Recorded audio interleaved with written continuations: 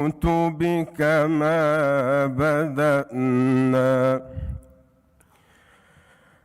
كما بدأنا أول خلق نعيده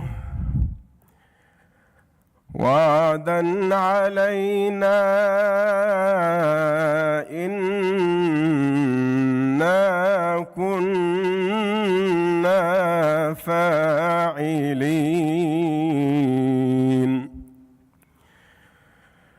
ولقد كتبنا في الزبور من بعد الذكر أن الأرض يرثها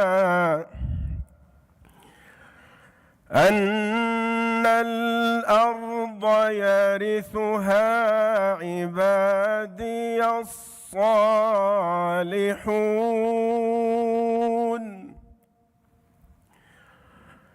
ولقد كتبنا في الزبور من بعد الذكر أن الأرض يرثها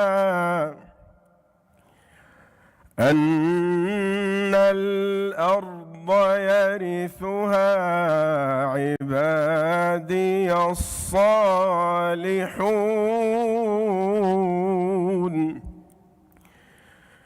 إن في هذا لبلاغا لقوم عابدين. وما أرسلناك إلا رحمة للعالمين.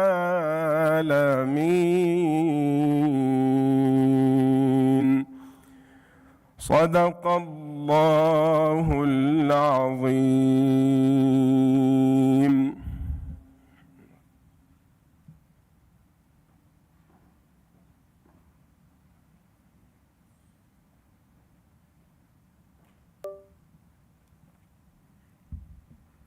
Now, please allow me to invite Dr. Abbas Al-Mutair, AlAhsa Specialist Hospital Director of Research Center, to give a welcome speech on behalf of the Academic Affairs Department.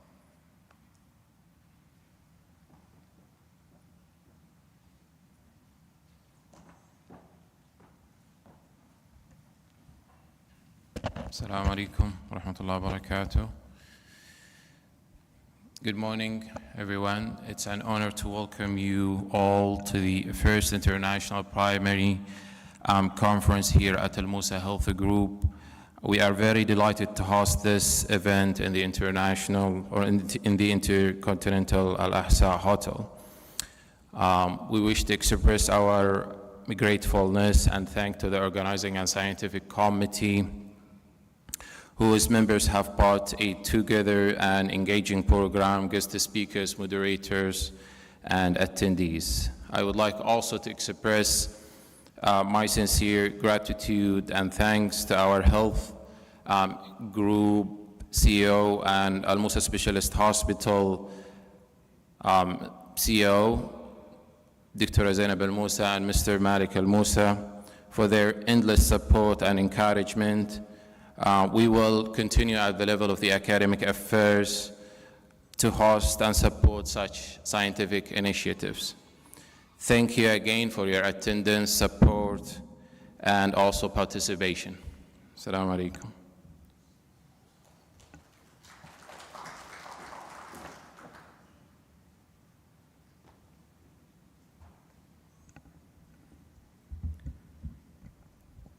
Thank you, Dr. Abbas.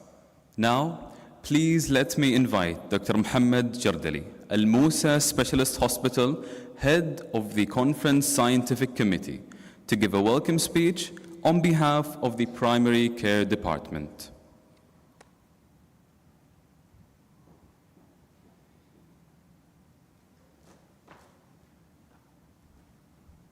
Assalamu alaikum. I want to welcome you all to our first annual, hopefully what will be annual, International Primary Care Conference. We're thrilled to have you all for a day to be unlike any other. We're here not just to talk about primary care. We're here to reimagine primary care together. This conference was curated by primary care physicians to not just primary care physicians, but the entire healthcare team. Together, we want to focus on fresh, engaging ideas. We want to go beyond the usual. We aim to provide you with insights and ideas to revolutionize your practice. We want this conference to be a source of inspiration. After today's talks, I want you to go back to your clinical practice and to integrate everything that you have learned.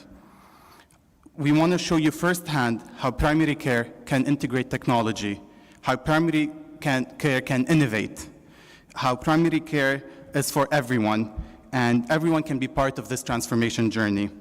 Let us make the most of our time today. Let's get started in the journey of transformation. But first, I want to give a few thanks. Thank you to my parents, my siblings, my wonderful wife and children, to my friends who are my chosen family, and to my colleagues who have become my family. Your dedication, partnership, and our shared mission is very important to me. I'm grateful to all of you. I'm also grateful to the leadership of our hospital, Mr. Malik and Dr. Zainab Al-Musa, who entrusted us with this task, and to Dr. Hassan Shumain, who is our leader behind all of this today.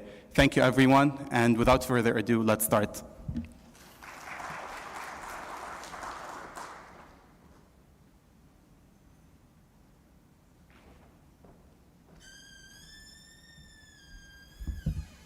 Reimagine and revolutionize primary care.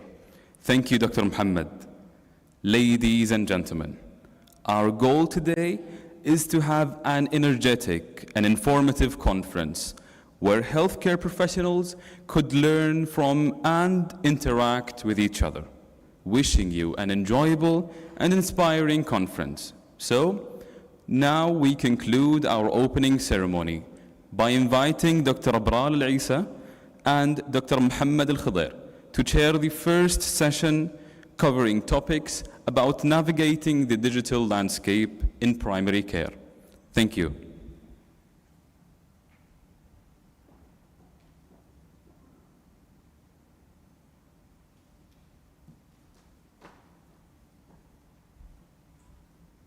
Assalamu alaikum.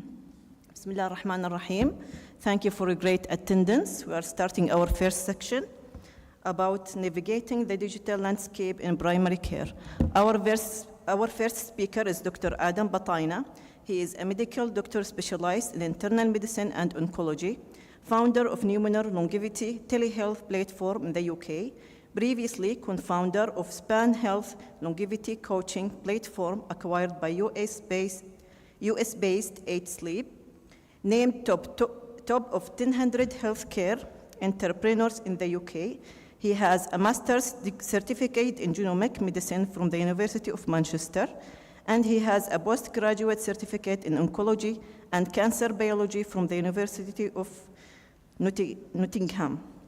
Is a member of the Royal College of Physicians UK and a specialist registrar in clinical oncology. Welcome, Dr. Adam.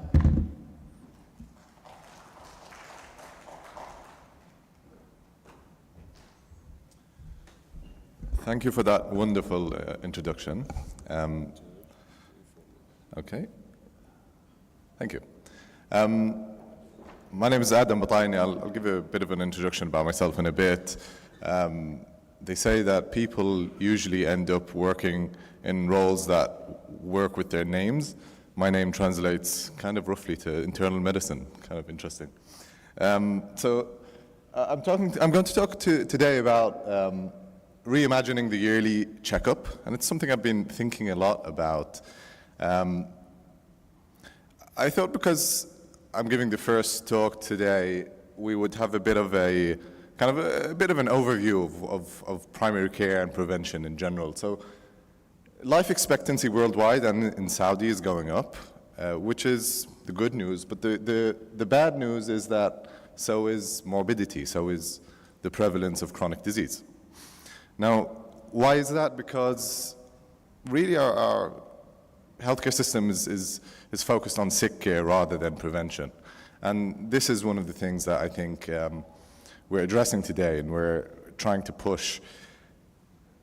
Sick care starts when people reach that arbitrary threshold of disease, whereas really early prevention can push that arbitrary threshold into the future and possibly prevent chronic disease. So a typical annual checkup today, you'll probably get your BMI done, your heart rate, blood pressure, some important blood biomarkers. But this really hasn't changed much since the 1980s. I mean, think about that, 40 years of knowledge and better understanding of chronic disease, and we haven't really changed the annual checkup, the preventative health checkup, that much. This is not because our understanding hasn't changed, or the things we know haven't changed. It's just because of legacy. And my specialty is oncology and internal medicine. I'm also the founder and medical director at Numenor Health, which is a longevity platform or longevity service based out of the UK. These are some of my affiliations, but at Numenor we asked ourselves, what would a yearly checkup look like if we started from scratch, with no legacy, and all we want to do is answer this question of, what can I check today, what can I do today in order to predict and prevent age-related diseases in the future? So I thought I'd share with you a few areas I think can translate in some capacity to primary care. Because what we do is more private, so we don't have the kind of economic constraints of primary care. But there are a few learnings that I think can translate, and this can be implemented on all levels, from your day-to-day practice, from a policy point of view. So I'm going to share with you a few ideas that I think are worth sharing. First, I think we can test more biomarkers. I shared with you a list of biomarkers that you'd usually get at an annual checkup, but really we should be expanding our biomarkers further beyond that. One biomarker that we test regularly at Numenor is things like apolipoprotein B, LPA, which actually are now recommended by the American Heart Association for people with history of heart disease, which is probably a big proportion of the population. Apolipoprotein B is a biomarker that is actually better than LDL cholesterol in predicting long-term heart health issues. Nutritional biomarkers like omega-3 index, homocysteine, these are inflammatory markers that are quite established to be linked to heart disease, metabolic health. Fasting insulin, insulin resistance. Insulin resistance can be a better predictor than, or kind of an independent risk factor for heart disease and actually type 2 diabetes. We don't really check these in an annual checkup, but they're relatively easy blood tests to do.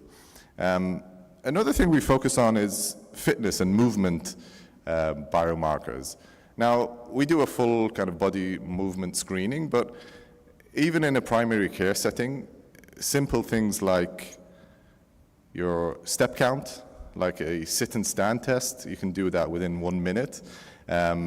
Simple strength biomarkers can really frame the doctor's checkup as not just something that a checkup that is looking at blood biomarkers. We can actually frame it more holistically. So, for example, the one minute sit to stand test. It's a very simple test you can do at home, where you time yourself in a minute. How many times can you sit and stand? And it's a very easy way to kind of quantify exercise capacity. One of the tests that we do that is a bit more advanced is VO2 max testing. You need a treadmill and a special machine to measure VO2 max. maybe not appropriate for primary care setting in most cases, but you can predict VO2 max using easy to calculate formulas. You can predict VO2 max using even a simple Apple Watch can predict VO2 max with relatively good accuracy. Knowing these biomarkers isn't just about measuring the person's health, it's also about educating the patient. If I'm telling the patient, if I'm testing their exercise capacity, I'm kind of framing and educating the patient about the importance of fitness. And the next time they have their annual checkup, they'd want to improve on that marker. Another thing I wanted to talk about is sleep. How often do you ask your patient, how's your sleep? Poor sleep is considered a risk factor now. This is from the American Heart Association, where they listed 8 risk factors, modifiable risk factors for heart disease, and the latest addition to that list was poor sleep. Sleeping less than 6 hours daily had a notably higher risk of developing type 2 diabetes compared to sleeping 7 or 8 hours of sleep. This was a recent paper in JAMA Network. You might be asking yourself, or you might be saying, measuring more biomarkers equals more resources, more time for me as a physician, from a healthcare provider point of view. That's not necessarily true. So some of the extra biomarkers that I talked about, like exercise and sleep, a lot of this can be patient-led and we can empower patients to improve these biomarkers using automation, using technology. So one of the companies, a company I co-founded a while back, it's called Span Health. And what Span Health did was, it was a coaching platform that used biowearable data. We would interpret biowearable data like data from an Apple Watch or a Whoop band or Oura Ring. You might have heard of these devices that are getting more popular these days. We built a huge library of interpreting these changes in your biomarkers to easy to understand insights and recommendations to the user. So you would sync your biowearable to the app, and then the app would give you recommendations. And we actually saw quite a big improvement, especially in sleep biomarkers.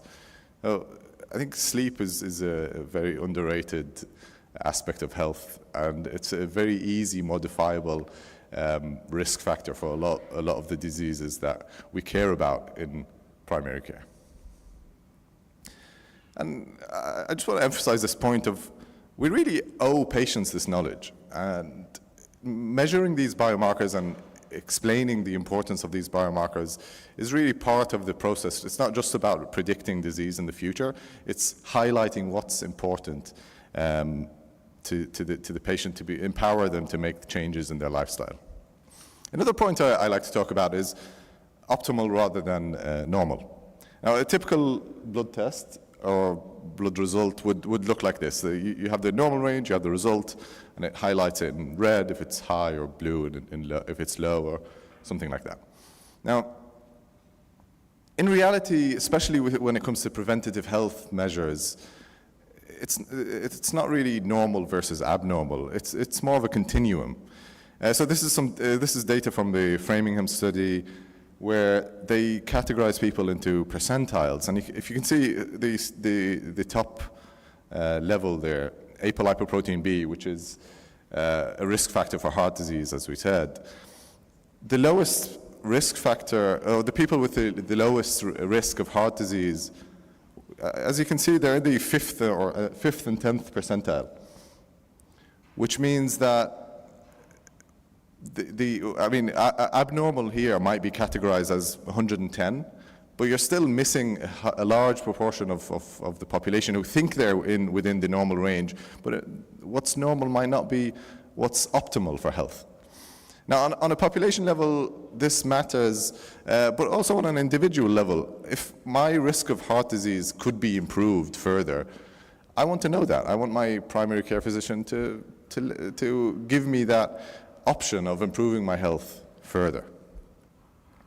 And this is the same for other biomarkers, especially in preventative health. So it's the same for blood pressure, it's the same for BMI, it's the same for blood glucose markers. So for example, BMI targets should be more personalized. We usually use this kind of arbitrary 18 to 25 is a normal BMI range, but that's probably not what's optimal. And depending on the age of the patient, that can actually change. So an optimal BMI for someone who is in their 20s might be lower, it might be around 22, 19 to 22. Someone who's above 65, we probably would accept around 25, 26 as optimal. Again, we owe patients this knowledge in order to empower them to make decisions about their own health. I hate 10-year risk calculators because I want to live beyond 10 years. I mean, I don't know about you, but when someone says that your risk of heart disease within the next 10 years is this number, what about 20 years? What about 30 years? This is a personal story of mine. I went to my GP, and I had a slightly elevated LDL cholesterol, and I wanted to start on cholesterol-lowering therapy. I have family history of heart disease. I want to jump on this early. And my GP told me that my 10-year risk was quite low. Now, I used the same calculator, but I changed my age. So I'm a bit older than the age there, but I changed my age to 62, 30 years down the road. And my risk went up. And so basically, my GP was telling me, don't do anything now, come back to me in 30 years, and then we'll start treatment. But we now know that the duration of exposure to high levels of LDL is just as important as the level of exposure. And this is the same for blood pressure, this is the same for moderately high levels of glucose or insulin resistance. So I'm exposing the patient to all of that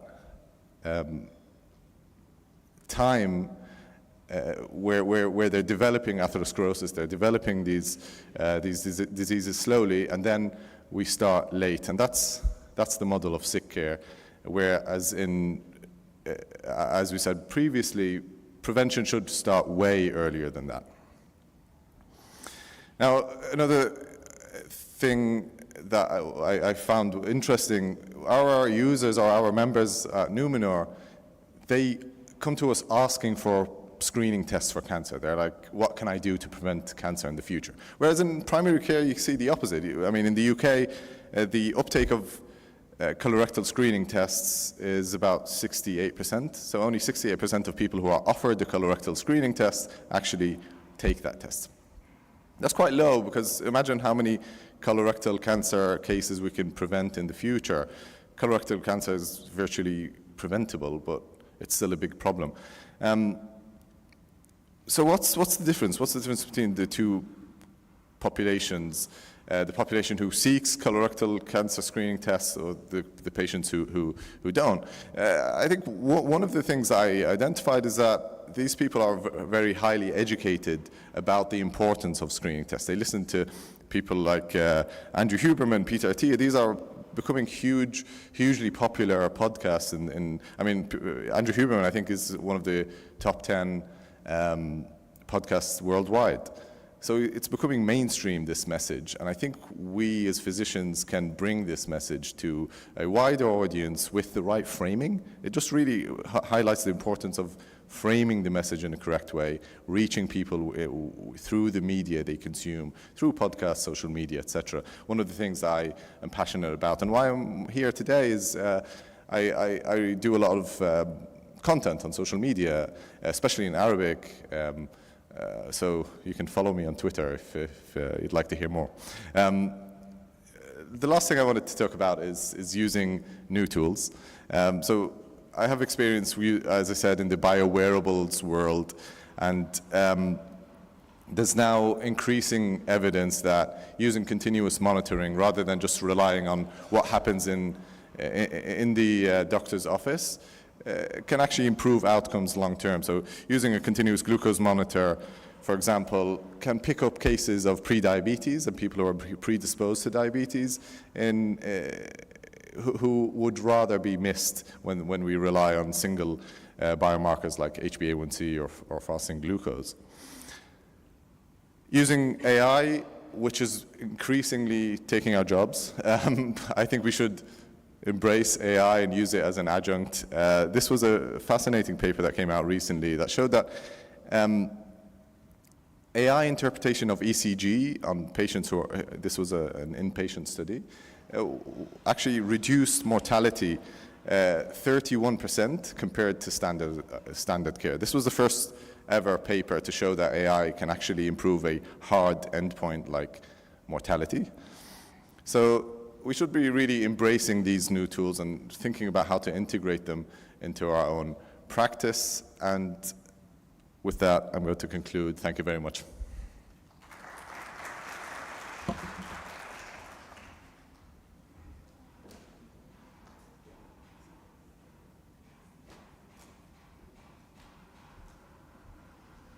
Thank you, Dr. Adam.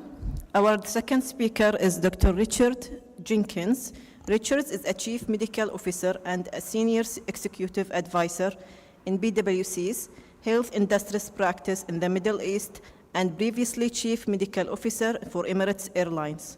He qualified as a doctor from King College London in 1996, and he has over 20 years of experience as a physician executive, chief medical officer, and healthcare improvement expert.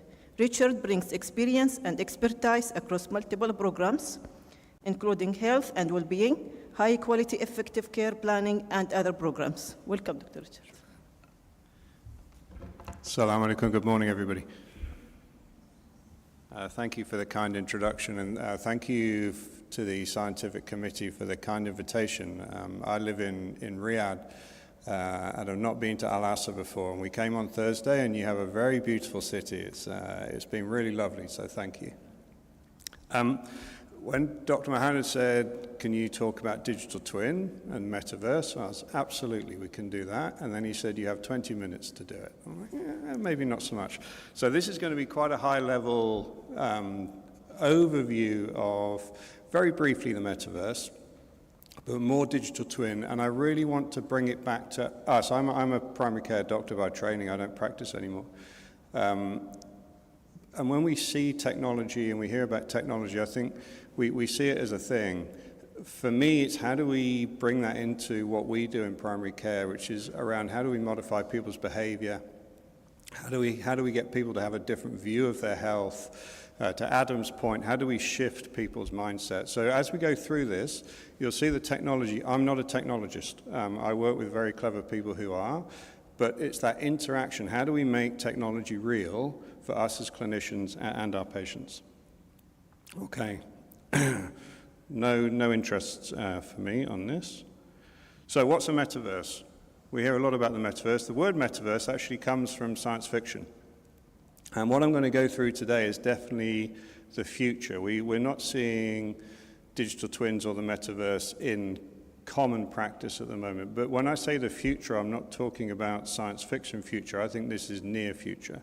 So this is something that definitely within your careers, and I think within the next few years, we'll start to see coming in to common practice. In the same way we now get used to EMRs and we get used to different ways of working, I think we will get used to the concept of a digital twin in the metaverse. So 3 basic metaverses. There's a really expensive one called the Introverse, which is just for you. That's not really healthcare. There's a private metaverse that is kind of for you. You're invited in and it can be personalized. Now, you can use that for healthcare, but the one I think when we talk about population health management, when we talk about primary care, we're talking about the open metaverse, this sort of synthetic, simulated world where we can all combine as a community to understand health, understand our populations. So when you talk about the metaverse, and right at the end of this talk, I'll put up a QR code for a piece that we did at PwC on the metaverse. I'd say don't be alarmed by it. Just think it's just a simulation of where we are now. And as we look at digital twins, our ability to simulate And to understand and to try things in a digital environment offers us great opportunity, and in fact offers our patients great opportunity. So what's a digital twin? I think people think of digital twin, they see these pictures of this sort of half electric, half human body, and it's all very exciting. Digital twins don't come from healthcare, they really come from industry and wider technology. And there is no one digital twin, it's not a thing. It's a digital representation of an object, a person, or a system. So there will be lots of digital twins, and you can twin pretty much anything. What we're doing is taking whatever exists in real life, this room, for example, with us in it, and we make a digital version of it. Now, that digital version can then sit within the metaverse, but it doesn't have to. So when you hear digital twin, just think this is a digital version of whatever it is that we want to make a digital version of. It could be that speaker, it could be me, but it's only that. And they're used for two things. One is reflection, we look back, and one is prediction, and we look forward. And I'll go into that in a bit more detail. So the first thing to say, and I think we'll hear a lot about data today, and our future is going to be data-driven in healthcare, is that digital twins need data. They're data-hungry things. And without good quality data, and that's depth and breadth of data, your digital twin isn't going to fulfill your needs. So we need data. The data can be historic. We can go back. I can look at your medical history. I can look at a population over the last 10 years. And it can be real time. It can be monitoring me as I'm standing here talking to you. And we need to balance quality and quantity. I know from talking to one of the other speakers earlier today, we're going to hear about quality data and clean data. The trouble is there's not that much clean data around, so there's always a balance between how do we get enough data in, and is that data clean enough of high enough quality. The middle bit is the complicated bit that, to be honest, I don't really understand, and that's where technologists take this data and they represent and they make the twin. And then the bit for us, which is really interesting as clinicians and for our patients, is that you need to take actionable insights. There's no point having this exciting digital representation of whatever it is you made unless it's giving you information and you can take that information and do something with it. It's changing your view. It's giving you value. And with that insight, you can make clinical decisions, you can make operational decisions, your patient can make behavioral and lifestyle decisions. So just to give a view of where digital twins are used a lot and just outside healthcare, Formula One is very digital twin heavy. I don't know if anybody's had the experience of Formula One in Jeddah or anywhere else, but the Formula One digital twin works in three basic ways. One is a digital twin sandbox. So this is a synthetic or a digital representation of the car, and then anything that we might want to add to the car. So I'm going to put a new spoiler on, I'm going to put a new engine in, I can make a digital representation. Now imagine that within healthcare. I'm thinking about doing something, but before I do it, I can make a digital version of it, and I can test it. I can see, is this going to be successful? Is it going to be not successful? So whenever we talk about these things, try and pull it back into healthcare. Predictive insights, they use enormous amounts of data, and it's real-time data. We heard from Adam about continuous glucose monitoring. A lot of us wear wearables. We've nearly all got a phone on us. The amount of real-time data that we have around us and with us all the time is highly valuable, and we don't capture that in healthcare. In Formula One, they put it all in, and they use it in real time to make real decisions. So what does it look like? If you're going to make a digital twin of me, what do? The first thing is we need data, and we need to put it somewhere. So there's large cloud storage. I'm going to touch on the data in a minute, but essentially we need to pull data from everywhere that we can, and we're very bad at doing that in healthcare. We pull very traditional, pretty dull data, and we're not even that good at pulling that level of data. It then goes into these modules, and some are built, some are unbuilt. We learn as we go. The modules talk to each other, and within healthcare, these modules can do different things. We might be looking at your physiology, we might be looking at your medication, maybe looking at your lab results. And all of these modules bring in the data, construct this digital version of your patient or your population and interact. And then the APIs are what you and I would use. So a patient may have a patient-facing app. You as a clinician may have a clinician-facing app. We can do clinical trials within a hospital like AlAhsa. You can really understand your population. You can do prediction. It offers you fantastic insight. So I want to briefly talk about data.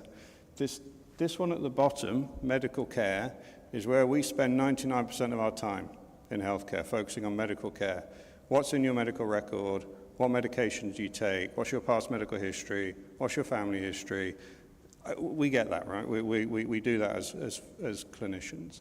For a digital twin and for the future of our predictive health, we've got to go way beyond this. So we start seeing some of the things that you also might recognize: lab data, wearable data, sleep data, and all this exists. But there's more to that still. What affects our health, our social determinants of health? Are we high risk takers? Do you have 5 speeding tickets a month? That makes you a high risk taker. That affects your health and it affects your behavior. What about your level of education? What about your income? What about your children's condition? Are you a carer? All of these things, as wide and as broad and as deep as you can think, the more you have, the more goes into a twin. And the message I want to get across is whatever else happens, the data that we use at the moment is not sufficient. We've got to go broader for our patients and I think for us as clinicians. So what are you going to use your digital twin for? There are 3 main buckets. One's the augmented human. That's the exciting one. That's a digital version of me, so a digital version of you. One is single organ systems and physiology, and we'll touch on that. This is really in the realms of pharmaceuticals, in silico trials. And the other one, which I think is where the digital twin is going to start and gain traction, is in organizational systems, in healthcare systems. So as a person, why is it helpful to have a digital twin? I'm going to come on to what it might look like in reality, but essentially, it's a personal me that we can play around with without actually playing around with me. So I can foresee my future. As a clinician, you can understand, how do I make behavior change better with this patient? What are the motivators? What are the inhibitors? I can build up a view of my digital patient, and we can start forecasting into the future. What does it look like if you do 10,000 steps versus 5,000 steps? What's your knee arthritis look like if you lose 10 kilos or you gain 10 kilos? All of this can be built in. Within organ systems, and touch on this very briefly, pharma is a very expensive and very long and very slow business. It takes millions and millions of dollars and lots of years to bring a new drug to market. Digital twins allow you to essentially do that in a synthetic or in silico simulated trial environment. Dramatically brings down the price, and it dramatically brings down the duration to bring new drugs to market. So we'll definitely see digital twins in the pharmaceutical industry. And healthcare systems. Most of what I do and most of what I advise is for the ministries or for the regulators. And when we look at the system, when we look at the whole of Saudi, or we look at the whole of the UAE, the burden on the health ecosystem, the complexity and the waste and the duplication and the difficulties for all of us working and living in healthcare. I was talking to Dr. Mohammed about how hard it is for patients that come late or come early or don't come at all. How do we build all that in? So if you're building a system, let's say AlAhsa, and we build a digital representation of your population. So we've got a digital twin of the population. And then to Adam's point, we say, let's measure this new biomarker. What's that going to do? So with a digital twin, you can simulate that future. So is that going to mean you have more blood tests? How do you do that? Is that going to mean you have less cardiovascular disease? Does that mean you need less cath labs? Does that mean you need less cardiologists? If you're going to do a prevention program or an education program for diabetes, are you going to find another 2,000, 3,000, 10,000 diabetic patients. If you open your ED differently, or you operate your operating rooms differently, you've got this sandbox to play with your system. This is where we think in PwC the digital twins are going to come first, in this operational view. And it can be at clinic level, hospital level, cluster level for the public sector, regional level, organizational whole company level for private, and kingdom level for the ministry and health holding company. So I just want to say, what might this actually look like? So we can model a synthetic population. You can model the population of AlAhsa. And then we can move it and play with it, and we can see what we're going to do with it. We can create personas. I can create somebody with type 2 diabetes and cardiovascular disease and hypertension. I can create another persona that's maybe a child with obesity, and I can track their simulated view into adulthood. What does that look like in terms of their risk? What can we do about it? We can start really understanding what does the burden of disease in our population look like. And we can do that through simulation. We can start geo-mapping where your McDonald's are, where your fast food restaurants are they near schools? What impact does that have on the health of your student population? What if we take that away? What if we tax this? It's this capability to play with the system in a safe digital way. As I said at the beginning, the key to this, the reason we don't have great success in healthcare is because we know the science. I know the science, you know the science. We've got the meds, we've got the advice, but patients behave, and we behave as humans in certain ways. So I can ask you to take a lipid-lowering medication. Do you take it? Maybe yes, maybe no. Maybe some days, maybe not others. We all know there's a nicotine concern. We all know that the road traffic accident rate in Saudi is very high, and yet these behaviors continue. So one of the real advantages of a digital twin is how do we understand and how do we simulate how I can best change your behavior.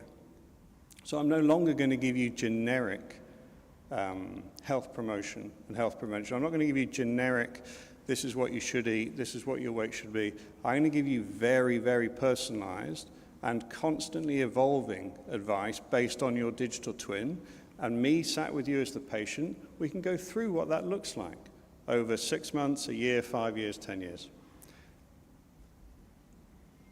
So just to finish, let's say we're in clinic. You've got patient, you've got Ahmed, he's come to see you. He's got a few concerns. Maybe he smokes, maybe he's a bit overweight, maybe he could do a bit more exercise, maybe it's difficult at work, or he's caring for people and there's some psychological concern. So you sit with Ahmed, and in the current world, we'll sit with our electronic medical record, we'll sit at the screen, and we'll start codifying, and we'll have a chat. But in the future world that we're looking at here, what we'll do first is we'll build Ahmed's digital twin. So as he's in the clinic and within the system, we'll say, let's build this twin for you. We'll use your historical data. I've got your medical record. So we'll bring all that in, all that information I have on you. And then we're going to bring all this other data that we can find, and we'll put it all together. And what I'm going to do is I'm going to build a digital version of you, Ahmed, and we'll call it a digital twin. And you can see it on your phone as a persona, and I can see it in the clinic. And then once we've got this, we can really start having conversations about this is what you actually look like. And it can be really eye-opening for patients to see themselves in a digital rendered view, and actually what are the risks you're carrying. And then the key is how do we transform that into actionable insights. So when Ahmed leaves your surgery, all of the monitors are working, his wearables are working, we have information coming in from the traditional sources, from laboratory, from blood pressure, but we're also understanding his sleep, we're also understanding his diet. And as that comes in, the twin modifies. And we start seeing what are the barriers to Ahmed's changes. Well, why is it that he still goes to fast food twice a week? Why is it that he doesn't buy fresh fruit and vegetables, but instead buys high-fat, high-sugar meals? What are the motivators? What are the barriers to him changing? And how do we develop the twin and look at the twin so that when Ahmed comes back, we can give him really bespoke, personalized advice for him? So this is the best way that I can help you change your behavior based on our agreed digital view of the future. So I think we're a few years away from this. I think it offers amazing opportunity for us as primary care doctors, and I think it offers opportunities for patients to become more empowered and more activated. So this is a whistle-stop tour of digital twins, but I hope it just gives you a flavor for what's coming around the corner, the potential of it, embrace it, and hopefully enjoy it. For those who are interested, if you scan the QR code, that'll just take you to the link for the metaverse paper. And I think I'll take questions in the panel. So thank you again for the invitation. It's lovely to be here. I live in Riyadh. It's so nice to come out to some space and quiet. Thank you.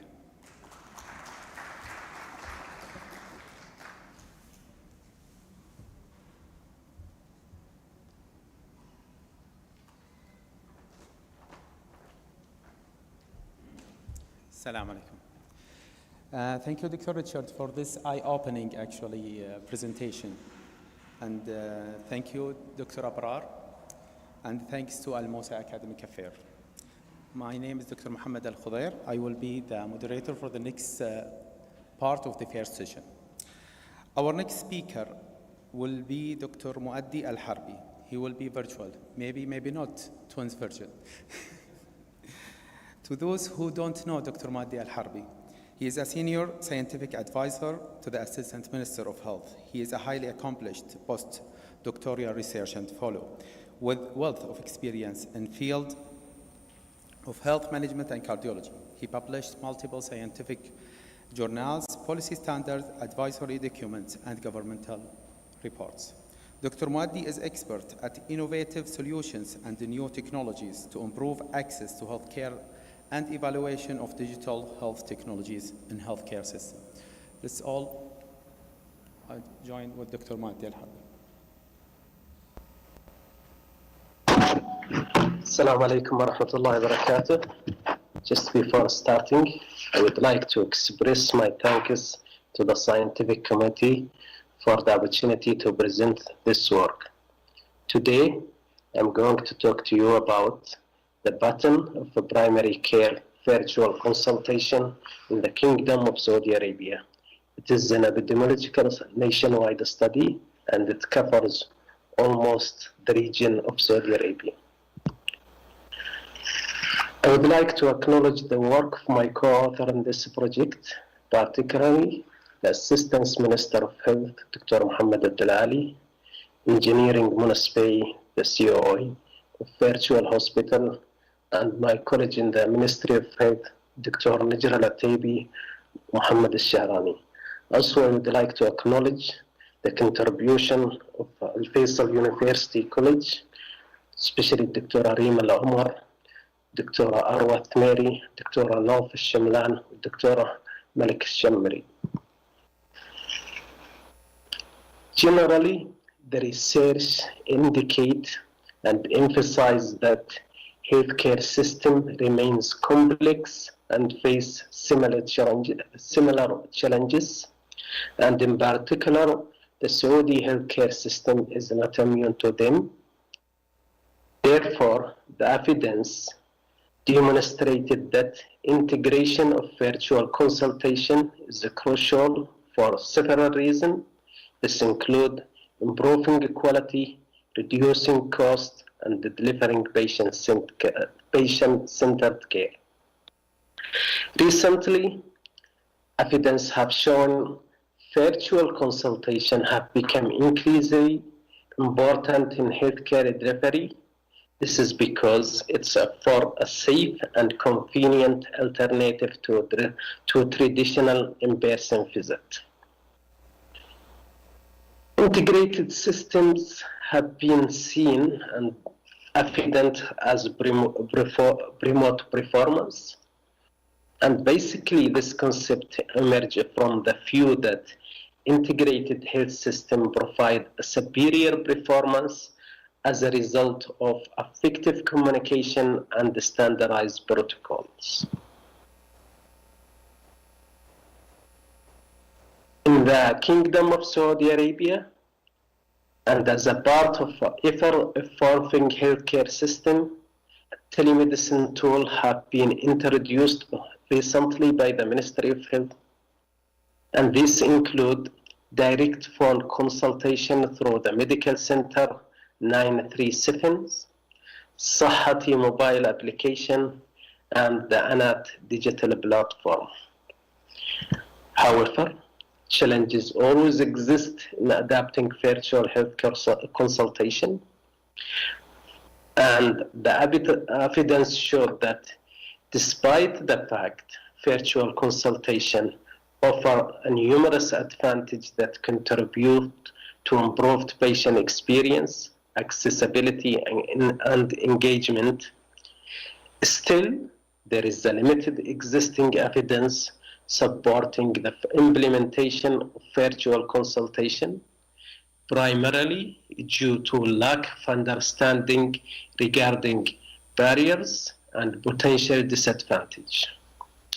Additionally, and this is particular to our cases in the Kingdom of Saudi Arabia, when we searching the evidence on the study, we found that there is little known about the adoption of virtual consultation, with most of the study being survey-based, and we know that subjectivity based on the survey-based, it is always leading to a mixed result.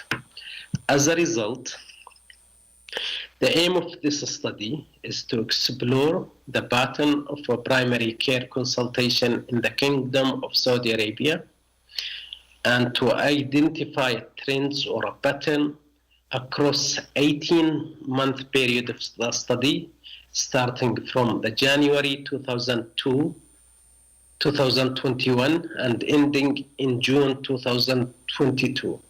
Specifically, it will compare consultation delivered by primary care or family medicine physician and looked at other specialty as well, with a particular comparison focus on region.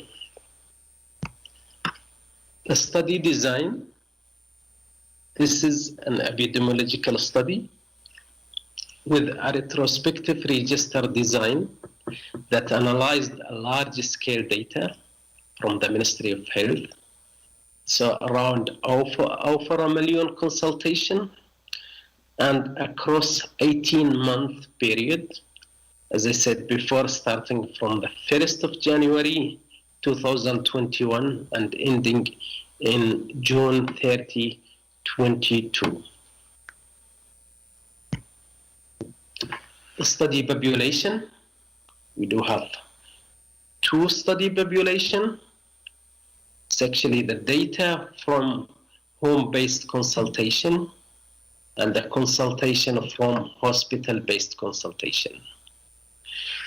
Home-based consultation, it is usually virtual appointment initiated by the physician, by the patient, not the physician, from their home using the Sahati mobile application, whereas the hospital-based consultation, the virtual appointments initiated or come from the treating physician from the hospital, not from the home, using the ANAT digital platform.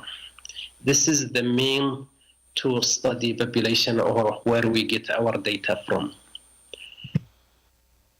The result, when we look at the overall socio-demographic appointment characteristic,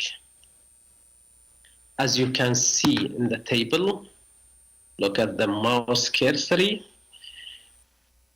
The total number of virtual consultation we have got 1,008,228. Of this number, 250, around 257,000 comes from Sahati, which is a home-based consultation, and around 751,000 comes from hospital consultation from ANAT applications. As you can see, the comparison, the age group among the three subgroup, the mean age was similar for all groups, around 38. However, among the two types of consultation, Sahati or Anat, if you look at the total, especially here, female around 55%. Female were higher adapter compared to males. And when we look at the duration, the median duration of consultation, you can see in the total consultation, the median duration was 8 minutes. For Sahati was 9 minutes. For Anat or hospital-based consultation, it is 7 minutes, and this is statistically significant. The differences was 2 minutes. Basically, home-based consultation was higher than hospital-based consultation by 2 minutes. If we look at the appointment status,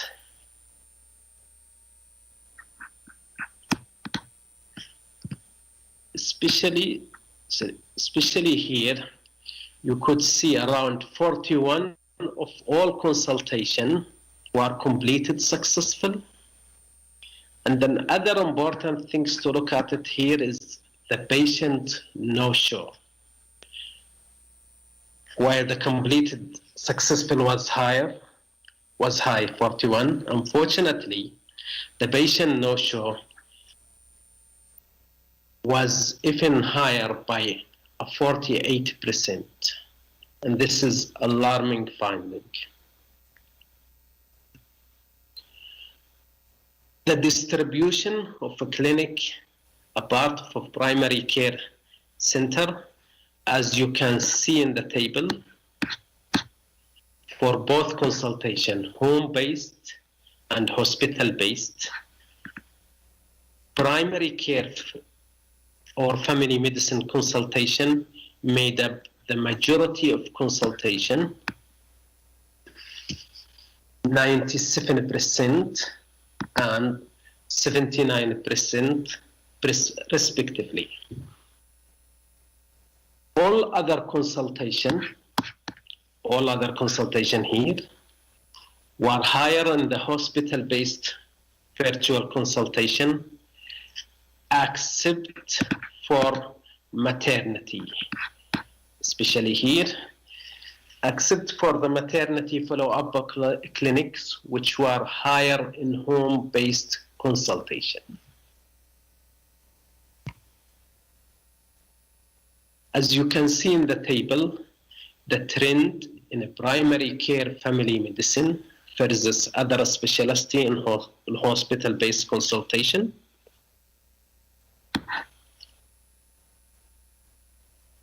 Of the overall 750,000 hospital-based consultation,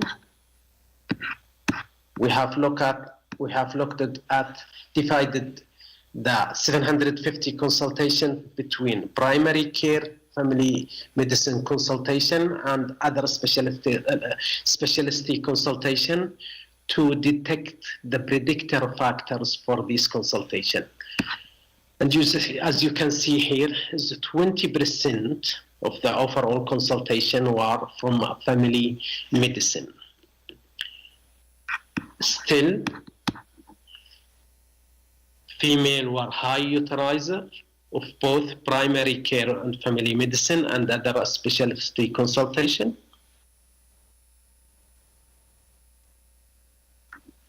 Patients were slightly older for primary care and family medicine consultation, mean age around 39.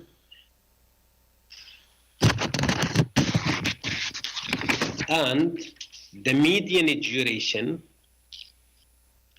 for primary care family medicine consultation were the same, statistically significant, higher by 2 minutes, than all other specialty consultation.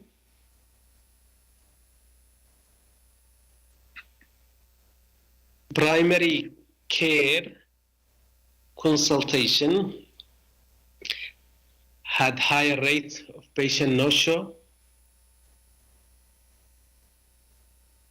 Other specialty had higher proportion of cancelled consultation, around 50%, and physician no-show is around 3%.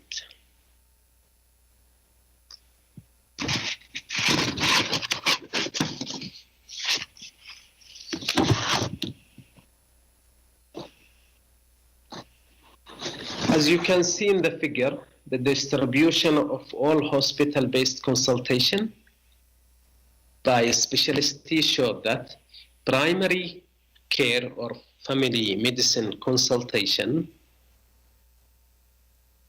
was the most demanded specialty, followed by internal medicine.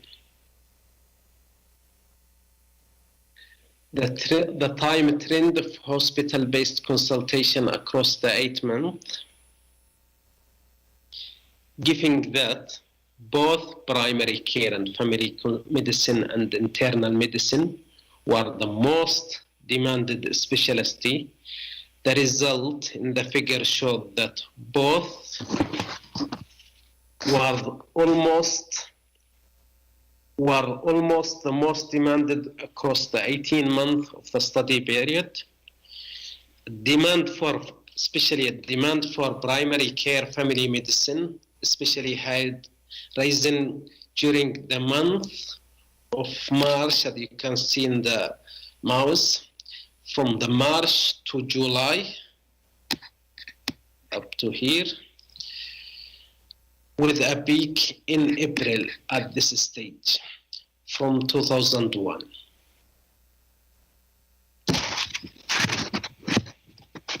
A time trend of home-based consultation across the 18 months shows that the results show that the figure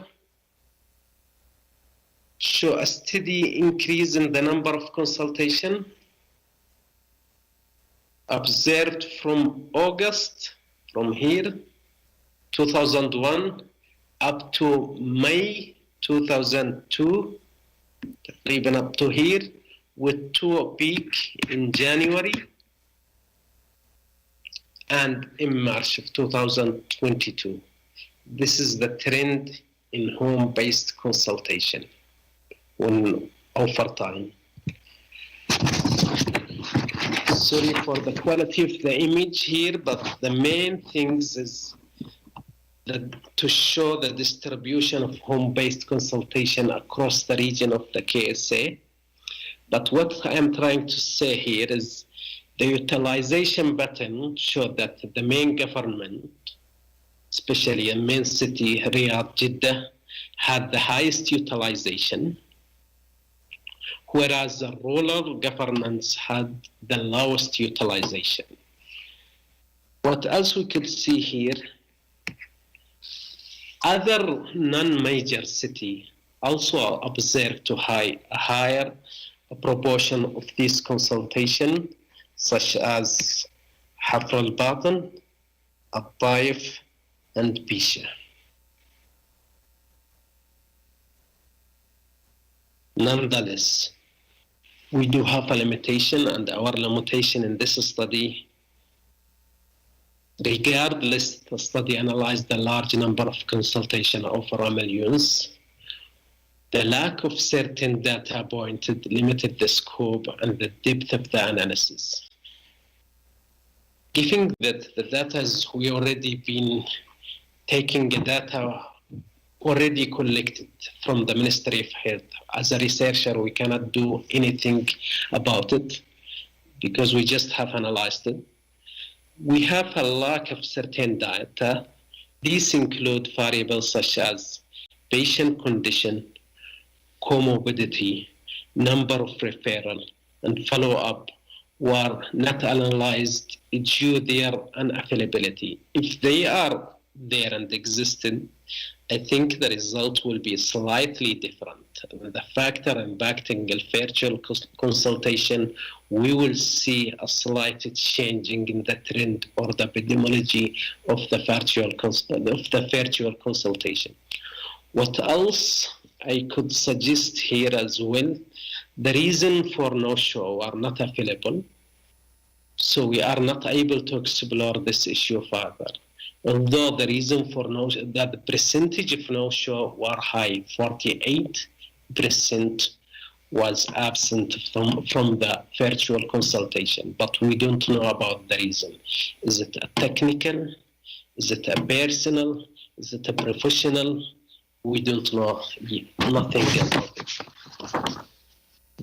Therefore, we could conclude that this study looked at over 1 million virtual consultation conducted in the Saudi Arabia between January 2001 and 2002, nearly 18 months.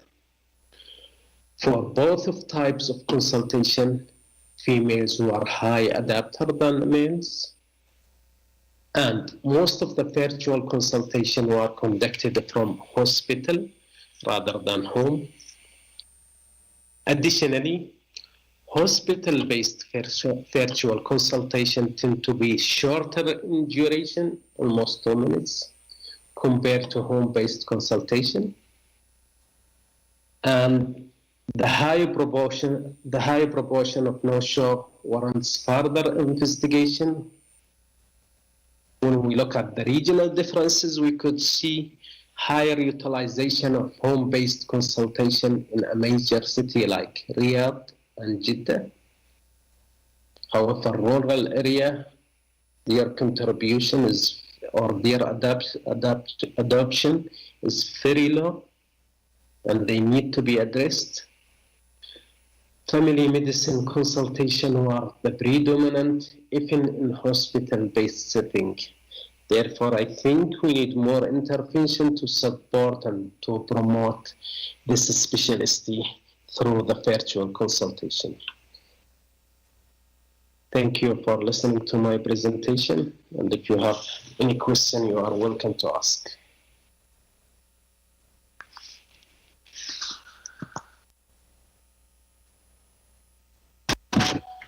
Assalamu alaikum wa rahmatullahi wa barakatuh.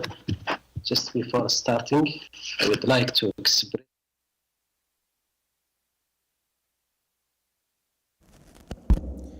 Thanks to Dr. Muaddi about his informative presentation and his study. Now, our next speaker will be Dr. Ashraf Amir, well-known for all the family physician. As we say in Arabic, Dr. Ashraf Amir is Narun ala Alam. Dr. Ashraf is a consultant family medicine, honorary assistant professor of medicine at Al-Qura University in Mecca, Saudi Arabia. He also physician executive MBA at University of Tennessee, Knoxville, USA, and chief executive officer for executive medical services and external affairs. Dr. Ashraf is the vice president of Saudi Society of Family and Community Medicine, Chief Medical Office, International Medical Center, IMC in Jeddah. Let's all welcome Dr. Ashraf to the stage.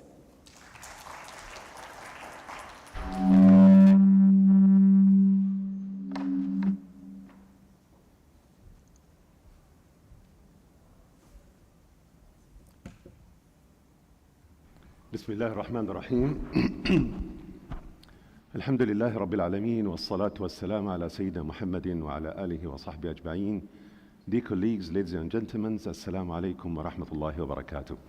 First of all, I would like to thank the organizing committee for giving us this wonderful opportunity to be with you here in this prestigious conference.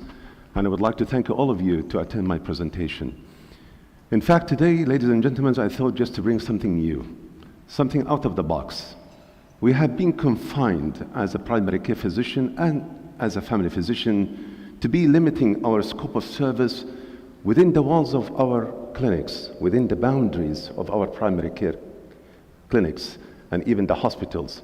But I think it's time now to identify a different level of performance, something unique, which is a home health care. And as you see, that home health care is not primary care, it's not secondary care, it's not a tertiary care, it's something very unique, and it's going to be identifying itself precisely in the coming future during our transformations. So I nail it this way, supporting the transformations, because home health care, as you go through my presentation, it will support the transformation to be more efficient, more productive, more rewarding, and cost-effective. And why it is reshaping the future? Because the future of the landscape of our healthcare system will be totally disturbed and totally reformed. And if I say home health care is transforming, supporting the transformation and supporting the transformations and reshaping the future, I can say proudly that family medicine as a specialty is going to do the same in the coming few months and few years. So this is my disclosure. I have nothing to disclose.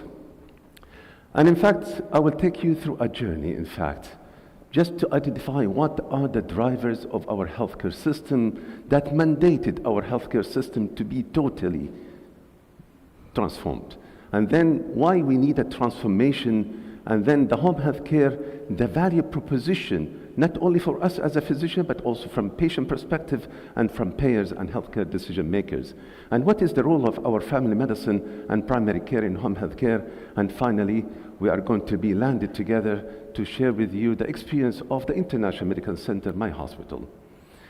But before that, ladies and gentlemen, let me say a statement and set up the stage by saying that we have been working so hard as a primary care physician for many, many years, decades, treating disease and treating chronic disease, and using the best global standard of care and using the guidelines, having wonderful smart molecules. But did we achieve the best interest for our patient and our community? I don't think so. Why? Because still, Kingdom of Saudi Arabia has been known to be one of the top 10 countries in the high prevalence of all chronic disease. Dyslipidemia, abdominal obesity, hypertension, diabetes is 25% of our total population. So every fourth individual in our society is a patient with diabetes. But this is only the tip of the iceberg. Still, we have a lot of patients, we have a lot of people in the community, they are in the pre-diabetic state, which is about 37%. So the total is 50 to 55% of our total population in the dysglycemic state. So we didn't do well. And if we just look into the profile of our patients, we have a very unique profile of our patients. Our patients, they are not patients with diabetes alone. They are patients with multiple comorbidities. They are presenting to us with a challenging presentation, which is a metabolic syndrome. More than 50% of our population, they have 3 risk factors for cardiovascular disease, and 25% they have 2 risk factors at least. So that's why 37% of the mortality in our Kingdom of Saudi Arabia is because of the cardiovascular morbidity and mortality. So we didn't do right. We didn't do anything good for our community and for our patients. And if you just look into the burden of this kind of disease on our healthcare system, it's really devastating. It's really draining. Why? Because most of our patients, they are landed here, 2 chronic disease, 3 chronic disease, and most of the time they have 4 chronic disease. And the more chronic disease we deal with, the more expenses we pay, and we shoulder our healthcare system with a lot of financial burden. But this is not the whole story. The Ministry of Health has declared in a couple of years that 7% of our population, they are disabled population. 31% of our populations of elderly population, 65 years and above, they are disabled. And 11.5% of the road traffic accidents, they are disabled people in the community.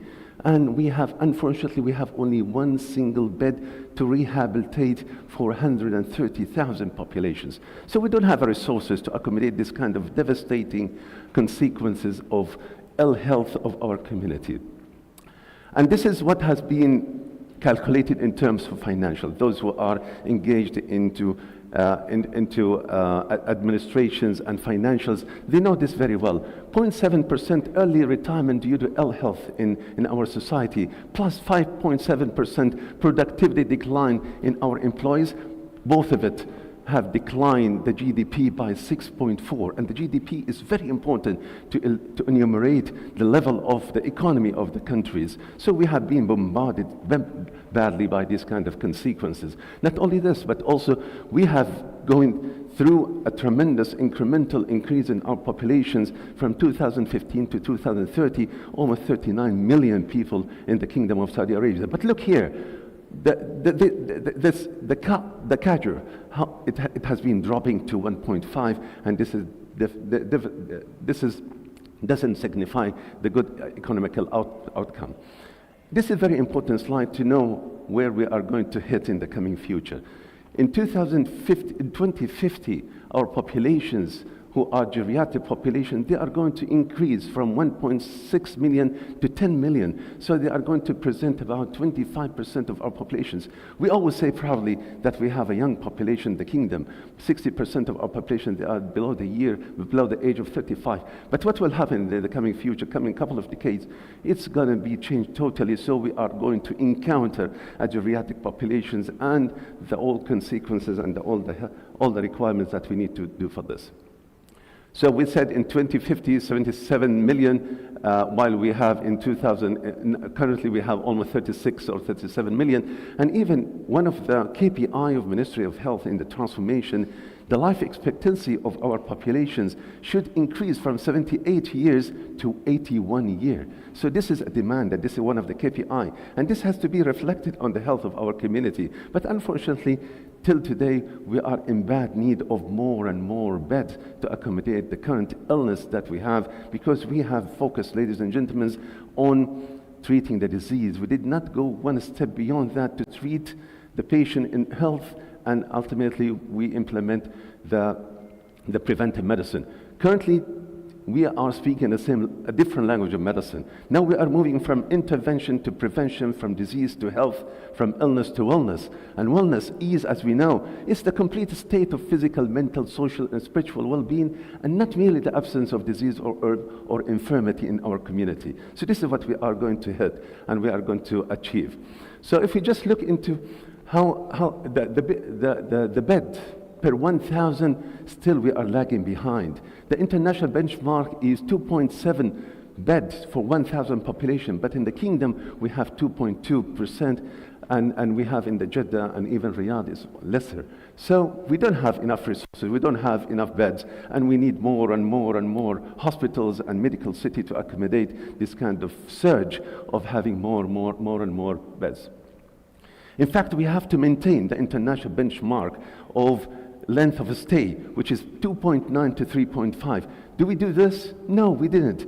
Our patients stay in the floor for 7 days, 10 days, 15 days, and this is a waste of resources. And patient who is in bad need in the emergency department that need that bed in the floor, he couldn't find it. Why? Because we are not optimizing our resources. Our turnover of beds in the hospital is not optimally utilized. So that's one of the drivers. Not only this, but also across the globe. I'm not talking about our country, the kingdom. We are part of the world. Even in the highly sophisticated healthcare system in the United States, they fail totally to achieve the proper length of stay because it's a very, very complex entity.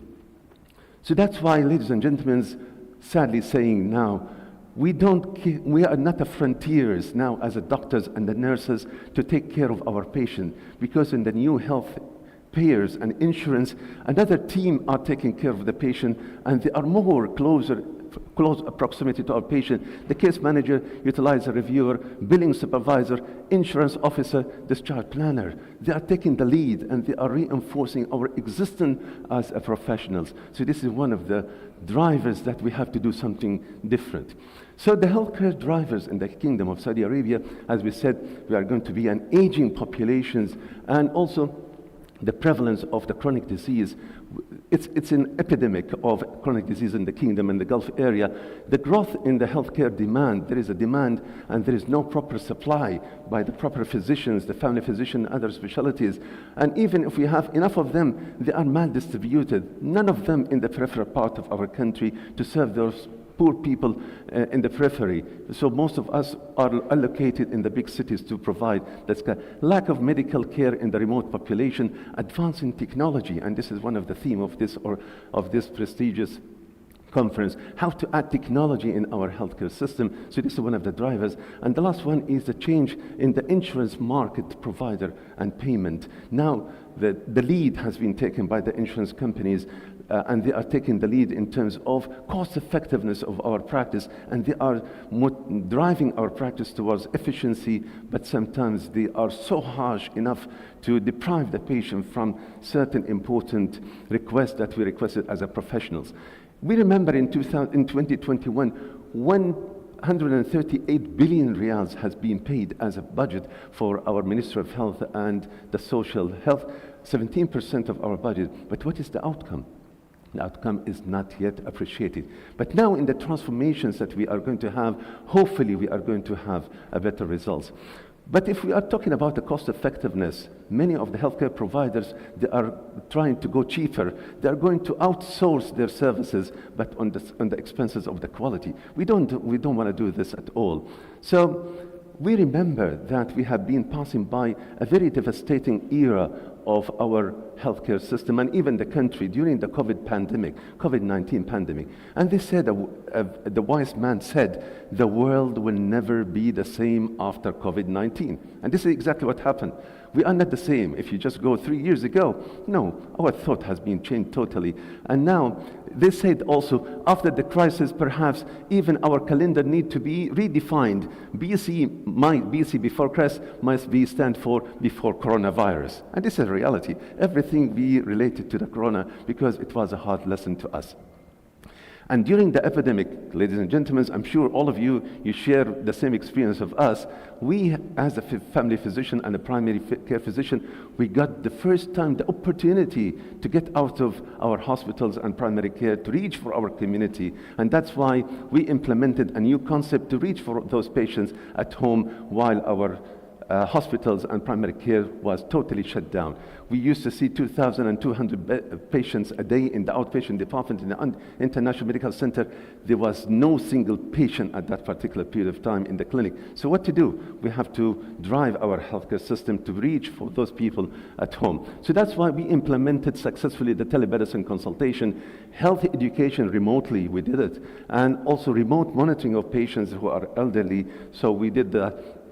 Also, the emergency medical services, transportations, those people who have been identified to be COVID and they are under the isolations, if they are getting deteriorating, so we send the cars to get them, the ambulance, the visiting medical team, all the subspecialty and the specialty, they got the opportunity to move to home, and the medication home delivery. So we did very well, in fact. And all of us, we remember, as a primary care physician, we supported our healthcare systems by the testing for the COVID individual triagings, the treatment of the patient, the surveillance. We did a very good work. And it means that we have certain talents, capacities, competencies as a family physician, but we have to move it a little bit outside the boundaries of our hospitals. And that's why we started vaccination. Vaccination, it drops the pediatric vaccination from 95% to 82%. So what we have done, we asked the parents to bring their kids in their car without getting into the hospital for the fear of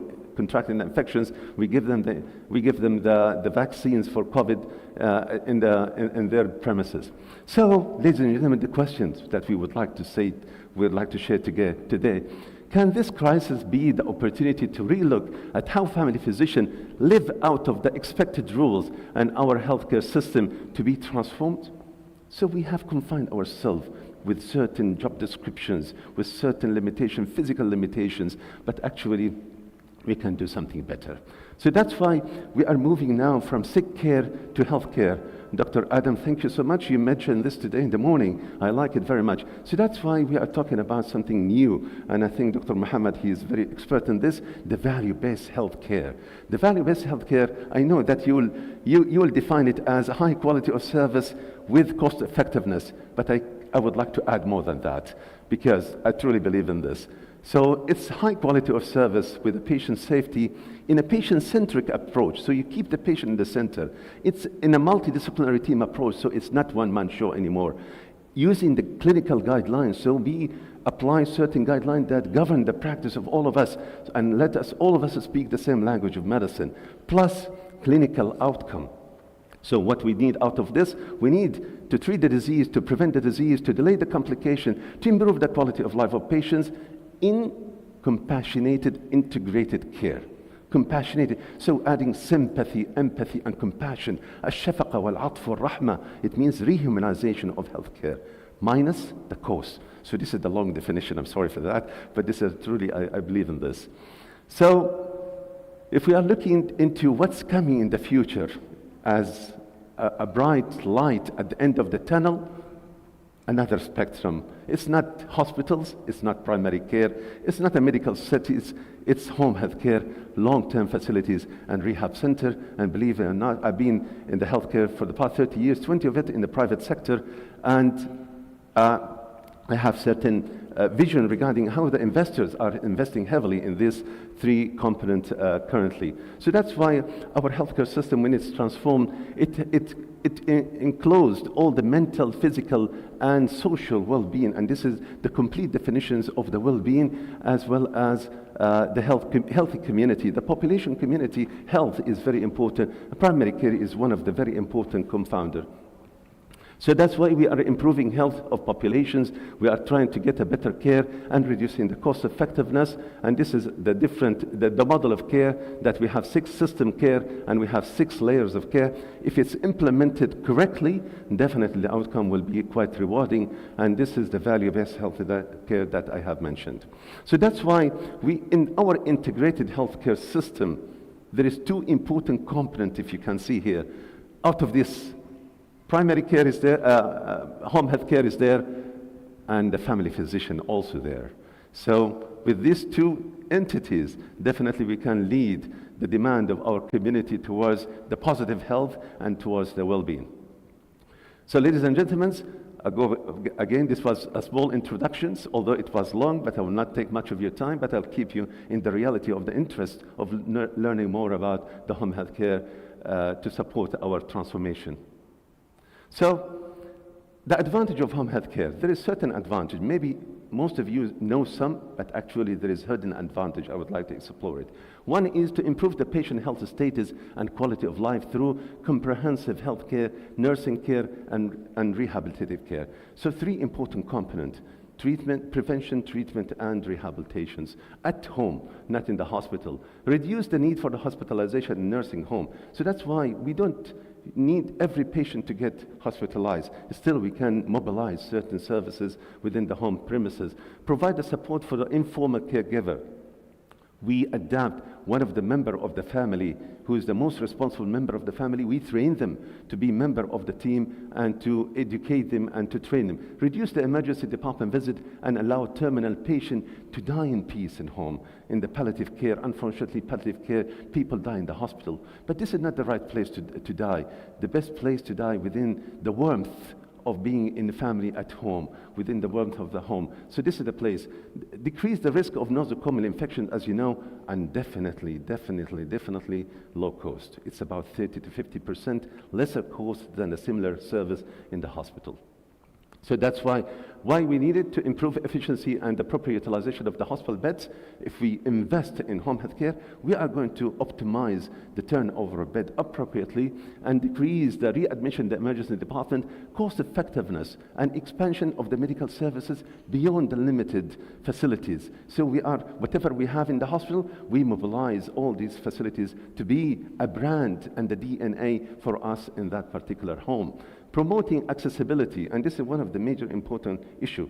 There are certain people who are elderly patients, vegetative, or patients who are friable, bedridden. They are not in access to our hospitals and primary care. So it's an opportunity for us to reach for them through home health care and support the hospital during the crisis and the public holiday.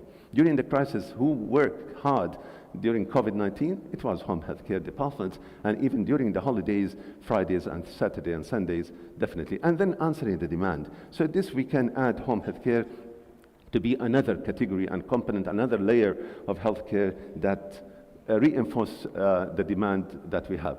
If we just look into the proposition of home health care from different perspectives, from the patient, it's a lower cost and better outcome. And there is a lot of compelling evidence to support this. For the provider, the insurance payers, or even the government sector, higher patient satisfaction, improve efficiency and business growth. If you have a hub for you and the patient home, so this is a business growth. And then for the payer, the insurance company, strong cost control and reduce the risk. For the society, reducing spending and improve the overall health of the community. So I will just give you a hint how big is the demand on home health care in the kingdom. Globally, for every 3 individual globally, 3 out of 1,000 patients per year, they need home health care. In the kingdom, it has been found that 10 patients per 1,000, they need the home health care per year. And it has been estimated if we have 34 million, so it's about 340,000 patients per year for the 34 million population. And it has been found that, it's not working. Yeah, the average number of visits per patient is 7 visits per year. This was a calculation in 2019, and this demonstrated that we have a huge demand. How much we have fulfilled out of this demand is just only 11 to 12%, maximum 15% of the demand. So we didn't do something, we didn't fulfill the requirements. It's not working.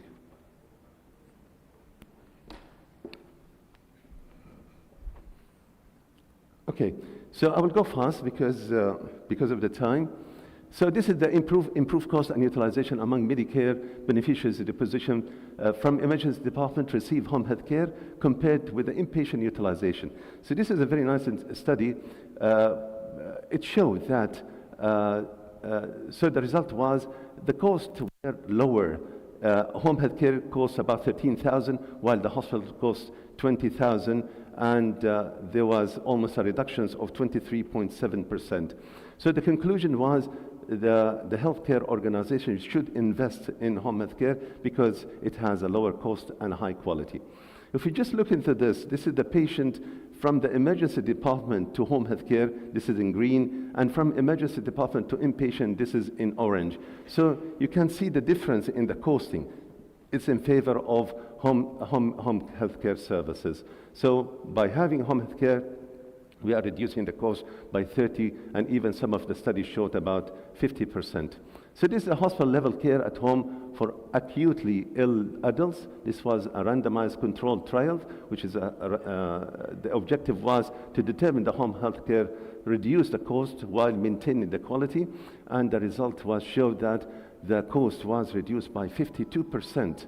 And not only this, but also those people who have been served at home, they have a few labs, they have received less consultations, they are more physically active, and there is a demand on more reductions in the cost. So now I would like to share with you our experience in home health care in the International Medical Center. For those who don't know International Medical Center, it's a tertiary hospital. It's a 300-bed hospital partnership with Mayo Clinic Foundation. Our mission is to a pioneer approach of healing the body, mind, and soul by applying the best global standard and pursuing divine ethics. رسالتنا صناعة نموذج فريد لخدمات صحية ذات نظرة شمولية يعالج فيها الإنسان عقلا وجسدا وروحا باتباع على المعايير الطبية واقتفاء المعايير الربانية في التعامل مع المريض بالأخلاق الإسلامية. I really like very much AlAhsa. تخصصنا الإنسان. AlAhsa is specialized in human being. I commend you in this. فإحنا حقيقة نتحول من محدودية علاج المرض إلى شمولية شفاء الإنسان. علاج المرض بسيط جدا. It's very simple to treat a disease. لكن شفاء الإنسان very complex. Why? لأن شفاء الإنسان عقل وجسد وروح. It's not only the physical part, but we have to integrate the biopsychosocial component of the human being. So let's go. So when we designed the model of care in home health care, truly we took the concept of family medicine. Family medicine is to provide a basket of service, which is preventive, curative, and rehabilitative, and the 4 important components of family medicine has been also implemented, which is holistic approach. So we treat the patient in holistic. We never fragment the patient into pieces. Unfortunately, our healthcare system fragmented the patient across the spectrum of the healthcare system into different pieces, and each department snatch that piece and provide that particular service to that particular piece of human being. So our healthcare system become organ-oriented departments rather than a department that look into the patient in total. So the holistic approach, and then the easy accessibility. So we are going to the patient at home, so we are making us and our service more accessible. Cost effectiveness, 30 to 50% is lesser, and then we maintain a long-term relationship with the patient like we do in family medicine. We do the same with the patient in home health care. So many of you might think that home health care is just only giving IV antibiotics or doing a dressing or taking care of the patient and so forth. It's, ladies and gentlemen, it's beyond this. It's hospitals at home. So this is the new concept. Hospitals at home. So whatever you can carry along with you from the hospital safely with a quality and efficiency, so you have to do it. So there is a chronic disease management, phone consultation, antenatal care, well baby care at home, and then physical medicine, physiotherapy, home physician consultation, all the specialty of the hospital, even the subspecialty, they can provide consultation physically or through telemedicine.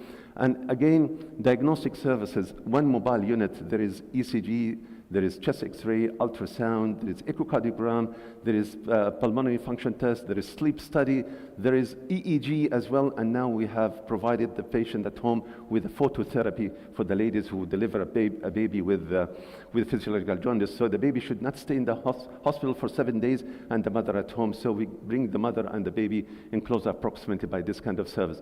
Vaccination, periodical health assessment, patient and family education, complementary medicine, home care for nutrition, even the TPN at home, and speech therapist, second opinion with Mayo Clinic and so forth.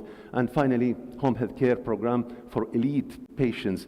We deliver the elite checkups, not only at home, but also in the offices and the companies, geriatric assessment, wellness assessment package, care for cancer patient, palliative care at home, and end of life at home, and lactation consultation, pain and management at home. And then we added, lastly, the pediatric surgery at home, sport medicine, speech, swallow, TPN, and patient care assistant. So all these kind of services has to be governed by a quality body. So it is accredited by the JCI, by the Joint Commission International, and it has to be cost effective, and it should yield the patient satisfaction. So we have the third-party patient satisfaction survey by Press Ganey. So this is one of the programs that we have developed for managing patients with a chronic disease, for example, diabetes at home. So this was one of the successful with the KPIs. So what we need to have as an outcome of this program is to achieve 50% A1C. We know that international benchmark is 50% achievement of the A1C, and the local benchmark is 37. So we would like to shift the local achievement to the international achievement by having this program and so forth. So adding technology, mobilizing the physical, all the multidisciplinary team that taking care of patients for diabetes, educating the caregivers and so forth, delivering the medications, taking care of the whole of the patient throughout the year with a clinical outcome. So this was, and now home health care is moving from the traditional home health care to very highly specialized home health care, which is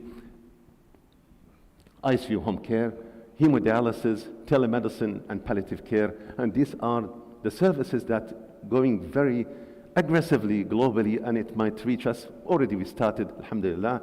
So not only this, but also the virtual consultations for home.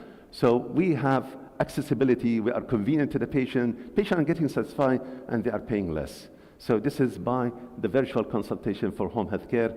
And not only this, but also we created a club for home health care in the international. I would like to invite you, all of you. It's a monthly club. So we discuss different topics that enrich the experience and the expertise of those people who are engaged. Not only this, but also in the training certification for the diploma of the Saudi diploma for home health care. We are contributing in the trainings and so forth. So I think the future is coming, in fact. So what a family physician can offer for home health care.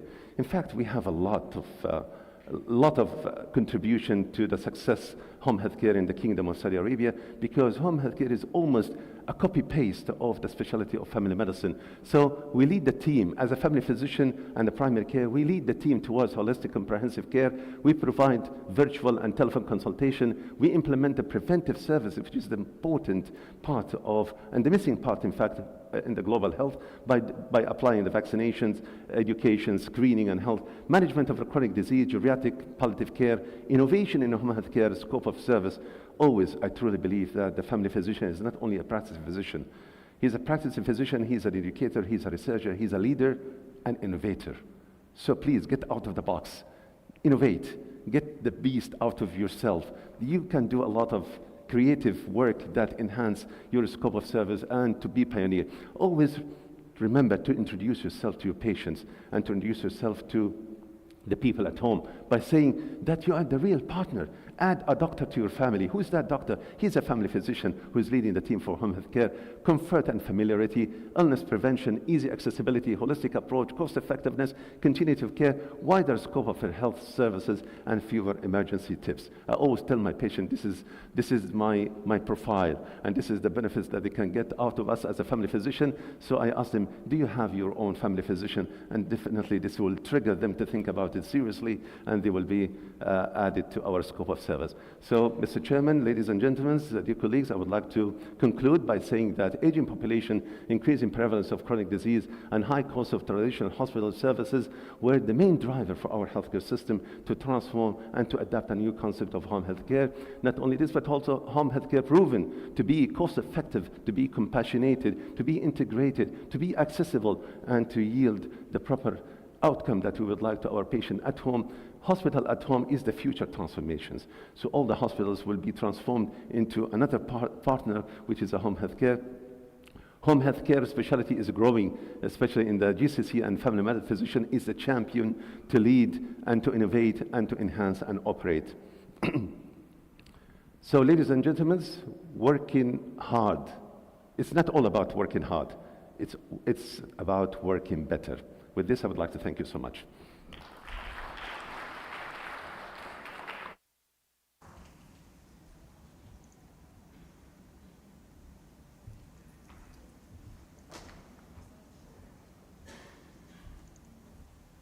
Thank you, Dr. Ashraf, about this enlightening presentation and speak. I would love to invite all the speakers to the stage, please. Dr. Adam.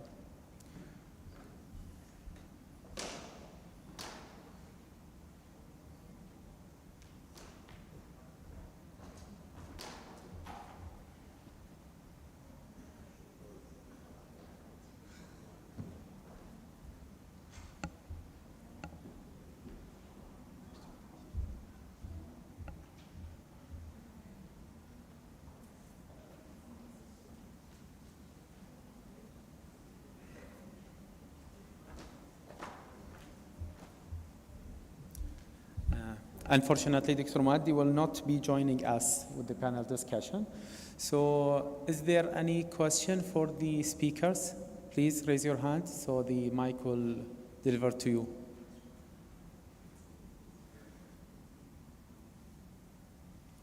Anybody? Okay. I have a couple of questions, Dr. Adam. So I will start with you, please. You mentioned before more biomarker to be testing. So whenever when you say that, I have two questions actually came to my mind. Is there any institution currently inboard or outboard doing the biomarker, especially Abu B or the other biomarkers you mentioned before?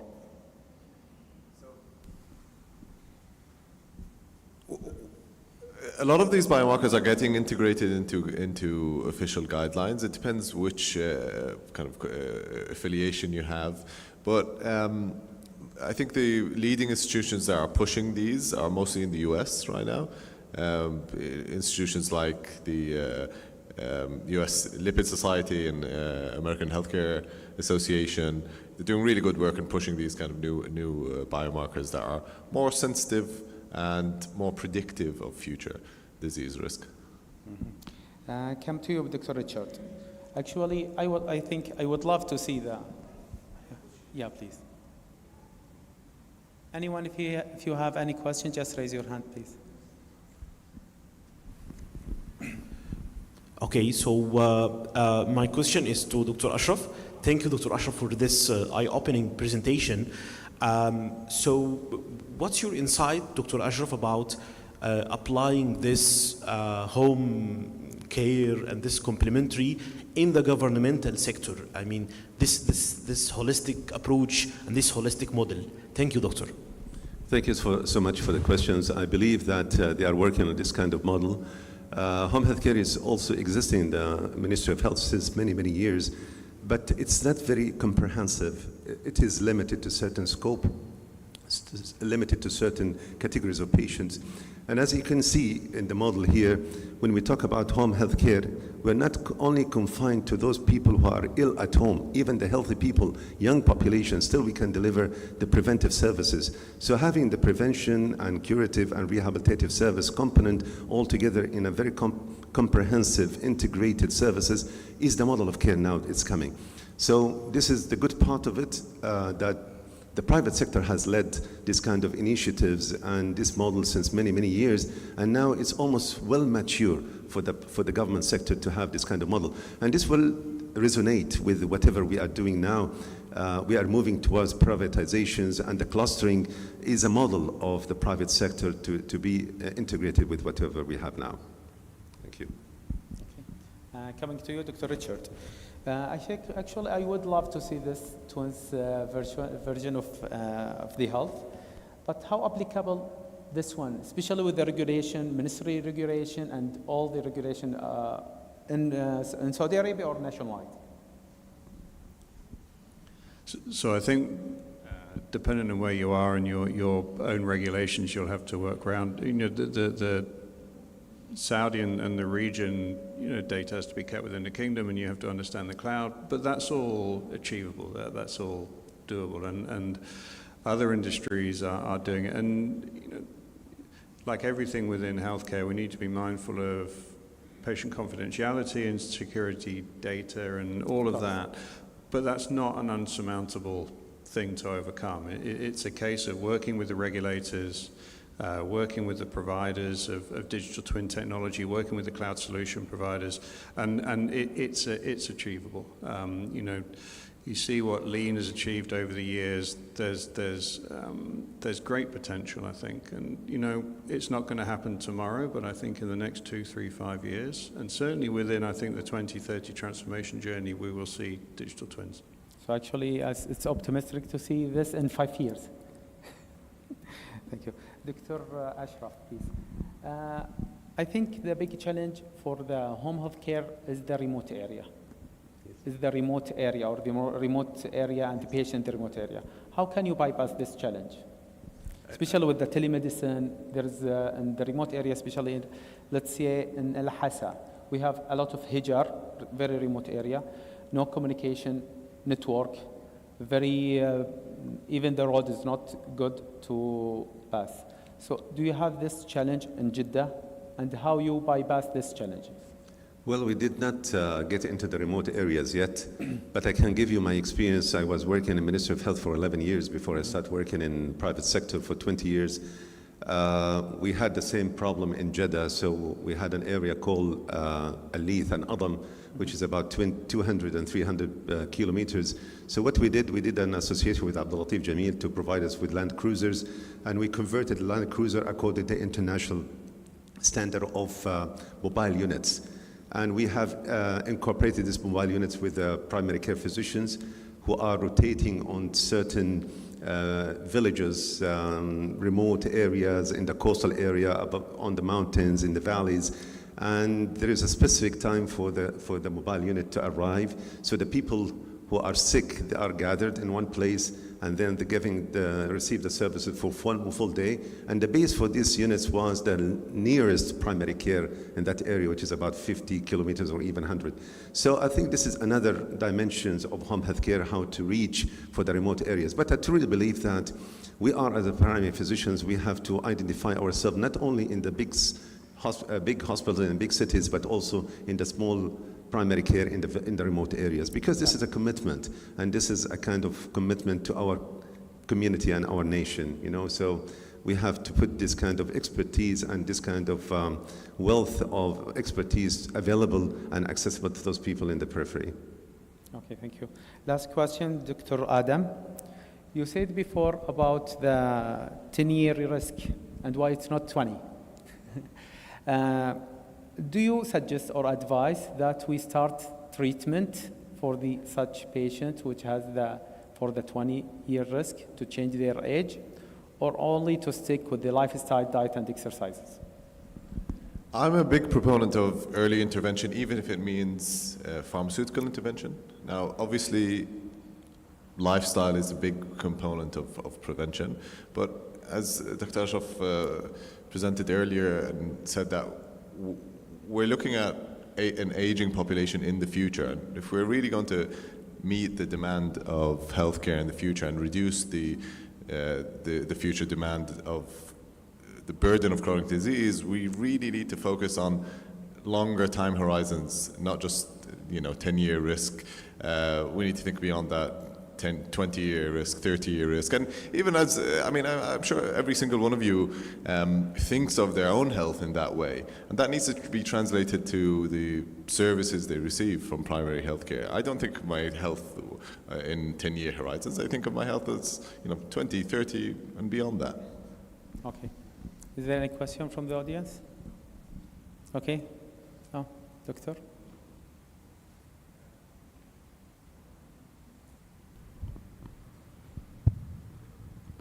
Okay, assalamu alaikum. Thank you for the organizer, thank you for the speakers. Just two questions to Dr. Richard about the metaverse digital twin. What I understand is that it will expect or anticipate the action of the physician that who put the data for himself as a metaverse digital twin. Is it specified to that physician, the data entered, or they can share the experience of other physicians to be put other data for the same physician? The other thing, can we extend this paradigm to the patient himself to be the metaverse digital twin, so that I can anticipate what next step to be done and even the prognosis? Thank you very much. Okay, I didn't catch the end, but in terms of data, all data from everywhere. The more data you can get, the better. And even if we're talking about the data that's available between me as a family medicine doctor and an orthopedic doctor and endocrinologist, we're much too narrow. To your point, doctor, that's traditional. That's how we practice now and practice before. We have to practice differently. There is so much about what we do in our everyday life that impacts our health that has to go into this data source. So one of the challenges is how do you align all these data sources to pull or push or collect this data without it becoming a burden. As clinicians, we don't want to spend even more time putting even more data into a system. This has to be automated, it has to be integrated. All of these siloed systems where you have some data here, you have some data here, you have some data here. And this is no easy task, but that has to be brought together, and regulators need to drive that, and the technology firms need to drive that. And we need to understand, again, to your point on, we're not a collection of organs that goes to different outpatient department. And similarly, our data is not a collection of different pieces of data. My data is me, that's how I live, and it impacts my future. So all of that's going to have to be pulled in. Very difficult. I didn't catch the second part of your question. The second is the metaverse digital twin for the patient, for a specific patient. To that, I can anticipate what is the next step for his management and even his prognosis. It can be. Sorry, it's very difficult with the speaking. حتى أنا ما سمعت أول شيء. سؤالك ما كان واضح. عيد السؤال. I mean. The what, sorry? How to involve the metaverse? Okay, so I think if we're talking about prediction and simulation, think about the twin. So your digital twin will be the component that allows you to understand what you're doing now, understand and bring data in real time as well as historic data, and then start simulating what your future might look like. And you can put whatever number of scenarios. So if you look at the Formula One analogy, they will look at, is it going to rain? Is it not going to rain?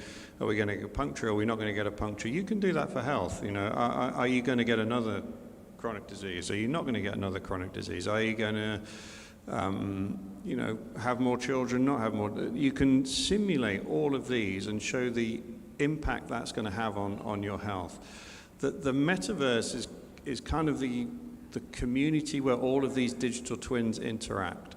So at a population level, it may be that we can have a metaverse for AlAhsa, and all of these avatars and all of these people, the hospital, everything is represented in that image. So that's kind of like your video game kind of concept. And as a patient, you can move through the metaverse can impact you. So I guess think of the digital twin as the thing that's going to offer you the opportunity to have insight into your potential futures, dependent on behaviors and actions. And then how all this works, and can you visualize this as a community and a population, that sits in the metaverse. Thank you all for the presentations and for the informative information that you gave us. I have a question for Dr. Ashraf Al-Amir about home care. So, Doctor, how can you ensure that you prevent any harm, any like suicide events in home care, like some of the like risk of pet ulcers in home care, like in IMC? Thank you. Well, like, if I understand your question correctly, how to prevent the suicide at home? Like, yeah, suicides, like some of the harms, like, you know, like in the same, like in home care, these kind of events, like incidental events, so how we can prevent these events and we ensure, like as an organization, we can prevent this kind of events. Okay, there is two parts in this question to be answered. The first one is the harm for the patient who was committing suicide. For each single encounter with patient, we do the PHQ-9 questionnaire for depressions, and we identify what category of patient is he is mild, moderate, severely depressed. And if he is severely depressed, definitely he will be a patient who has to be attended by a psychiatrist at home. So this is one part. So we keep a vigilance eye on this kind of mental disorders. And we incorporate it because our model of care is the biopsychosocial. So we treat the body, but again, the social and the psychological component has to be addressed in order to have the state of art of delivering this kind of service. But the other spectrum, the other part is the harm to our staff, you know, because our staff, physicians, nurses, technicians, they are working outside the premises of the hospitals, which is where the security is well secured for them. But outside the hospital, there is no security. But in fact, we try to do our best to secure by having the caregivers and the members of the families attending, and you know, the direct hotline for the nurses who are delivering 24/7 nursing care, with a duty manager in case of problem happens.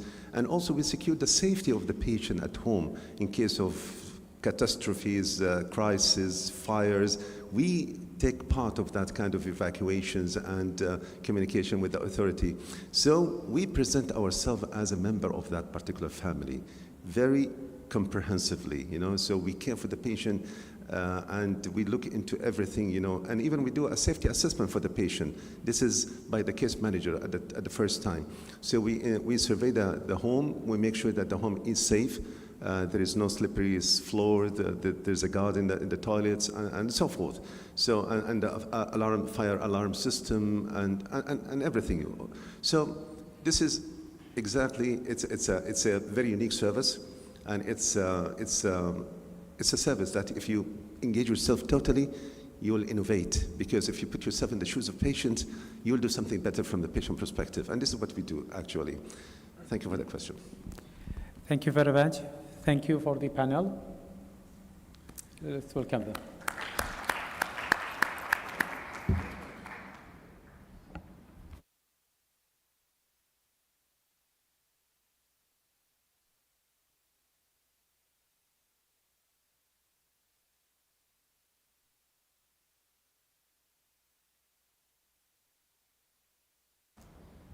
Now we will have 10-minute break, coffee break. Thank you all.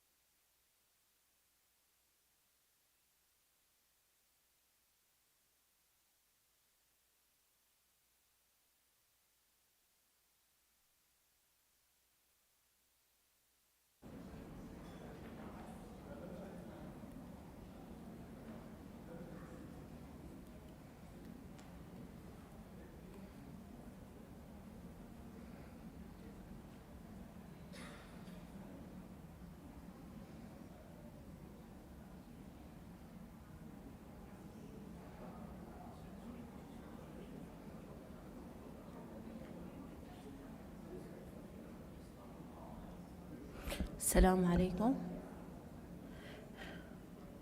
Now to session 2, transforming healthcare with data intelligence. Our first speaker is Dr. Rabia Abu Layla, dynamic and accomplished family medicine consultant and healthcare manager with extensive experience in leading healthcare operation and clinical services. He is the first clinic director by IMC Jeddah.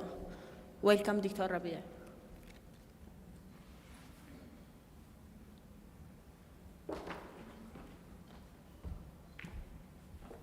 Assalamu alaikum.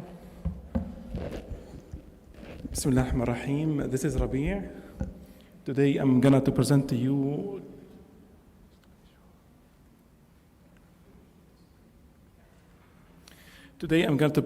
clinical documentation improvement. It all starts within clean data. First and foremost, I would like to thank you all for attending this lecture, and thank you for AlAhsa Hospital for organizing such an event. This is not an opportunity just to discuss common diseases. It is, but it is like to develop the essence of a primary care, which is changing the policy, treating the patient and treating the community. Thank you for organizing such an event. And I have no interest, financial benefit, or conflict of interest. First of all, let's imagine that we have a hospital now that uses an advanced analytics, and they discovered there's a trend in upper respiratory tract infection. And by digging more in patient demographics, they have discovered these patients belong to same zip code. And by digging more, they discovered the area, there is one industry is expanding in the area. Look to this model. We have trend, and we know where is the patient, and now we understand what next step. We have complete information. Imagine that we don't have the zip code. What will happen? We'll treat only the patient. And what next? We cannot act. We don't have the data. The data is incomplete, inconsistent, not reliable, not accurate. We focus only about upper respiratory tract infection and the best practices. So basically, the data should be accurate, should be complete, should be consistent, and reliable and timeliness. And this is a pure definition of a clean data, to have a clean data in healthcare. Now, imagine a hospital. It has a robust database, clean data at level of demographics, clean data at level of patient journey, and a clean data of clinical data. Right note from physician side and nursing side, right vital sign, right CPOE orders, right ICD-10, write referral notes, clean data, then, only then, we're able to generate a report for analysis. After generating a report, then we can predict the future. Before that, if you don't have clean data, we will not able to generate any report, right report, and we're not able to predict the future. And this has an impact on the growth of the institutions. So basically, imagine we have all hospitals, all institutions, they have robust database, clean data.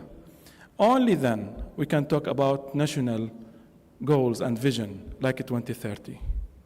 So all start with the clean data.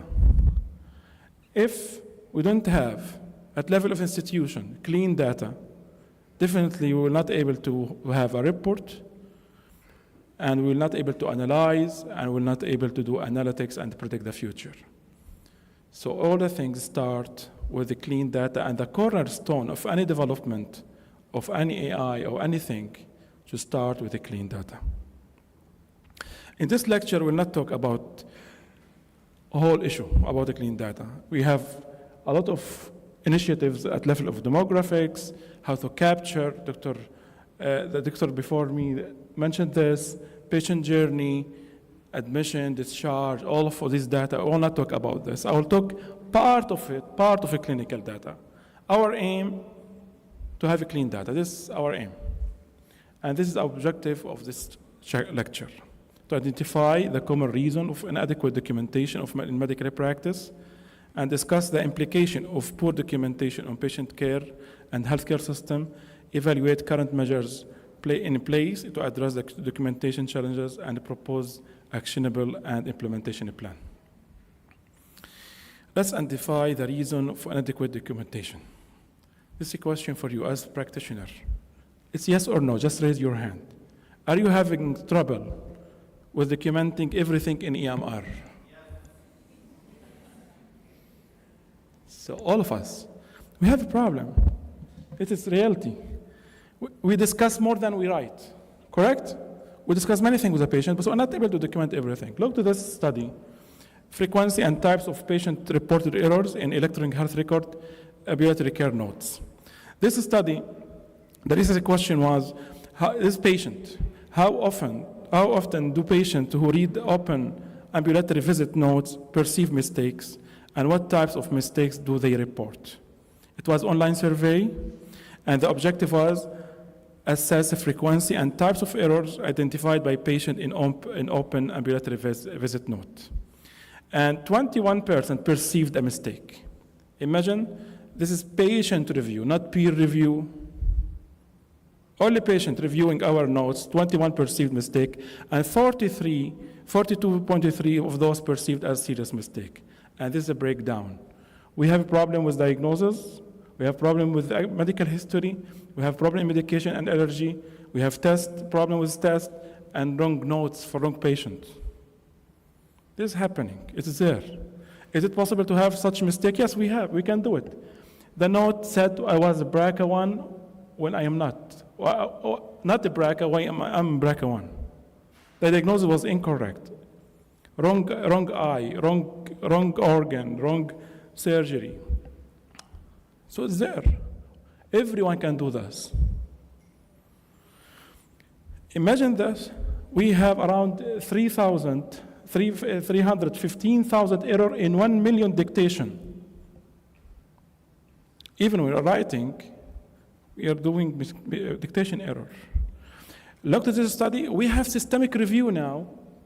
Systemic review about our mistakes in documenting. So it is there, it's embedded, inheritable in our practice that we are not able to document everything, and even we are documenting, we commit mistakes. Let's diagnose and admit. We have a problem. Areas of frequently overlooked include the history of present illness, physical examination, order entry specifics, allergy check, and selection of correct ICD-10. Why we have this? We have problem with the time. We have a problem with complexity of EMR system, volume of information. We have a lot of information. Training and familiarity issues, system to fragmentation, regulatory and legal requirement, all of this lead for inappropriate documentation. Let's talk about time, effect of time on our documentation. The conclusion of this article is there is too many things to document and too little time. This is the conclusion. Imagine now you are in the middle of your clinic and busy clinic for you, it's afternoon, you have 4 patients waiting you and 1 patient in front of you now. You have to do therapeutic services to the patient. You have to be patient-centered care, psychosocial assessment, preventive care, lifestyle advice, proper note and coding, fill the forms, and all of this, according to the study, in Germany 6 minutes, in UK 10 minutes, and in US 18 minutes, and I think in Saudi it's 15 minutes. We have to finish all of this. We are family physicians. We cannot talk about therapeutic services. You can't stop. You cannot leave the patient not discussing the others. So is it enough, 18 minutes? Let's say 18 minutes. Look to this study. This study, is there enough time for prevention, only prevention? I'm not talking about therapeutic. I'm not talking about any other parameter you have to discuss with the patient.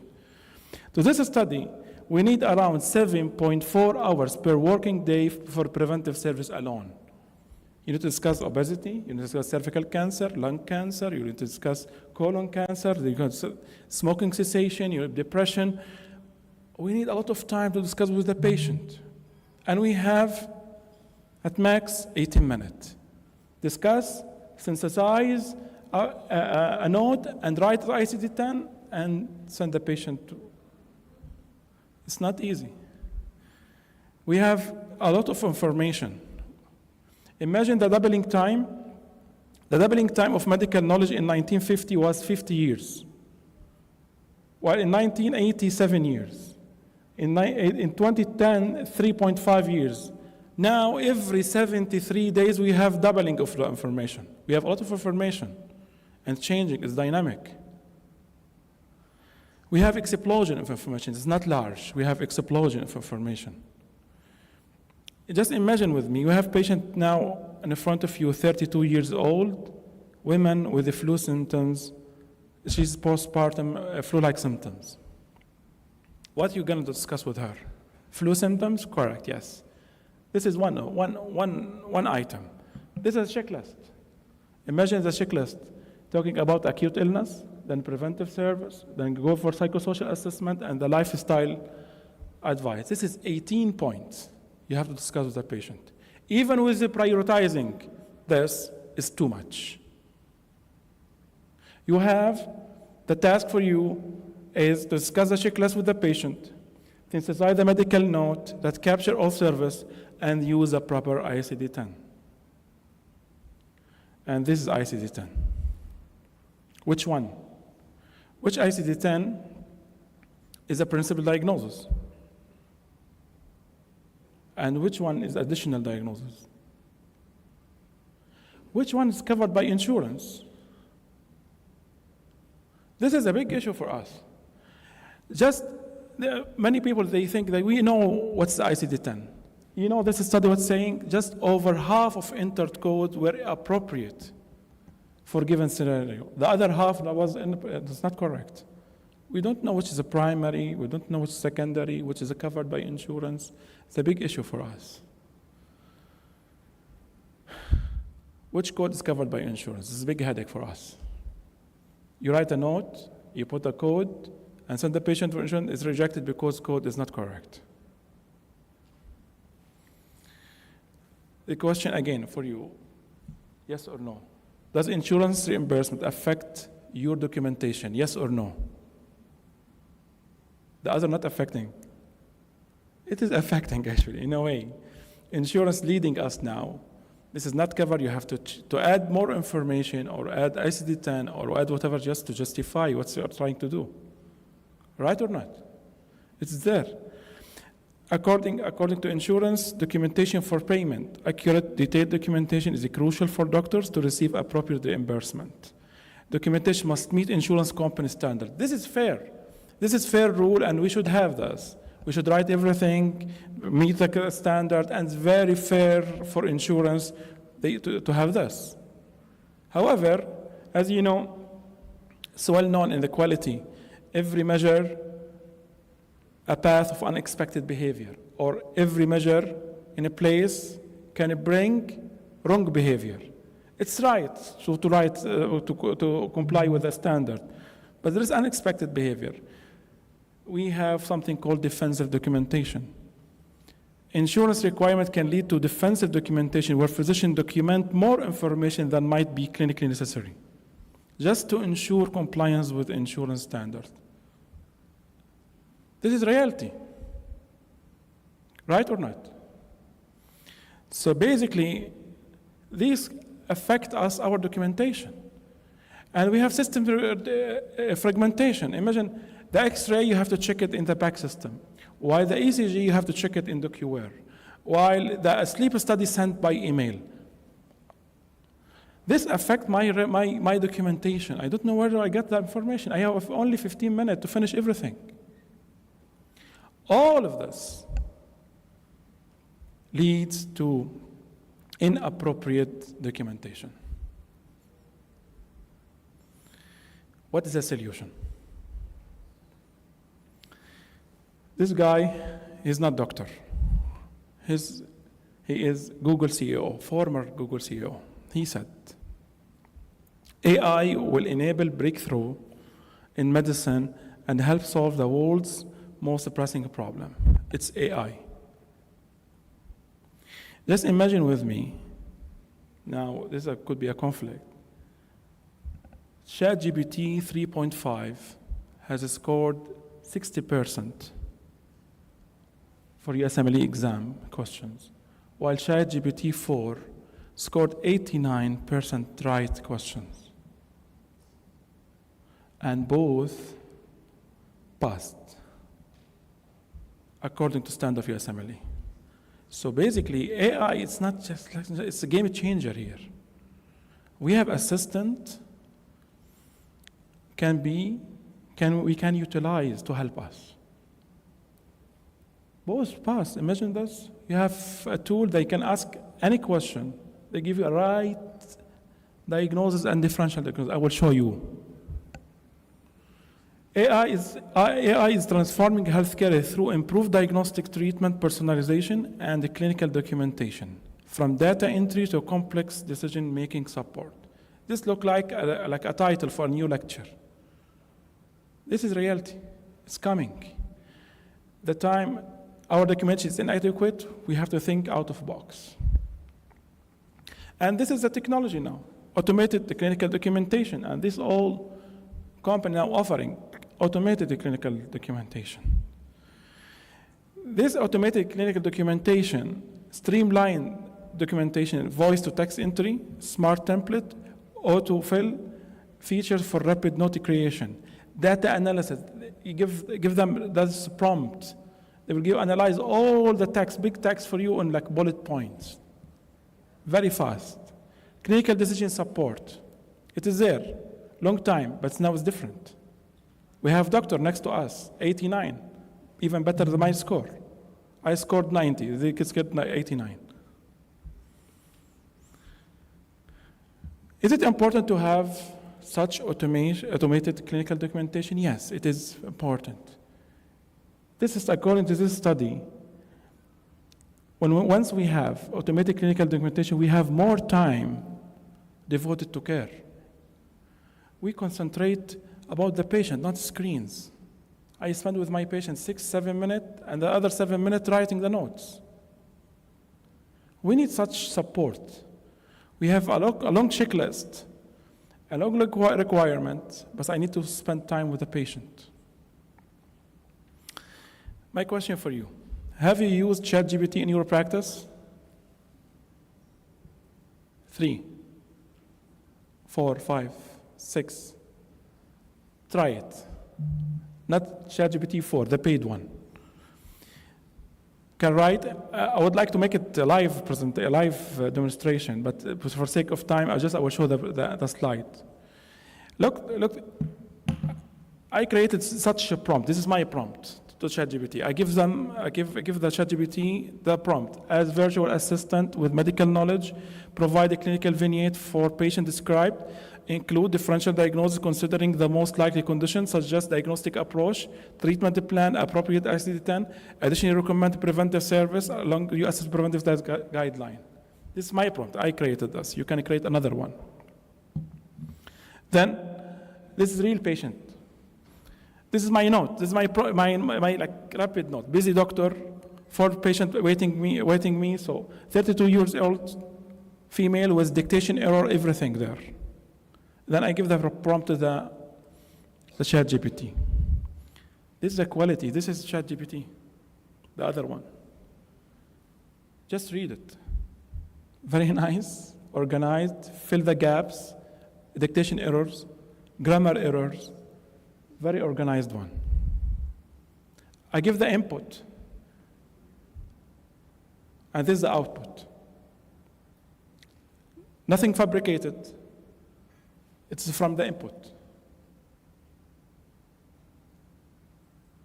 Do you see the potential of AI? This is differential diagnosis of ChatGPT for this case. This is differential diagnosis. Postpartum fatigue, viral upper respiratory infection, postpartum thyroiditis, sinusitis, allergic sinusitis. And this is diagnostic approach. And they explain, ChatGPT explain to you why you have to do this. And this is the treatment plan. This is screened from the ChatGPT itself. Treatment plan and ICD-10. 30 seconds. I put the input, all this is upload.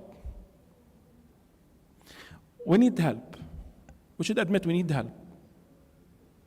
And this way could be a help. I'm not sure. I'm not the technical guy. I'm not saying this could be ethical and be like data security. I'm not technical. But we need help. This is a call for us. We have a lot of information to document. I'm not able to document in 15 minutes. And some scenario 10 minutes. Definitely, there is error. When you put input, they give some errors. For that, we have the human loop all the time with AI in general. What I want to say, every institution should have implemented strategy for maintaining high quality and clean data for both institutional and national healthcare level. We cannot talk about Vision 2030 and we don't have clean data at level of institution. Prioritize direct patient interaction over administrative tasks and screen time. We need to spend time with the patient and explore artificial intelligence solutions to address the current healthcare challenges effectively. Thank you.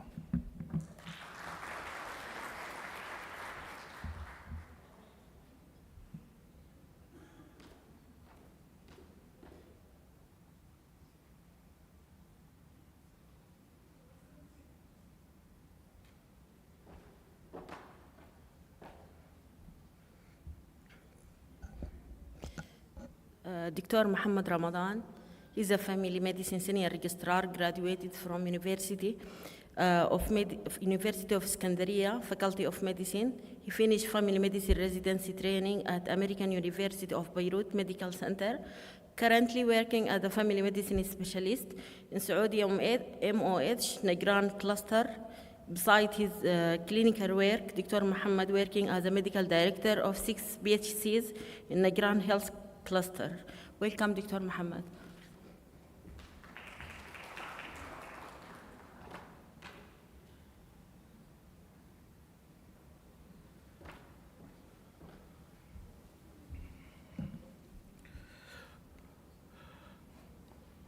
Okay. Assalamu alaikum. Good morning, everyone. Actually, good afternoon. So, I'd like to thank AlAhsa Specialized Hospital for this kind invitation and for their overwhelming hospitality.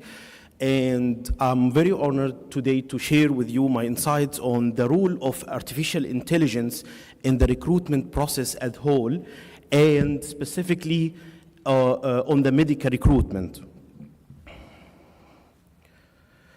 So I have nothing to disclose today. Okay, so I will walk you through my agenda today. And so today we will identify gaps that AI is filling in the recruitment process. And we will know what stages of recruitment can AI help with. And we will discover some AI tools for applicants. And we will know other types of recruitment can AI help with. And we will identify the most important challenges of using AI in the medical recruitment. Okay, so just a quick refresher. We will take a pre-talk survey, okay? Just prepare your mobile phones, okay? Because there is a QR code, you will scan it. So in this survey, there is nothing wrong, just an opinion. Yes. So scan it or log on www.kahoot.it and then log the game pen. Okay, we have here the, okay, that's good. Okay, you started, okay. Can we, all right. So because we didn't like collect so much, can we do it again, please?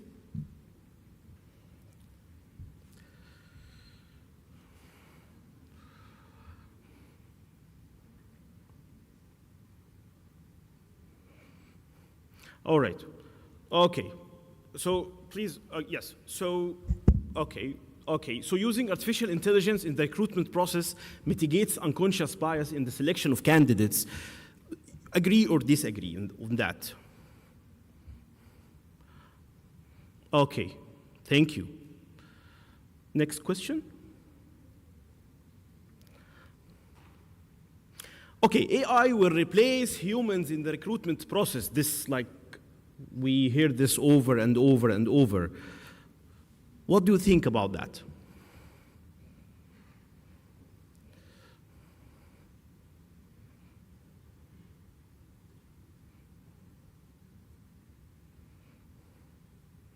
Okay. Next. Okay, I accept to hire a candidate who used AI during his application process. I mean, during the CV creation, during the interview itself. What do you think about that?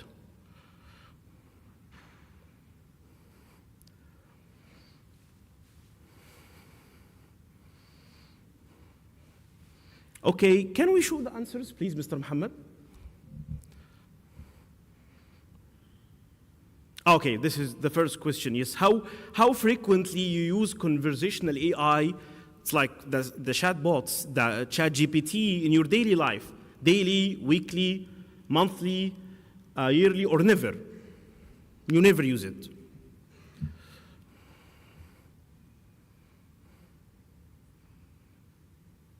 Okay, so can we do next?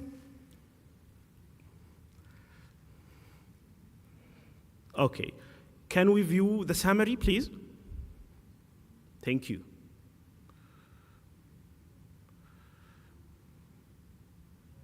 Or view for report, please. It's up there.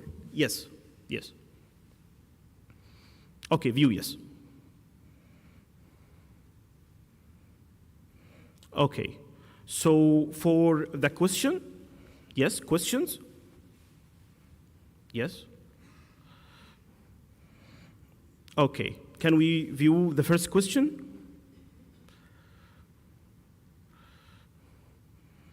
Okay, so the first question in the using artificial intelligence, we have, okay, so they strongly agree that it will mitigate the unconscious bias. That's a good start from us, okay.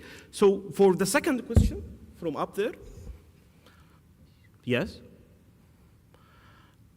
Okay, so they strongly disagree that, okay, so we have 20 or 33, they strongly, or they disagree that AI will replace humans in the recruitment process. Okay, the next question, please.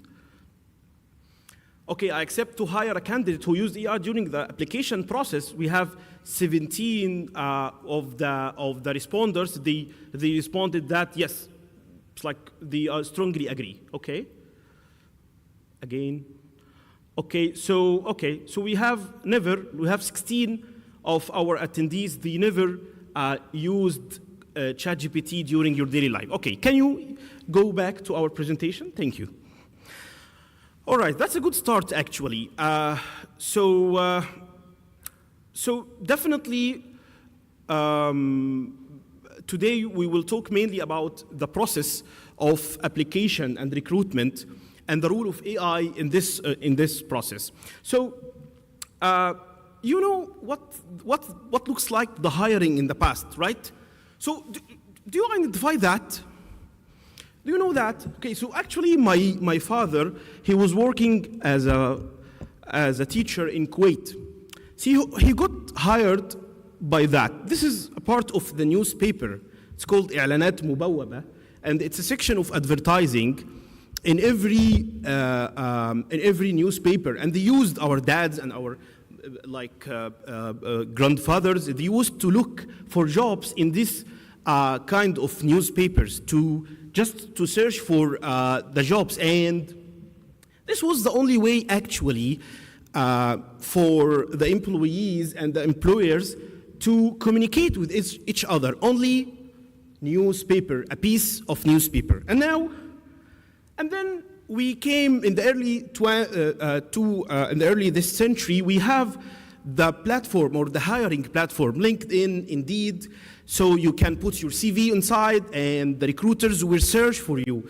All right, and you are open to work, you are close to work, and you are networking through these networks.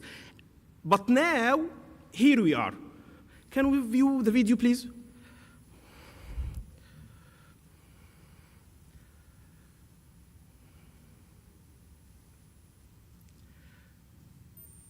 So this is from Valence, which is a Saudi application. Okay, yes. Hey there, I'm Abdulaziz from Valence. I am calling you for the product management interview. Hi, how are you doing? I'm doing well, thank you for asking. How about you? Ready to dive into the interview? Yeah, let's do it. Great. Let's kick it off with the first question. Can you tell me about a time when you had to solve a particularly challenging problem? Well, I always solve problems, which is this is the nature of my work. So let's assume that the recent thing was automating the actual interviews. Okay, so we want to save time for recruiters. We want them to focus on what really matters. Okay, and the phone interview is something that's completely can be automated now with the AI. So this is something that we are picking up now and trying to fix to leverage time for the recruiters. Got it. Leveraging AI to automate phone interviews sounds innovative. How do you ensure a personalized experience for candidates? Okay. The candidates usually have... Say it again, please. Okay, yes. It seems like we're experiencing some connection issues. Can you please repeat your response? So what I was about to say is, from candidate's perspective, the experience is pretty personalized due to their profile. So the questions, the flow of the interview, I would say their experience, everything is set to match their personal experience and to match the candidate experience themselves. And even with the comparison between the candidates, definitely the AI is actually analyzing each candidate answer and make sure that they are fitting to the actual job description that the recruiter is looking for. So, okay. So definitely you noticed that. So Abdulaziz is an AI tool, actually, and he is a real person, and I know him. So he's one of the partners and founders of Valence AI, which is an application. It's used to interview the applicants and in a fully automated pattern, okay? So they spoke like a few years ago, they spoke about the wave of AI, and now we have the tsunami of AI. So we have AI in everything you are doing. You can feel it, you can touch it, it's in the air. And our aim today is just to know how AI will improve and will save time in the recruitment process. Okay, so why do we need AI in the recruitment process, in the medical recruitment process? And this report was published by Collier's report, and they find that by 2030, Saudi Arabia will need 175,000 healthcare workers by 2030. Egypt will need 45,000 by 2030, and United Arab Emirates 32,000 by 2030. So this is the huge number, and you know how to find this good candidate among those, like this large number. You know, حديث النبي صلى الله عليه وسلم إنما الناس كإبل مئة لا تكاد تجد فيها راحلة, and how you will find this راحلة. Okay, so what is the role of AI in the different stages of recruitment? And this is important. So first of all, from creating the job description, and this is very important because when you have a good job description, you will have a right candidate. So the manual crafting of job descriptions is a very time-consuming for the recruiters. We are not talking about those saved and template job descriptions we see. No, we are talking about how AI analyzes the public data to identify the keywords, okay? The applicants searching of which keyword to put it in the job description. And this saves time, definitely. And when you align those keywords with the job description, you will have the right candidate, definitely. The second stage is the sourcing, and talk to any recruiter about sourcing. It's very difficult. It's a very exhausting process. And the manual sourcing is very time-consuming. Like in one study, they found that manual sourcing is 33% to 60% of the day it took for the single hire to get a good candidate. It's a very time-consuming. And actually, in another study, they found that 92% of senior healthcare executives, they are concerned about getting the right candidate. So it's important. Actually, there is an interesting study that was published in Najm, in the Career Center. They found out that 80% of the physicians, we are not actively looking for a job. So they call them passive job seekers. So they are comfortable, but when they reached out by a recruiter, more than 50% of providers, they will discuss job opportunities, So how to reach to those candidates? So AI, instead of like searching manually or even on the hiring platforms, AI, you can feed up the data, job description you want, and it will storm every single platform on the internet, So it will search online, it will search on the hiring platforms, it will search on the social media, Twitter, Instagram, it will search Facebook, it will search every single platform in the internet. So, and then we have now the right job description, and then we found a pool of source we can search for candidates.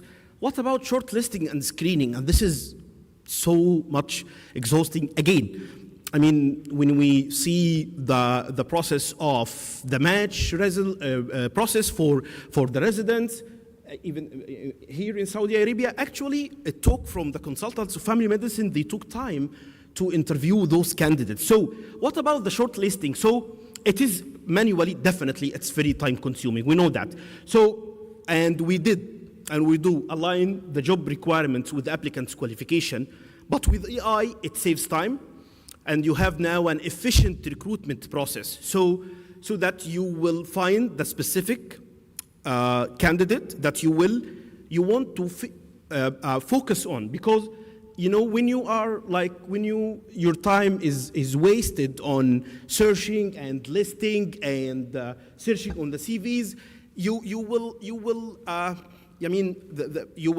not concentrate on more impactful tasks, like concentrate on the applicant himself. Okay, what about scheduling and conducting interviews? Recruiters nowadays, they are very, occupied by those questions we know that. Okay, when should I show up to the interview? Okay, when will be the interview? Where will be the interview? And what should I dress up? Those all types of questions, they can fully automated by AI, by the model, we call it conversational AI. The example of that is ChatGPT. This is the most famous example. So it will reduce the workload associated with the manual scheduling. Nowadays we have recruiters in our countries, they are doing that manually. That's very time consuming, okay?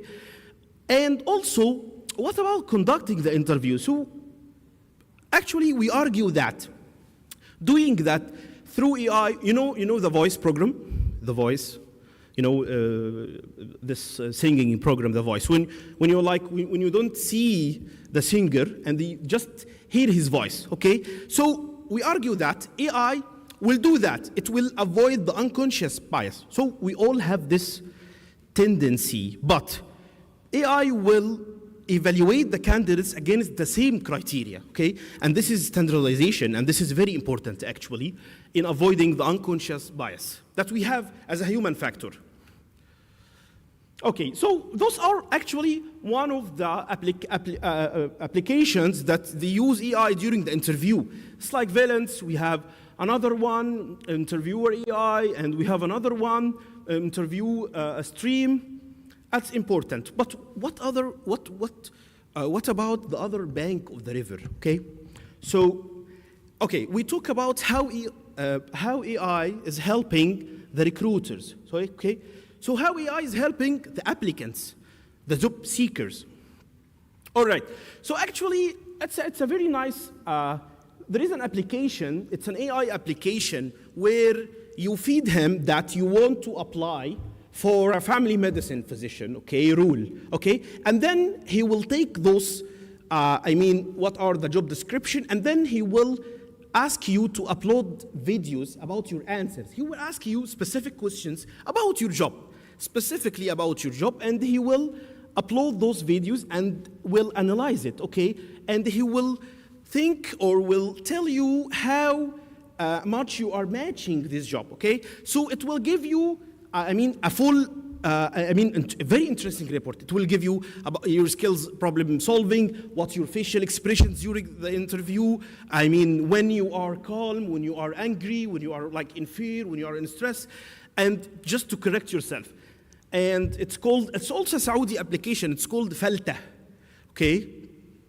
So, So actually, we spoke about the recruitment process and how AI can help recruiters and how AI can help applicants. But there is actually another type of recruitment, how AI can help recruiting, sampling the patients in the clinical trials. Anyone involved in the clinical trial, we know that it's a very exhausting, time-consuming job for the patient and sampling and recruiting in the clinical, in the RCTs. So actually, there is a nice study. It was done in Cincinnati Children's Hospital. They wanted to conduct, related to some oncological problem, and they wanted to conduct an RCT, and they created an automated patient screening, And then they trained the algorithm, and they call it AlAhsa, and then they put the algorithm inside the EHR of pediatrics ED inside this hospital, and they conducted a 12-month time and motion study, quantitative assessment, and they found that this using AI inside the recruitment process of the RCTs, it's reducing patient screening time by 34%. 34%, that's huge. And it's an 80% effective. They use the usability skills, Okay, so we come now to see what are the challenges. So definitely we have a challenges. But before that, you have to have a glimpse of what recent graduates, because we are old actually, so what recent graduates, they are thinking about AI, because this is a very important. So this is a study from 2,000 recent graduates and students, and they found that 72% of the students, they are already using some form of generative AI. So the newcomers, they are so much in line with that. Okay, so and a third of those candidates, they would be put off applying for a role if they couldn't use generative AI. Okay, so if you are a recruiter or a hospital company and you said a rule that don't use AI in your application, you will lose a third of the applicants. They may be a good applicant, you don't know. Okay, and actually, almost 1/5 of candidates are already using generative AI to help them complete job applications or assessment, and that's for today. Okay. What are the challenges? Okay, definitely, we in the healthcare, AI may not be able till now to capture the full complexity of the medical professionals, definitely, and there is also a bias. So we spoke that it will avoid the unconscious bias, but it's only about your feeding to the algorithm. So if you have a bias yourself, if the data is biased, and you feed that data to the algorithm, it will amplify and perpetuate this algorithm, this bias. Okay, and what about the ethical concerns? So we talk about an AI tool that could store, millions of data for the applicants. And what about that? And what about the authenticity that anyone can use can use an AI or a chatbot for application? This is a question that's standing now. We are working also in a healthcare sector that's highly regulated.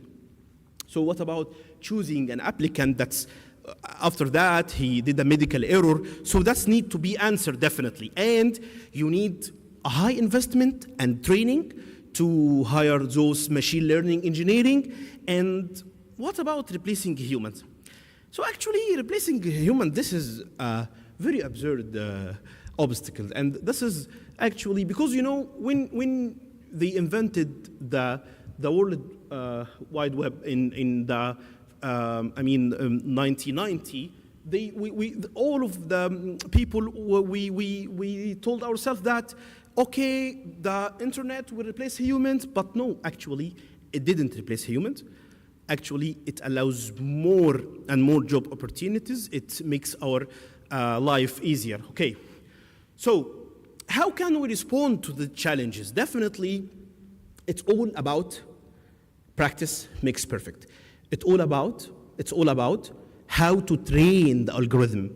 It's all about that the algorithm is correcting itself, okay? So as long as you are correcting and modifying the algorithm, it will correct itself and it will come to a new model. So definitely we have challenges nowadays, and we cannot ignore that in this area, but it's all about that. The good thing is it's not like Quran or Bible. It's just, it can be corrected, and it's correcting already. You can correct it, okay?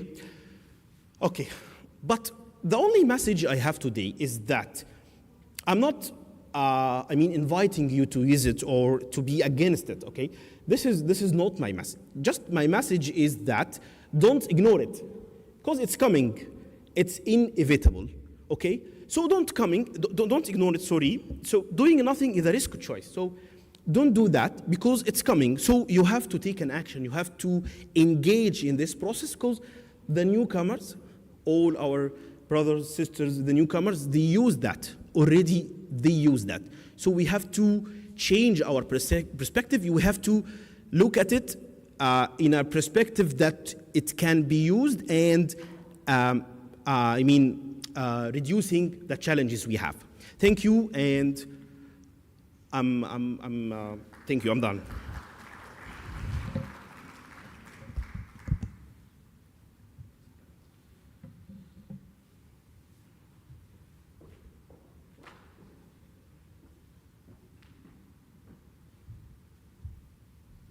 Assalamu alaikum. I'm Abdurrahman Arfaj. Today I would like to introduce our next great speaker, Dr. Sara Munshi. Dr. Sara is Assistant Professor in Health Policy and Health Service Research with interest in patient experience and improving health outcome in primary healthcare services. She conducted multiple studies in this field. Her work has provided insight into factors that contribute to positive patient experience. She actively collaborates with policymakers and other stakeholders to transform research finding into actionable recommendation to make improvement in primary health care. Welcome, Dr. Sara.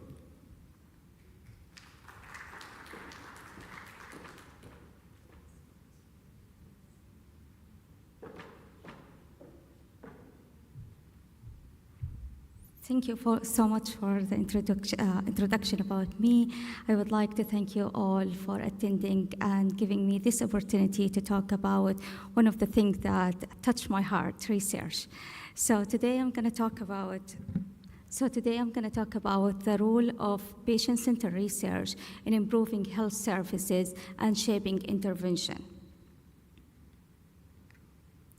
So as a brief outline, so I'm going to go over some of the connection between Vision 2030, Saudi Vision 2030, and like patient-centered care, and some of the concept, and then I will go over some of the benefits of using patient-centered research and how we can use research in order to improve patient-centered care. I will go over some of the tools and methodology that we can use and utilize in our practices in order to improve patient-centered care.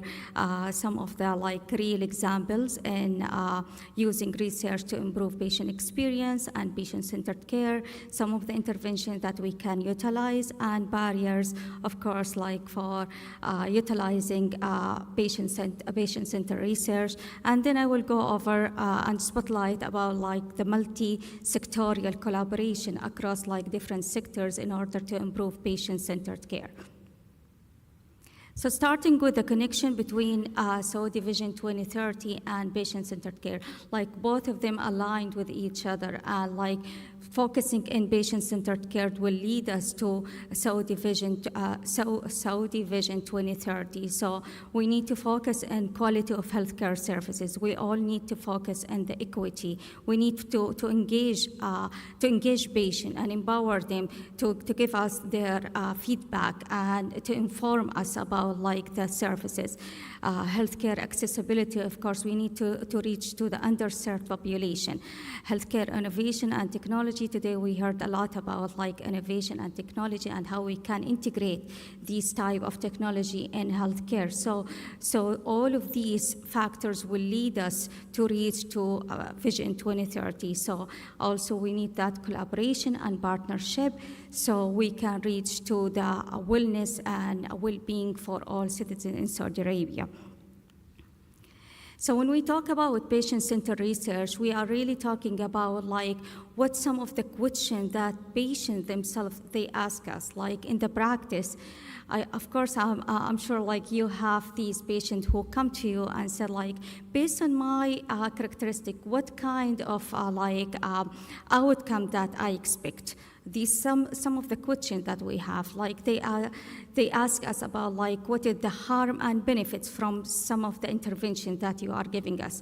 How can the healthcare system help us to improve our health outcomes? These type of questions that we get from the patients. So how we can answer these questions? We can answer these questions by using research and engaging patients in our research in order to inform our research design so we can meet their needs. So to answer this question, research assesses the benefits and harms of different interventions, preventive care, and different tools and technology. We can include individuals' preference, needs, and values, so we can customize the care for patients. We can use research to incorporate different settings and different healthcare sectors, investigate, of course, optimizing outcomes. So the reason that we need always to engage patients in our research in order to see the world from their side.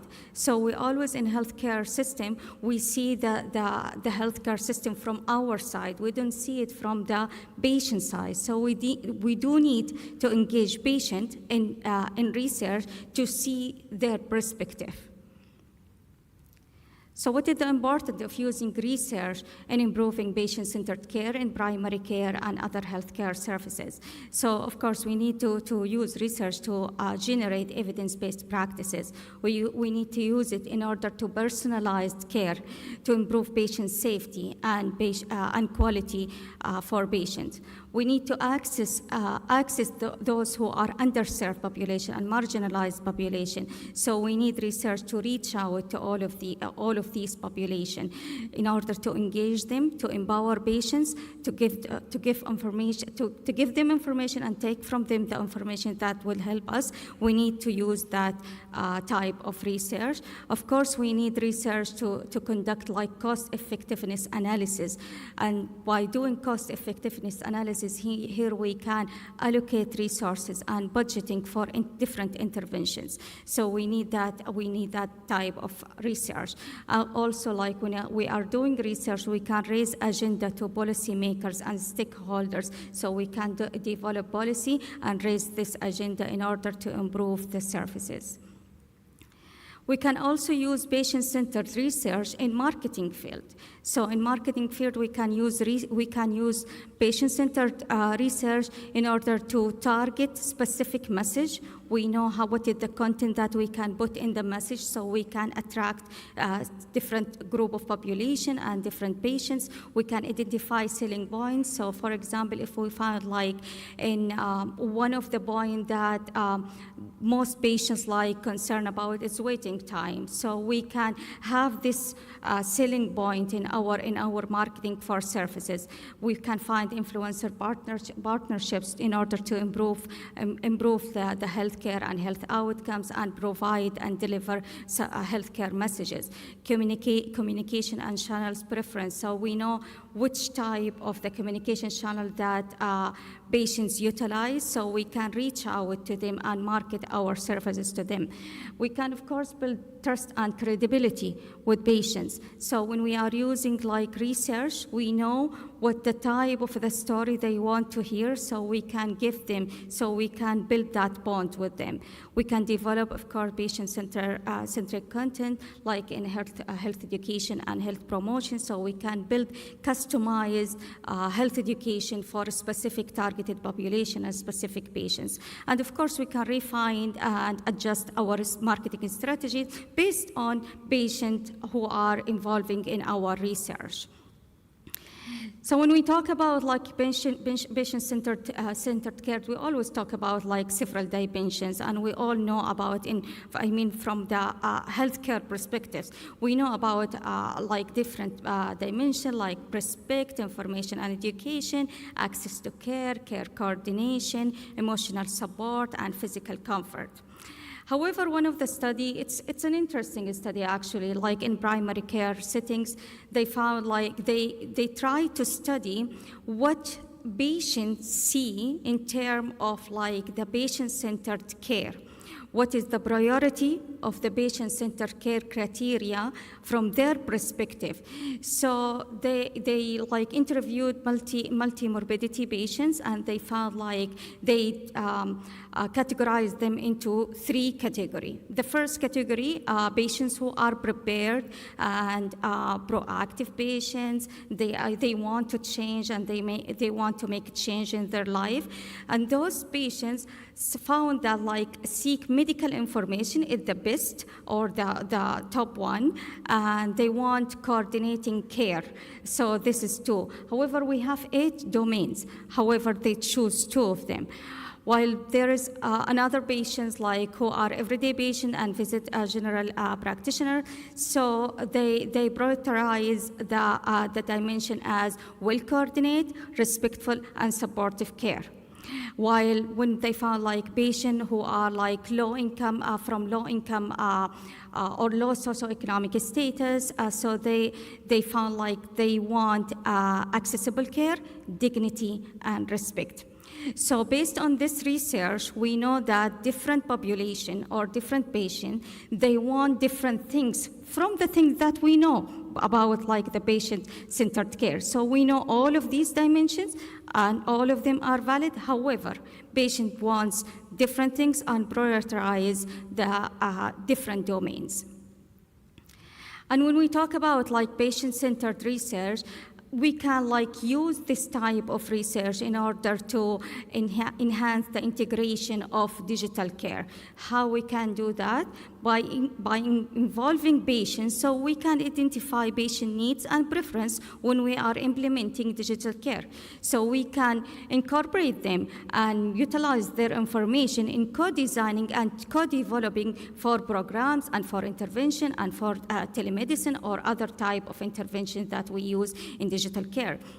We can also utilize it in usability and testing for some of the technology, assess the impact on patient outcomes, and also we can address health inequities and barriers. So for example, sometimes we do have like patients who have literacy with technology, right? And they don't have like internet connection because of the low socioeconomic status. So by using information from them and engaging them in research, so we can collect these data about them and we can customize healthcare services for them and targeting them. So here are some of the tools that we usually use in research center, patient-centered research. We usually, and the most common is the patient survey. So we use questionnaires. Sometimes it's going to be telephone or a written one or through mail.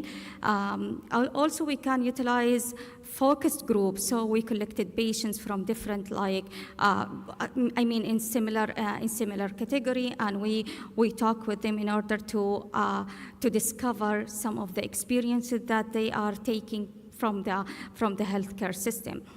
We can utilize interview. Sometimes it can be semi-structured interview or a structured interview, and this is type of the methodology we used in research in order to collect information.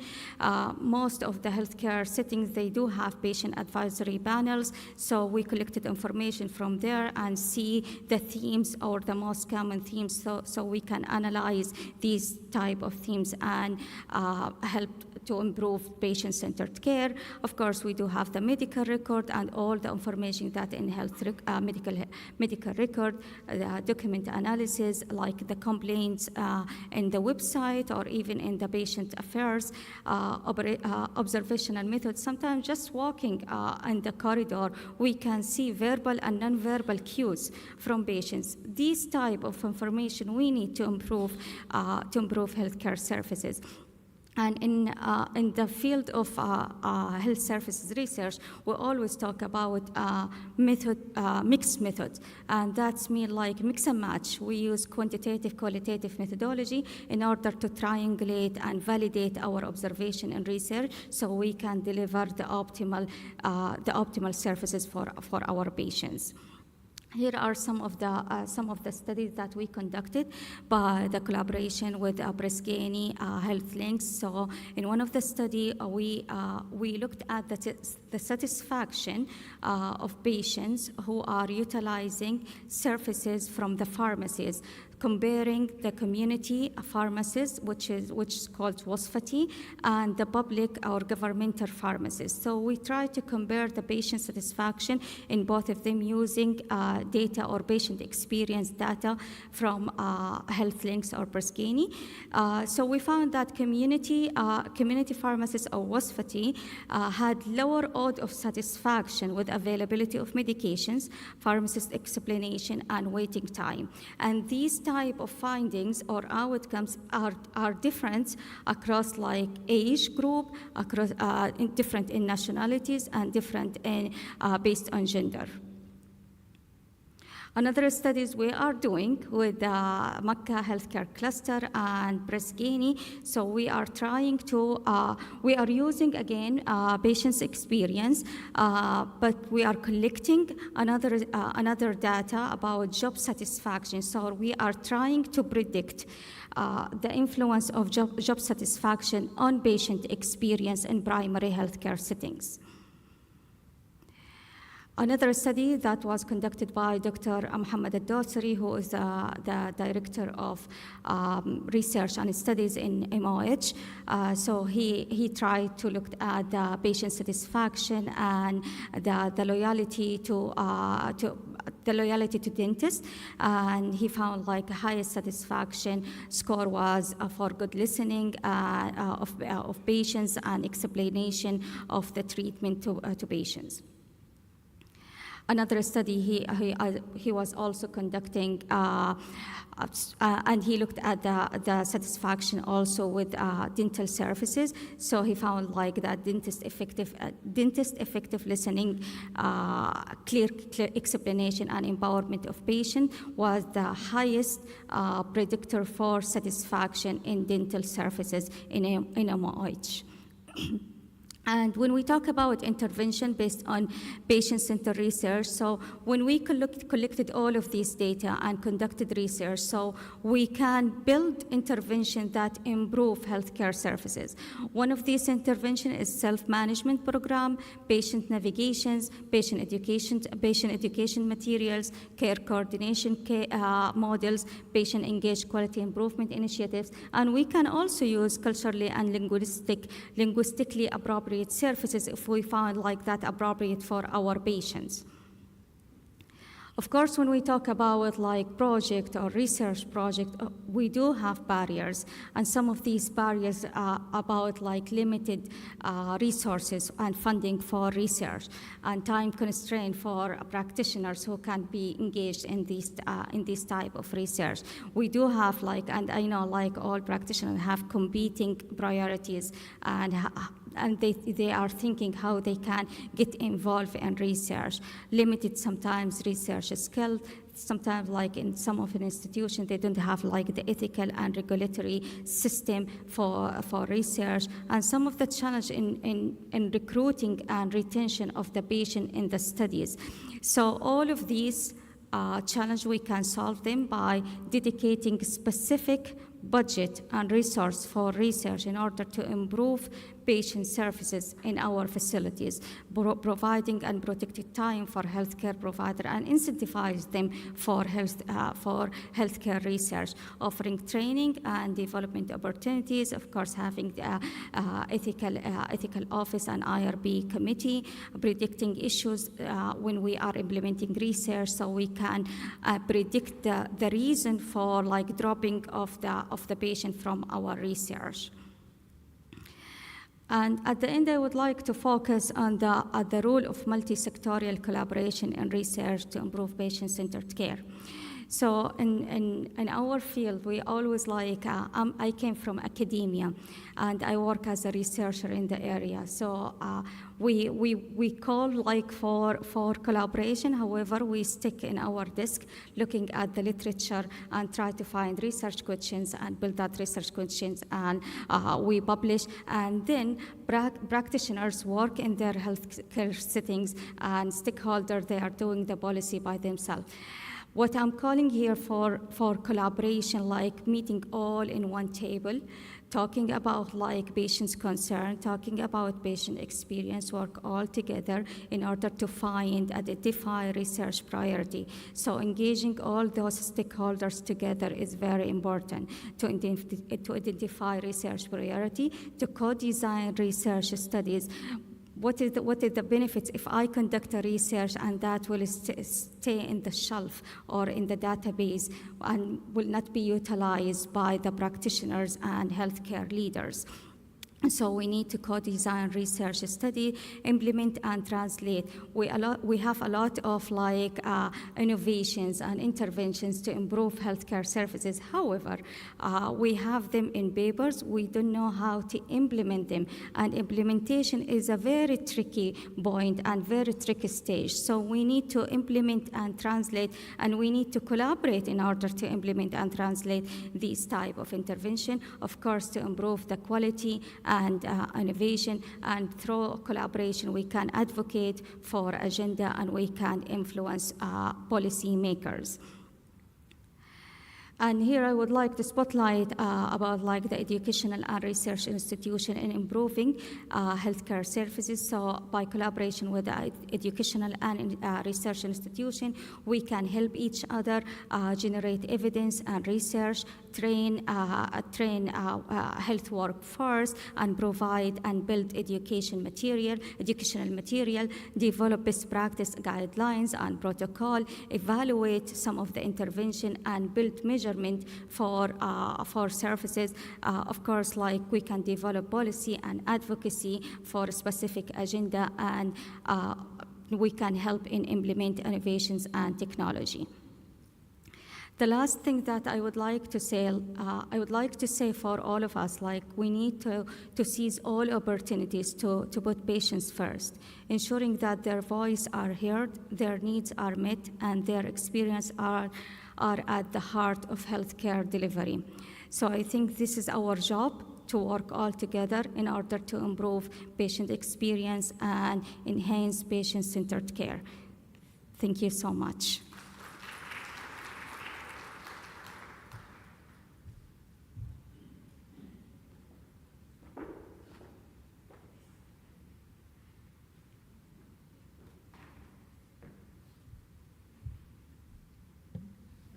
Thank you, Dr. Sarah, for your informative presentation.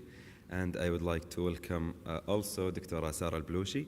Dr. Sarah is epidemiologist at the CDC in Qatar, where she performs analysis of extensive database assisting the hospital administration.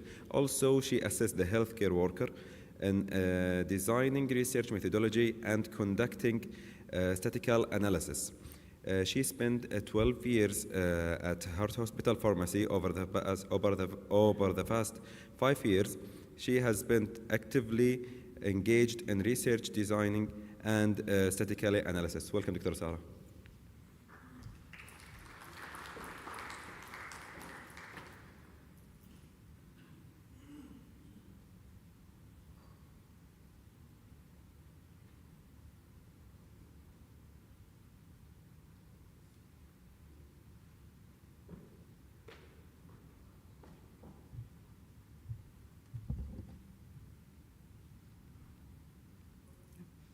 Assalamu alaikum. Thank you for the introduction. I'm Sarah Al-Bloushi, as you said, epidemiologist at CDC from Qatar. I have no conflict of interest. This is the place where I came from. This is the hospital. It's Communicable Disease Center. It's under Hamad Medical Corporation. I think after World Cup, everyone visited Qatar. How do you think? It was successful? Great. First, I would like to thank our director, Dr. Muna Al-Muslimani, and Ms. Juwan. She's the senior epidemiologist, and Ms. Anusha and Shabana, because I took some of the data from them and sharing them here today. First, before we start, because mainly my talk will be on surveillance. For me, for the first time, when I saw the word surveillance, it came to my mind, what is surveillance? It doesn't seem an English word. So what I found, it's a French word. I don't know if I pronounce it correctly. It's veiller sur, which is watch over.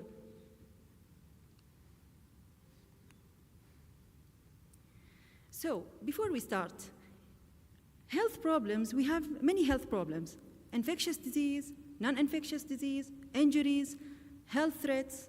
So, whatever is the health problem, We will be following those 4 steps to find the solution for the health problem.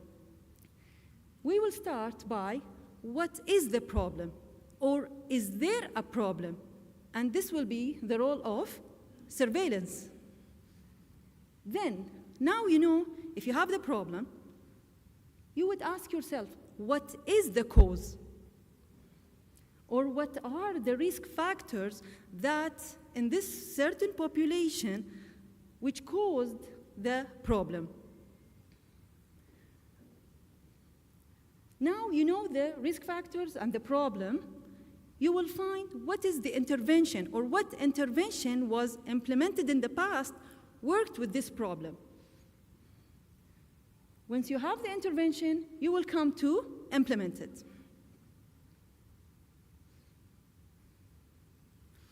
Now you have those 4 steps. You want to apply them to solve your problem. This will be, it cannot be done by only one department. You need epidemiologist, you need biostatistician, and you need informatics, you need laboratory. All of them will work together to find the solution for your problem. To define public health surveillance, every single word make a difference in this definition. It's the ongoing systematic, it's ongoing. We should not stop surveillance. Ongoing systematic collection, analysis, interpretation of health-related data with a priori. What do we mean by priori? Before you make your surveillance, you know why you're making the surveillance. You know what problem you have. That's why you conduct the surveillance system for preventing and controlling the disease. I like to bring Islam as our example in health prevention. There was a story for Prophet Muhammad ﷺ. He knew that there was a person with leprosy coming with the Thaqif tribe for the allegiance. So he told him, we have accepted your allegiance, so you may go. So in this story, the Prophet Muhammad ﷺ, he avoided shaking hands because they thought leprosy will be contagious. Let's go briefly on the history of surveillance. 3000 BCE, before the Common Era, who started? This is a good example of public health. The Sumerian, Egyptian, and Minoan cultures, they started the drain and flush toilets. For sure, it wasn't with this like the same now. Yeah, now it's modern. See here? I found this nice picture. This is from the Egyptian culture. This is how they did the drain system and they did the toilets flush. Then, another nice example, it's a simple start of surveillance. 1626, they started to make London bills of mortality. They called it London bills of mortality. They collected data to see what is the number of deaths in the community. Then they developed it and they added here, then they added there the cause of death. Now, we talked about the surveillance in general. Let's talk about the types of surveillance. Me, myself, I don't like to give definition. I will go with examples so you remember what is surveillance. If we talk about active versus passive surveillance, we have sentinel versus population-based, case-based, aggregated surveillance. For example, let's take influenza as an example. Anyone have an idea what is active or passive surveillance? No. Okay. Let's take influenza as an example. If active surveillance, it means the health institution or the Ministry of Health will send healthcare providers to screen, to look for cases. This is actively done. Passive, like AlAhsa Hospital, for example, on routine basis, they collect data on influenza and they report to the Ministry of Health. Sentinel versus population-based, Sentinel, again, it's one hospital. They notice that we have an increase in certain number of cases, then they will report. Population-based, like the ministry will take randomly some hospital, and they will see what is the number of influenza cases they have. So it will be on a broader aspect.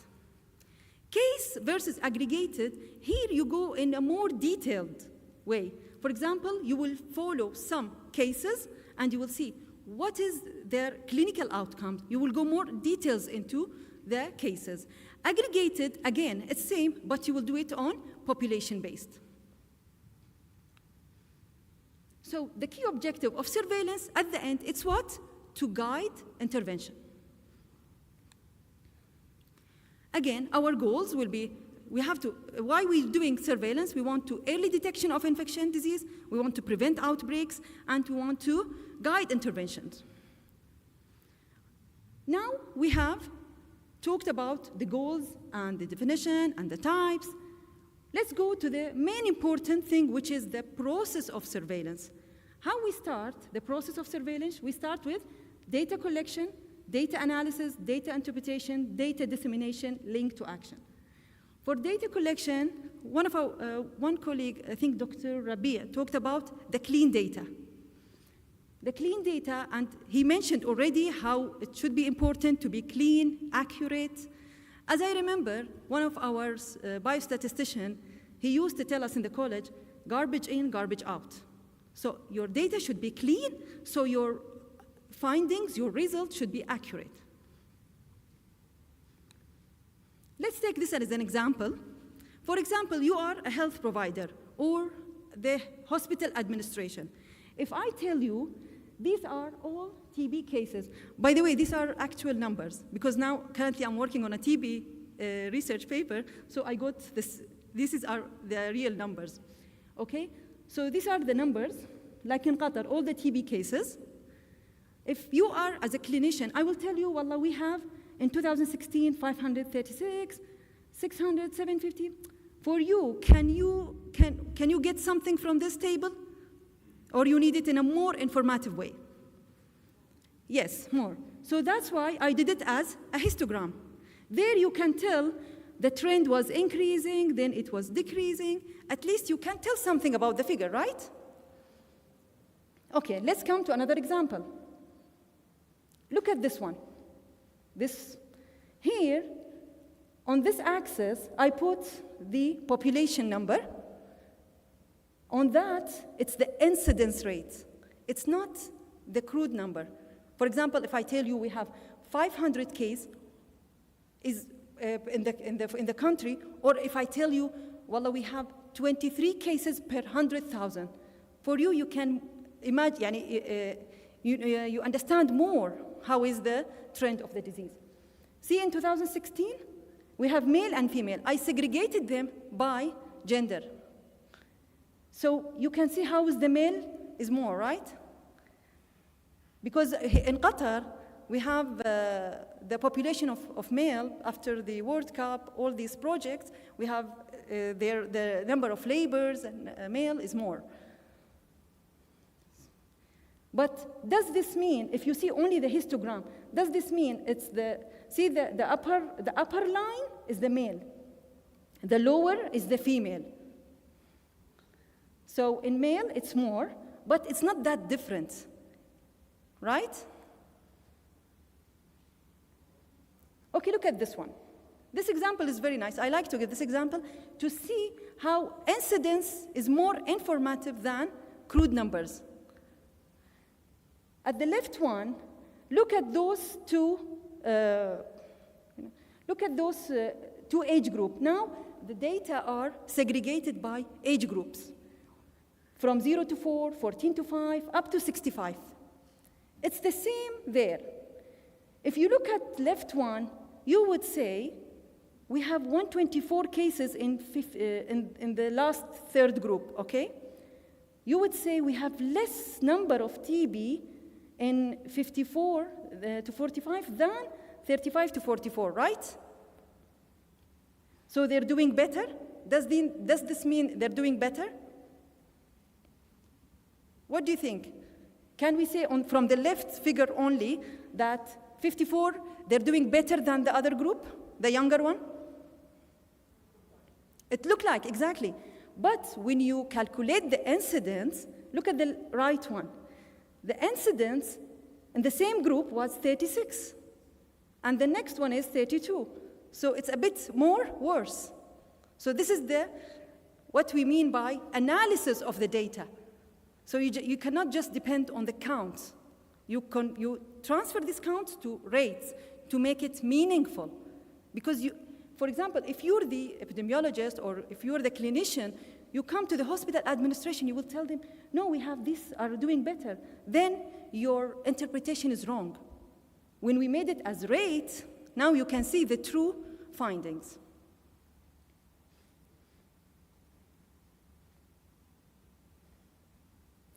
Let's take a question, just to refresh. Choose the option that is not a part of the public health surveillance process. Data dissemination, storage, action, collection. Let's number them. 1, 2, 3, 4. Who think it's number 1? Number 2? 3?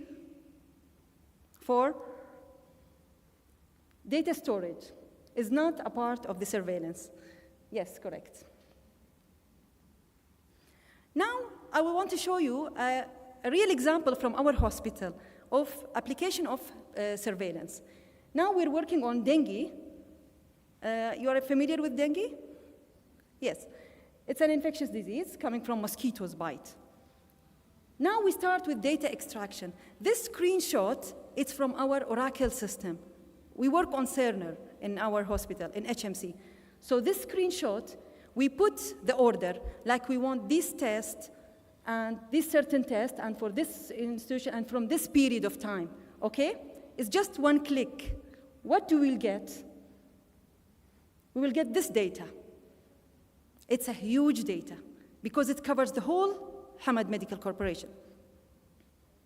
Now, this data, you want to analyze them, right? What the hospital is working on, it's the surveillance team of the hospital. They're doing this here. Look at this dashboard. How do you think now? It's more informative. This dashboard is being updated weekly to the hospital administration. We have the total cases, admissions, discharges, and there the tests, and here the number of cases. Let's zoom this one. Now, you collected the data, you did the analysis, you interpreted the data, right? Now we want to disseminate and link to action. Look how we started in 2023. These are the real number, by the way. Okay? Look the number, it peaked. It was only, these are count, by the way. It's not rate. It's not incidence rate. It's count.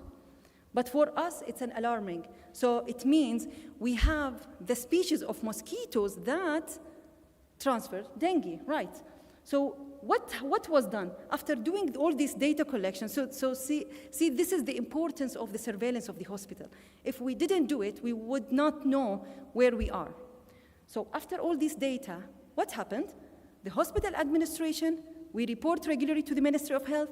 The Ministry of Health collaborated with the municipality, and they sprayed the pesticide on that suspected area. It was, I think, in El Wave, in the construction area. Look what happened to the cases. It's dropped to 0. We eradicated it fully. It's great. It's a nice feeling when you see the zeros. But when we asked them, shall we continue this dashboard, they told us yes, for a certain time of period, then we will stop it, to make sure it's fully eradicated.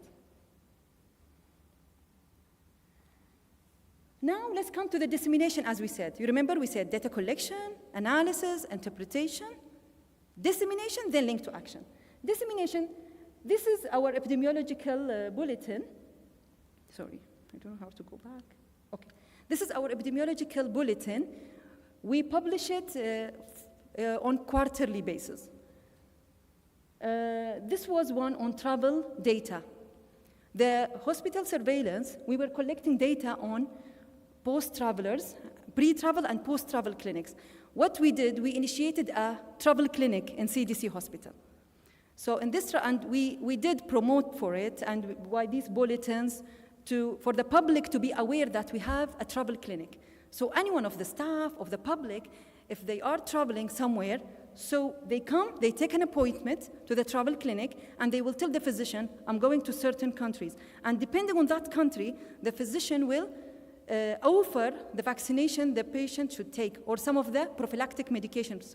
For example, antidiarrheal medications for fever or anything, just because he's going to that.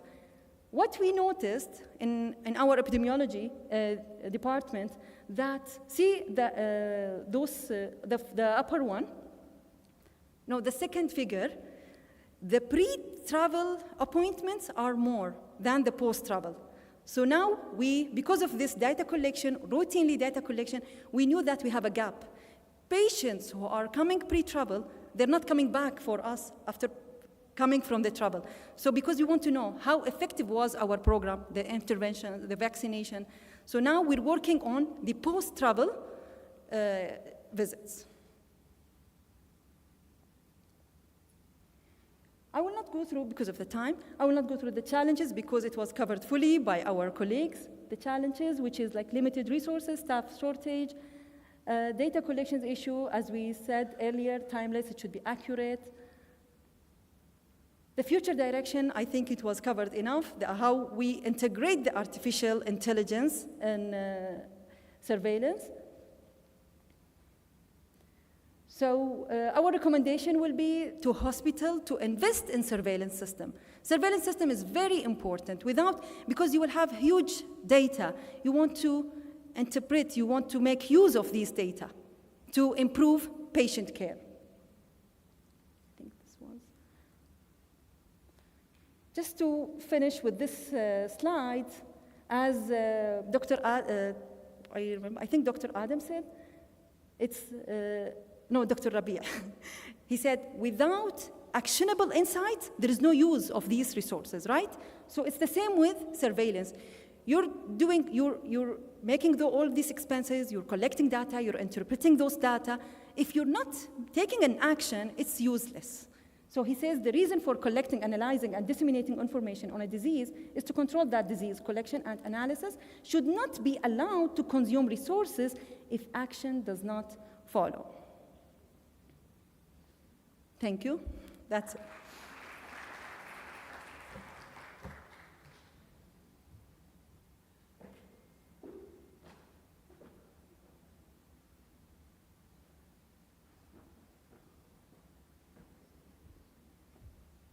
I would like to ask all the speakers to come to the panel, please, for questions, discussion.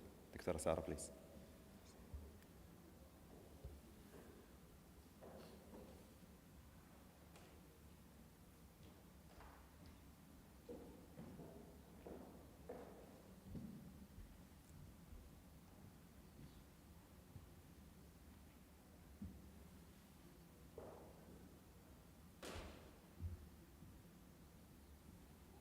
Any questions from the audience?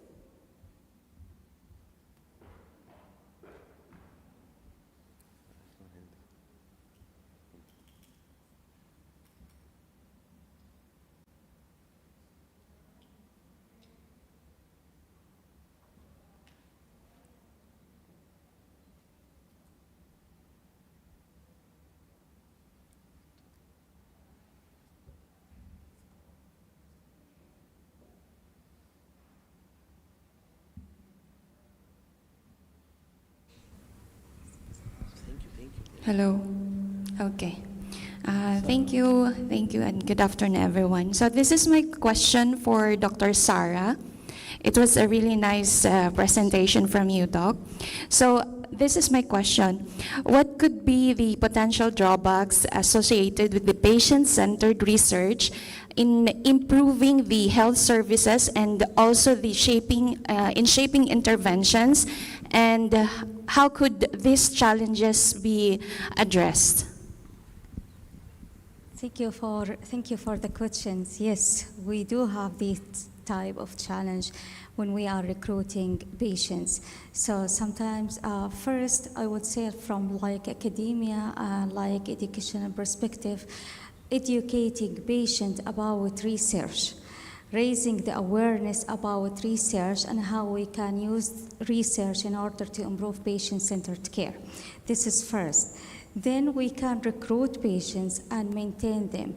So one of the challenges that we usually find, like in research, the dropout from the research. So we cannot like maintain and like have them in our project, as this is especially in RCT trials.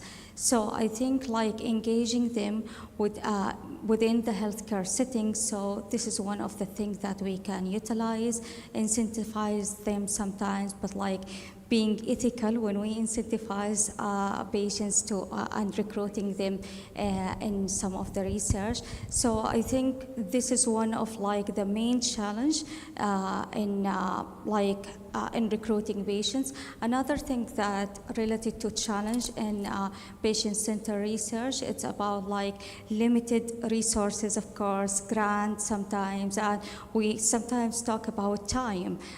So time and resource, all of these like factors contribute to, as a challenge for research. So if we can like incentivize practitioners like within the system to develop research, and if we can like dedicate and allocate budgeting for research, so by that we can at least improve the healthcare project and make it ongoing. Thank you, Doctor. Thank you. Okay, thank you so much for all the panels. Wonderful presentation. Dr. Rabia, you were talking about the documentations. Documentations tend that we don't spend enough time to document. And if you don't document it, you didn't do it. And this is from a medical legal point of view. And we are confronted with a lot of medical legal cases. You said in the court, and you said, I did it, but you didn't document it, so it's not done. So I think this is a very important point that we have to enhance our, the way we practice medicine to safeguard ourselves. And I always say that documentation is not alone enough. We have to communicate the documentations. So that's why we say document the communication and communicate the documentations. So this is the way we save guys. Thank you so much for the wonderful presentation. You were talking about the artificial intelligence, and is it going to replace all of us as physicians? Definitely, this is a dilemma that we might encounter now.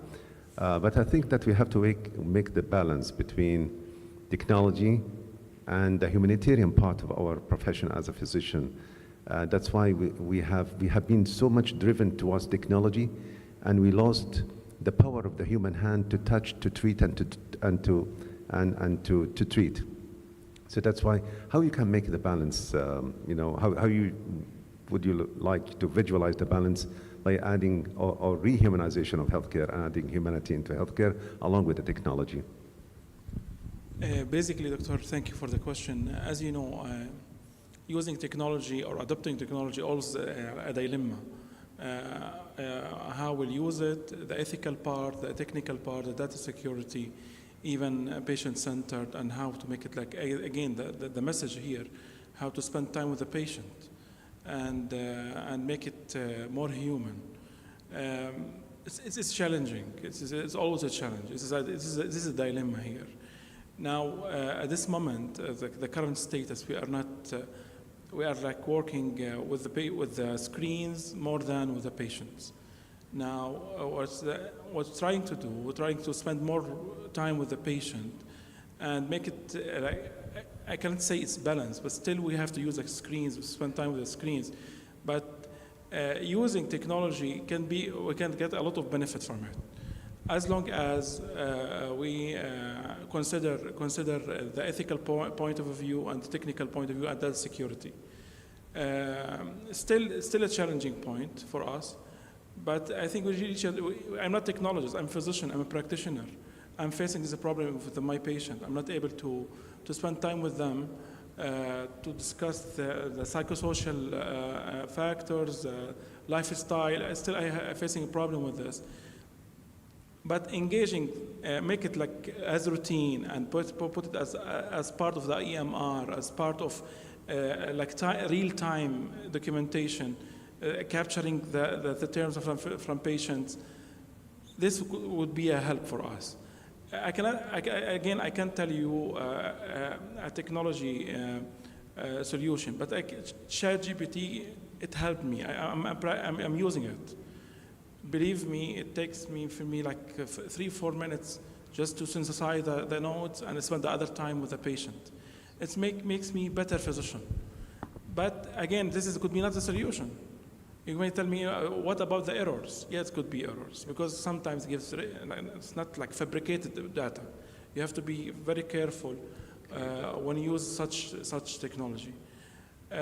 This is a situation now. We have in healthcare, as you know, doctor, we have like data-rich information poor. A lot of data point, but we don't get any information from that. So we have to make it, as you said, we have to document, and in order to get information to the patient, how to make it balanced. We have to sit together how to make it balanced. I don't know. Again, it's technology solution, but there is solutions. There are many solutions actually. Thank you. Yes, Dr. Ashraf, thank you for this question. Actually, doctor, the role of AI, specifically in medical recruitment, is not to delete the human factor and just to, making the humans or the recruiters or the panel of the interview panel focusing more on the applicant himself, okay? So it's a very dynamic process, and you can use only AI in shortlisting and screening, not on the interviewing process. I mean, just to not delete the human factor, but deleting all those, I think this is a non-necessary works for the recruiters, and concentrating more on the applicant himself, okay? Or spending more time with him in the interview. So actually, I think that this will help a lot. And for the other side, for me as an applicant, if I'm applying in the IMC with you, doctor, okay, so actually, if I use the video simulators, interview simulators, actually they will tell it will tell me what's my problem, okay, specifically in the behavior. So they have two things or two models. There's a technical model, which is the medical questions, and there is a behavioral model and how you are responding to the challenging questions. They are pretty, there is an advancement in this, how to evaluate the response of the human. So actually, I think we are heading to a very big change in that. Thank you so much. I think we have to make the best benefits out of the AI, but at the same time, we have to be attentive to the patient, not only physically, but also emotionally, fully attentive. They always say the good doctor who treats the disease, but the best doctor who treats the patient who has the disease. So the patient factor has to be addressed. Thank you so much. Dr. Asara, you were mentioning about the patient experience, and now there is a trend to recruit the patient to be part of the board who is running the patient experience department in hospitals. So how we can use, how we can make use of those patients' expertise, their agonies, their suffer, to be the advisor for us to make a proper decisions on the reality of our healthcare practice. Thank you for the question, Doctor. Yes, I think I would love to always to talk from the side of the patient, because I'm going to be a patient one day or receiving services from healthcare settings. So I would love to have like patients and hearing their voice. So I think one of the things that how we can engage them, starting from like visiting physicians themselves. Like if we start with training physicians and help them like recruit patients so we can have them in a community. And this is also, I think it's happening in like healthcare clusters. So they do have like a patient advisory panel from different targeted populations specific to specific disease, let's say like cancer, or from the oncology department. I think they do have these type of like panels. So from that we can engage them and we can hear their values, their preferences, and their needs, so we can serve them based on that. We always think from our side, and we look at the theories, the best guidelines. However, sometimes the culture tell us like different contexts, and I always emphasize on the culture. We use and utilize like best practices from the literature, and that was based on like other countries, how it might not be fit in our culture. So when we hear from patients themselves and from like the beneficiaries themselves, we will know how to serve them well, and then by that we can improve the patient-centered care. Yeah. My last questions, Doctora, there is a real deficiency in our competency as a family physician in epidemiology and in public health. And there was a trend to integrate the public health into family medicine. So do you think this idea is realistic in order to enhance? Because as we are in family medicine, we are sitting in the clinic. We sometimes were exposed to the people in the community, but we don't have that epidemiological skills. So we were thinking about, getting into detailed courses of epidemiology that enhance our capacity to help the epidemiologists while we are sitting in our clinics as a family physician. Okay, thank you, doctor, for the question. In our country, what we did for this, because they, as you said, clinician always needs the epidemiologist. Because who are epidemiologists? Maybe many people, they don't know who are epidemiologists. Epidemiologists are as if they are biostatistician with the clinical background. That's why for me, as a pharmacist, because I needed this, that's why I shifted my career. I did my postgraduate in epidemiology because I really felt that we really need that. Then what I did, maybe it might benefit like this idea here. What I did, I asked the hospital administration in cardiology in 2019. I told them I need to teach the cardiologist the basic science of epidemiology, so at least when they call me, Sarah, okay, come, let's do the protocol research, at least they have a basic idea. Then what I did, I gave them a 1-year course. Every month, I got my college course, I did it in a simpler way, and then I taught them the basic of epidemiology. And what they said when we studied it in the college, it wasn't that simple. You made it simple for us. Because I think with the practice, I made it simple for them, with the clinical background. So it was very beneficial. And at the end of the year, I did an exam for them, test, to see how they did the benefit. And the most, 70% they passed. This is one of the ideas we did. Thank you. Thank you, Speaker. I think we are running out of time. So, Dr. Sarah, thank you for your opening presentation about the surveillance and electronic in Qatar. Actually, here in Saudi Arabia, there is a platform, electronic platform. It's called Hisn Plus. I know that you know about it, and it's connected. Each PHCC in Saudi Arabia here in each hospital, it has an access, whether it's a governmental or it's a private hospital. So any disease that's infectious that you have to notify about it, you have to log up. And actually, we had a measles outbreak, and it helped us a lot to analyze the data, what are the reasons of this outbreak, and the vaccination rate of the children, and it's a pretty nice experience. Just a comment for that. Thank you, doctor. Thank you so much, doctor. And now we are going to the break. Thank you.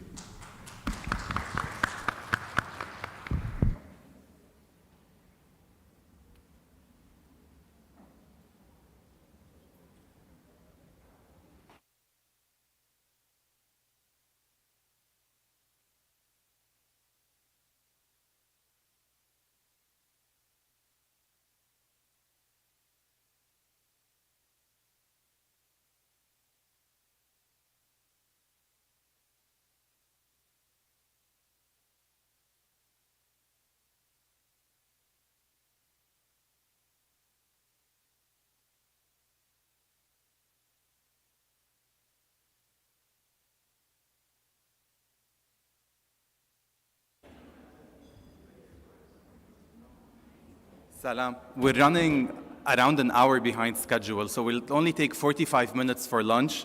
Please be back around 1:45.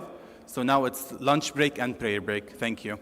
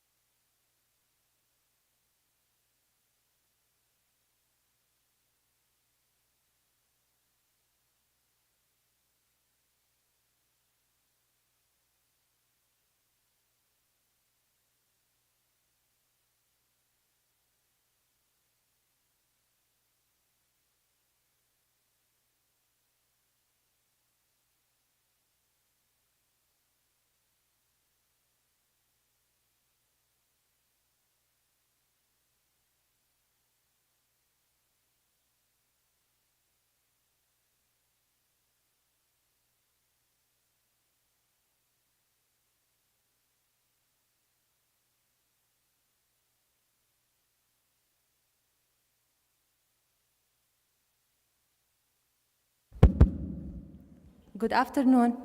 It's my pleasure to ask Dr. Abir Al-Dakhil, who is a family medicine consultant certified by Saudi and Arab Board, currently working in National Guard Hospital at Dammam as a family medicine division head, to present to us the tips and updates in family medicine. Welcome.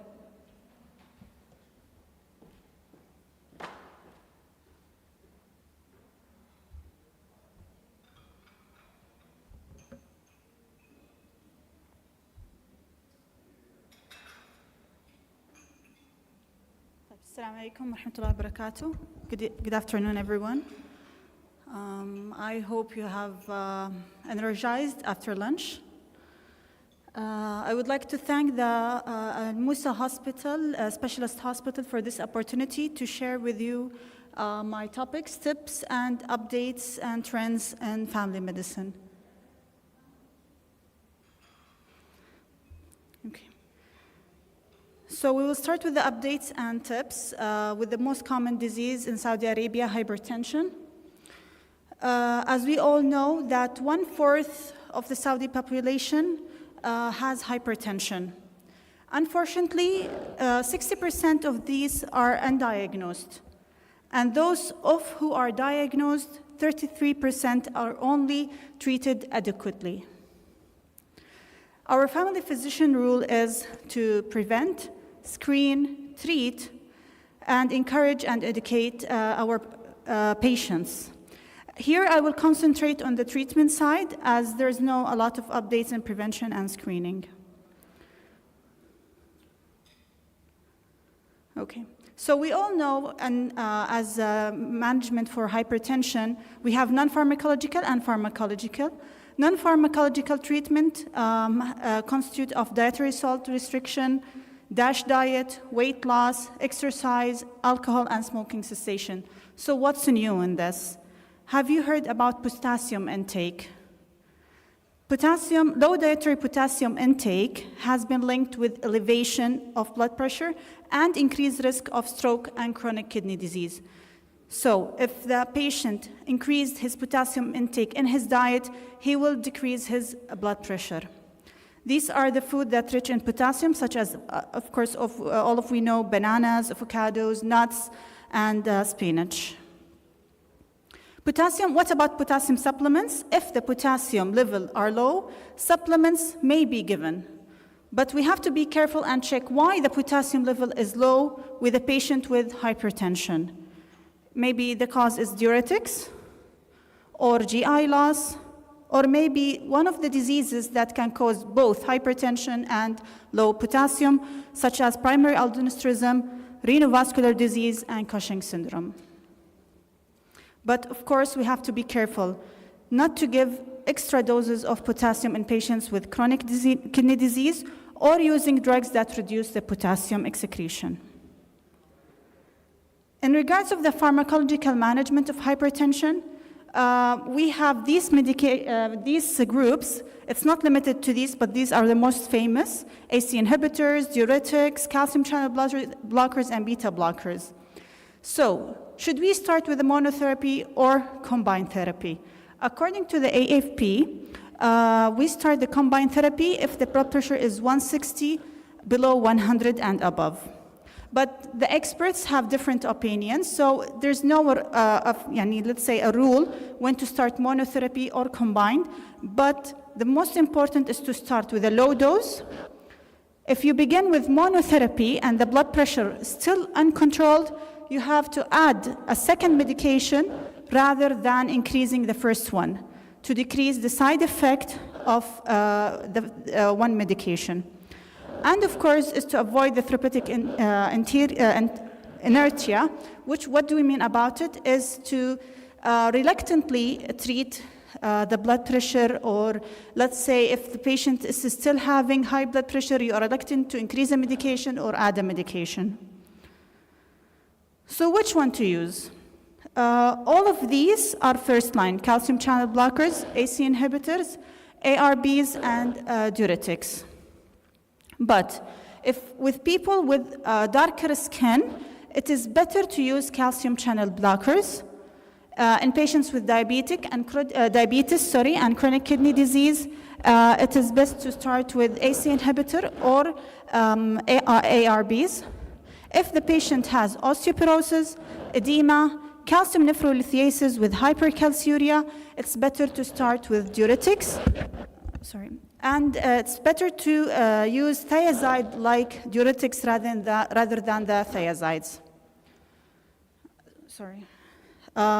For patients with myocardial infarction and arterial fibrillation, it's better to use beta blockers.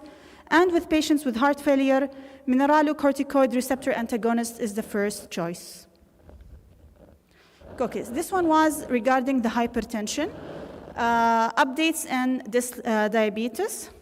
The WHO has reported that Saudi Arabia is the second highest in the Middle East and the 7th in the world for the rate of diabetes.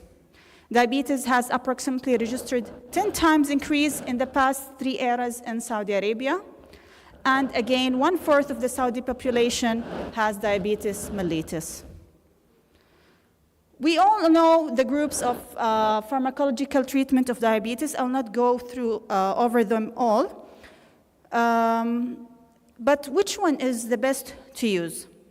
In a network meta-analysis of 296 trials evaluating the effect of selected metformin-based combination on A1C, mortality, vascular outcomes, and heterogeneous group of patients with variable cardiovascular risk, it was found that the greatest reduction in A1C was seen with the addition of GLP-1 to metformin, in addition to insulin with its different types.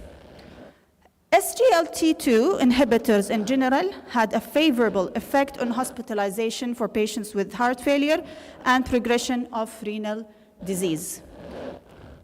Why they are using always metformin as the beginning? Because of its less tolerability, the tolerability of its side effects. It's less expensive and it has low risk of hypoglycemia.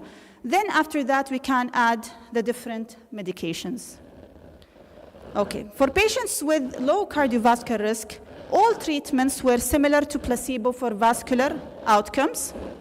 For patients at increased cardiovascular risk, oral semaglutide, empagliflozin, and liraglutide reduced all-cause mortality and cardiovascular death. Okay, why patients may still have hyperglycemia despite management? The first thing is possibly that the patient has undiagnosed type 1 diabetes with gradual destruction of the pancreas, which we call latent autoimmune diabetes in adults. So always we have to check for this if symptoms or if we are in doubt. Progression of an underlying diabetes disease process, of course, and therapeutic inertia, as I've mentioned earlier. Decreased compliance with diet, exercise, or other medical regimens, and intercurrent illness. Also, the use of different medications that cause insulin resistance, such as beta blockers, statin, thiazides, and thiazide-like diuretics, can cause the patients having hyperglycemia, so maybe we need to add medication or adjust the patient's medication. Okay. And the last one about the updates and tips is the dyslipidemia. The leading cause of disability-adjusted life years in Saudi Arabia for the last 20 years was cardiovascular diseases. And dyslipidemia accounts for near 68% of risk factors of cardiovascular diseases. We have different guidelines for treating dyslipidemia: European Society of Cardiology, American Association of Clinical Endocrinology, American Heart Association. But the Saudi Health Council have collected all of these guidelines to make sure it is appropriate for the Saudi population. So what was their conclusion is, first of all, to calculate the 10-year risk of fatal cardiovascular with systemic coronary risk estimation. That constitute of age, gender, systolic blood pressure, smoking status, and total cholesterol. After that, you have to know your patient risk category. Is he at low, moderate, high, or very high risk category, according to these according to the score or other factors. So if the score is less than 1%, he's at low risk category. From 1 to less than 5, he's at moderate. From 5 to less than 10, he's at high risk. 10 and more, he is at very high risk.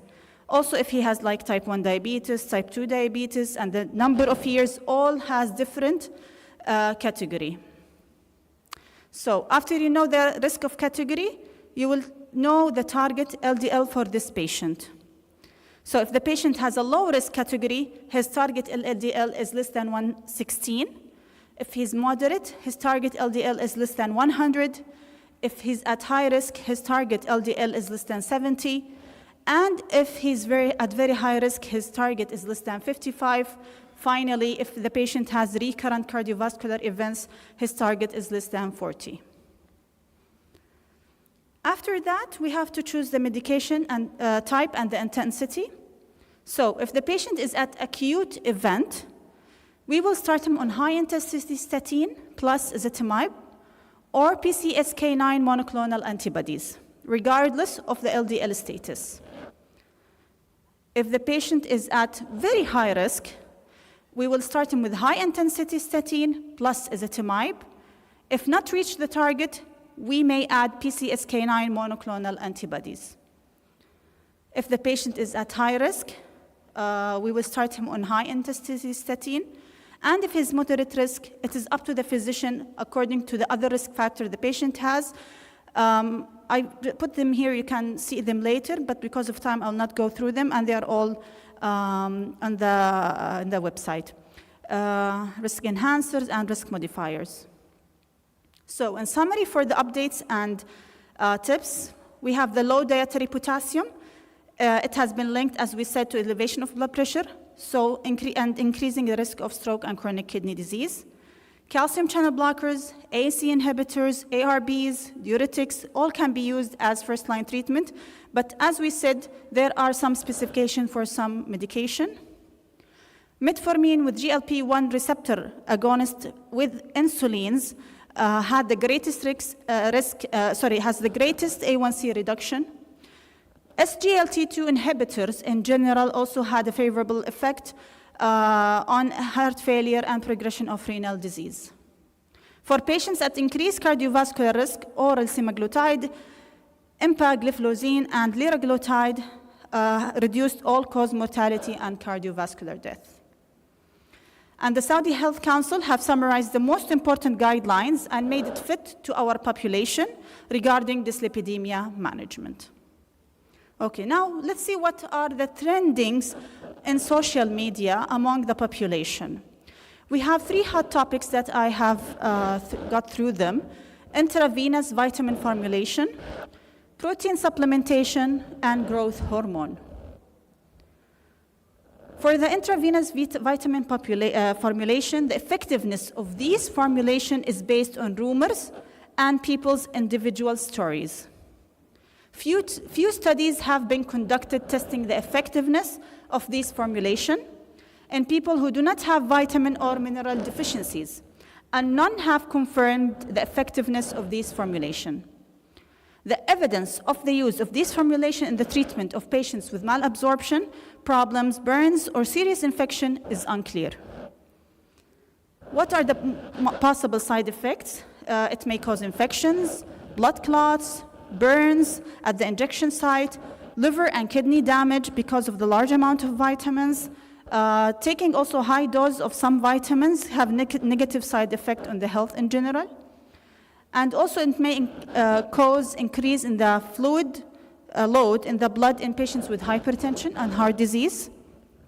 Also, giving combination too quickly may result in low blood pressure, dizziness, and fainting. So what are the recommendations? Is to get the nutrients following a varied and balanced diet. Eating a wide range of healthy food helps meet the nutritional needs. Current scientific evidence has not confirmed the health effects of using intravenous vitamin formulas in healthy people, and safety of these still is unclear. Okay, the next trending is protein supplementation. Proteins are important for building and restoration of cells, as we know, of the muscles, production of hormones, enzymes, and antibodies. The daily intake for protein for the normal individuals is 0.8 till 1 gram per kilogram of their body weight. For athletes, 1.2 to 1.8 per kilogram of body weight. According to some studies, that there is no much benefit of increasing above 1.6. This is just an example of what the protein in a chicken breast looks like. It's about 23 grams of proteins, just an example, and to imagine how the protein you intake in your body. Okay, so a moderate increase of protein intake by the individuals following a weight loss diet can help reduce the risk of muscle loss. Caution should be taken, of course, in patients with liver and kidney disease. Okay, so do athletes need to take protein supplementation? Most research indicate that most athletes who get an adequate protein intake from food do not need to take protein supplementation. As for those who do not manage to meet their needs through food, they can take protein supplementation, especially whey protein, provided that to be careful when aggregating the protein intake of food. So whey product significantly improves the sugar control in blood by stimulating the secretion of insulin and reducing the levels of glucose in the plasma. This effect is especially pronounced when the whey is taken before meals, and it reduces the dependence on blood sugar to produce insulin. So it is recommended to take the protein 30 to 60 minutes before exercise, 45 to 60 minutes after exercise. Or at the beginning and the end of the day, taking protein supplements immediately after waking up prevents the muscle loss which occur naturally after fasting interval, which almost 8 hours during sleep. This is not specific to protein supplements. Any natural source of protein can do the same function. So what are the recommendations? Most people get an adequate protein intake and do not need protein supplements. Protein supplements must not replace food proteins, since the food proteins include other healthy nutrients. Be especially careful if you have liver or kidney disease, lactose intolerance, or using osteoporosis medication and antibiotics. When using protein supplements, the nutritionist guidelines should be followed to make sure the used quantity is appropriate. Children must not use protein supplements, and dietary supplements are complementary for food and not substitute for it. The last trending on the social media is the growth hormone. It is widespread among athletes without supervision, aiming to build muscle and enhance athletic performance, and promoted for use by seniors under the belief that it reserves the aging effect or act as a fountain of youth. Actually, as we all know, growth hormone is used in some medical conditions in children with growth hormone deficiency, delayed development and growth, Down syndrome, Turner syndrome, growth failure due to chronic kidney disease, and in adults with growth hormone deficiency, in those who have problem with pituitary gland or have acquired immunodeficiency syndrome. The side effects of growth hormone are diabetes, hypertension, fluid retention in the body, and joint muscle pain. Also carpal tunnel syndrome, gynecomastia, increased risk of certain types of cancer, such as colon cancer. So, the claims are true. For athletes, it is not supported by any scientific evidence. Although it may increase body mass, this increase could be due to fluid retention in the body, not to the hormone itself. Recent studies have shown that growth hormone does not enhance muscle strength or exercise capacity, not to mention the side effects of this misuse of it. For aging, scientific evidence has not conclusively demonstrated any positive functional effect on the aging process. Some studies have shown that older adults are highly susceptible to its side effects. So, in summary, trending, self-treatment are dangerous, caution should be taken, and always they have to talk to the physician. Thank you.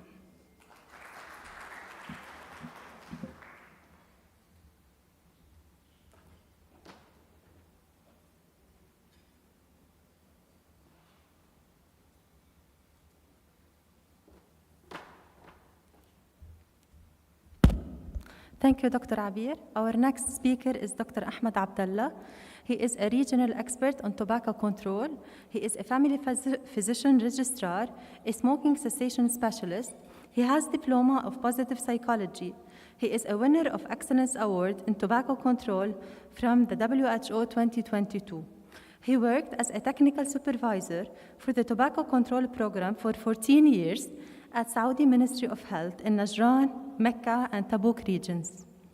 He is Vice President of the Arab Union for Tobacco Control. He is currently working in Tobacco Control Center in Hamad Medical Corporation, Qatar. He will talk to us about role of healthcare providers in tobacco control. Welcome.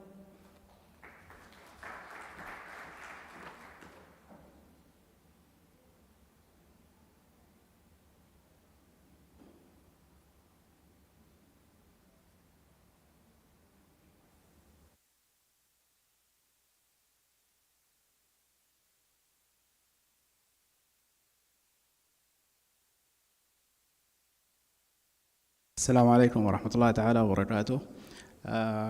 Thanks for all for attending my session, and thanks also for AlAhsa group for inviting for this interesting conference. I will try to speak today about the role of healthcare providers in tobacco control.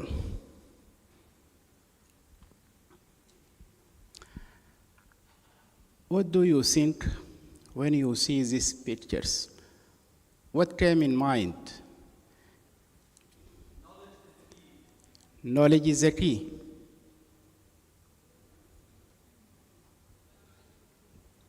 Any other idea? That is right. Knowledge is the key. If you want to do anything, you should be first know about that things. If now you are a healthcare providers, if you want to give advice for the patients, if you want to give anything, if you have no knowledge, so difficult to start, so difficult to open. Knowledge is the key. My objective of my session, I will try to discuss the epidemiology and statistics of tobacco, updated tobacco intervention, role of healthcare providers, and I have one interested project did in Tabuk. We are role model projects and updated treatment modalities. First, if you check these pictures, you find that around more than 6.5 trillion cigarettes sold around the world, more than 8 million over the world deaths due to tobacco use. 1.5 million deaths due to second and third hand smokers. This is the epidemiology of prevalence of tobacco use in EMRO regions. You find that more high prevalence in most of the country in the EMRO regions. Tobacco products. There are two types now of tobacco products. The traditional types like cigarette, shisha, cigar, sabil, or midwah, or smokeless tobacco. The new one is the e-cigarette, heated tobacco, IQOS, or nicotine pouch. The problem in the new tobacco products that now is becoming a trend. Most of us starting e-cigarette or IQOS or left as the replacement for traditional smoking, Also, it is most modern like that. But if you check all the tobacco products, new or traditional, they contain nicotine. Nicotine is addiction substance that can affect all the brain and also can affect the smokers or tobacco users. I think all of them, you know that tobacco use is a harm, can affect the health. The main toxic elements, nicotine, carbon monoxide, and tar. But if you try to speak with your tobacco users in the clinics or in community, try to motivate. I think all the smokers, they know that tobacco can affect health, but still smoke. If asked one question for all smokers, I give this bottle of water, contain carcinogenic materials. I ask you to drink. No. You drink? He said, no, doctor, it is carcinogenic. Why you give me this water? You want to kill me? I asked him, you read what written in the back of his cigarette? He said, no. Sometimes he said, yes, smoking can cause cancer. Now you go to the supermarket and buy one cigarette contains more than 70 carcinogenic materials. You buy cancer, but you refuse to drink water. Because I said, maybe I am not sure it is content or not. But this is the types of cancers can be caused by tobacco users. But should show and give the benefit of quitting for the tobacco users. If inform him tobacco can cause cancer, he will not hear to you. But give him the benefit. If you quit smoking, your heart rate become normal. Blood pressure will become normal. CO also will become normal like that. Quitting a life, if you quit smoking, your age is 30, you expectancy of 10 years, and if you are 40, quit smoking at 40 years old, you can save 9 years and save 6 years if you quit at 50. But the main things should quit at any time. Some smokers or tobacco users said that because now, doctor, I smoke more than 30 years. If I quit, everything is okay. I am not complaining of anything. My father or my uncle is smoking for more than 40 years. Nothing. This is not a common. Anything there is exceptions. When I saw in my clinics many patients, 21 years old, heart attack and catheter, 24, 26, 40. Every week, I saw 2 or 3 patients like that due to tobacco users, not hypertensive, no dyslipidemia, no hypertension or diabetes. CDC report many things that is very devastating. Every day, more than 3,200 less than 18 years starting the first cigarette. 70% of smokers said in survey want to quit. That means this is a huge number. That means should be encourage more integration between clinics that can help the person or tobacco users. They want to quit. If I have 70% want to quit, should be integrate the tobacco clinics in all types of clinics or all centers. 40% of smokers report that they tried at least one time to quit. But the problem, only 3 to 7% they quit without help. And this percentage can increase to more than 30% if they help it. If I help smokers, they increase the success rate of quitting. I want most of smokers or all of smokers they quit. I want to increase the clinics or need the success rate.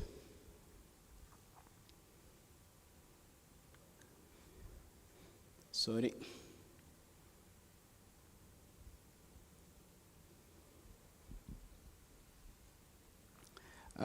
Up to date, guidelines recommend that tobacco use status should be for every patient. Come to the clinics, ask about tobacco use, and document that at every visit, you are smokers, you are ex-smokers, should be asked at every visit about tobacco use. This practice has been shown to increase the likelihood of smoking, related discussion between the smokers and the physicians. That increase also the success rate. This is a vital signs: blood pressure, pulse rate, temperature, and tobacco use should be written and documented at every visit. But the problem, despite the benefit of smoking cessation, now all family physicians in the clinics, they saw diabetes, hypertension, not control. I have one patient in my clinics, use 3 types of medication: high blood pressure 180, 120, and referred for smoking cessation clinic because blood pressure not controlled. I start with him the medications and the session for quitting. After quit smoking, blood pressure start to going down. After 1 week, blood pressure 140/100. After 1 month, blood pressure 130/90. After finish 3 months of treatments, blood pressure become 110/70. This is a real case and a study case in the clinic. But the problem, all physicians, they said that there's many barriers: time constraint, lack of skill, and this is the big problem. If I am a doctor in the clinics, if I ask the patient, you are smokers? Said yes. You tried to quit before? Said no. Can I help you? He said yes, but I have no knowledge. How can I help him? For this reason, most of the healthcare providers will not ask. Because if he asks the patients, he said, how can help me, please? How can help? He have no idea. Lack of skill is a big problem for tobacco, for healthcare providers in tobacco use. Also the low expectations. Most of healthcare providers said, all the community will smoke. Do not care. The role of healthcare providers, in many countries, the problem, in many countries, tobacco control capacity is weak. No more training.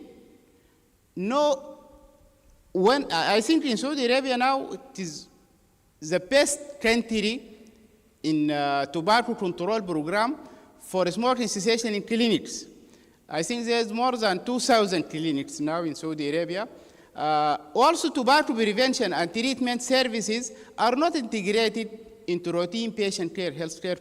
Now, no one, I think, asked about the tobacco use in the clinic. Also, a healthcare professional are tobacco use. This is a big problem. And my project, I will discuss later, we are role model, discuss this issue. Healthcare provider is highly respected and main source of information. The patient trusts in the doctors, trust in healthcare providers. For this reason, any information given from the healthcare providers, it is be trusted for the patients. For this reason, should be known more about how to give information and how to give the treatment and how to help the community to reduce tobacco use. Also considered we are role model to lead the community. They are also continuously contact with the patients. Healthcare providers will contact the patient in primary health care, in hospital, in community. Healthcare provider also the greatest potential promote reductions in tobacco use in society. Will do many things that can help to reduce the tobacco use products. We are role model, we said, also awareness activities and campaigns like that. Do not underestimate your impact as you have as an individuals. Some person said, so difficult for me to do because it is, how can I do? Do not underestimate. One person can do big change.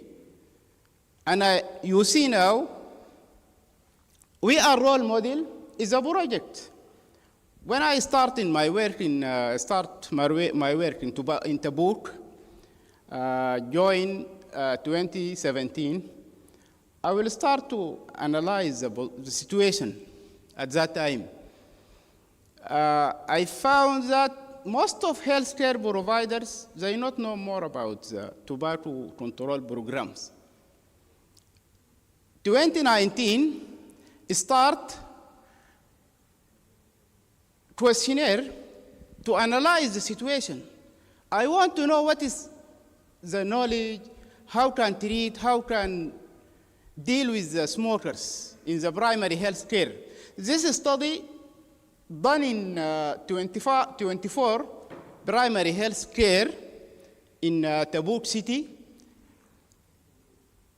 The result, the general knowledge of healthcare providers, 55, is okay to some extent. Knowledge of tobacco use and health problem, 95%. Information about new tobacco products, e-cigarette, IQOS, nicotine pouch, like that, 35, it is very low. Ask patient, I asked them in the questionnaire, you ask the patient in the clinics, you are tobacco user? The result is 35. The problem, counseling and treating tobacco users in clinics, in primary health care, only 10%. Tobacco users' prevalence in healthcare providers is devastating.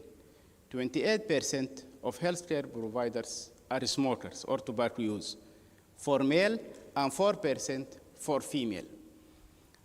Then I do my plan, do clinical guidelines for all healthcare providers, included everything that should be known, start training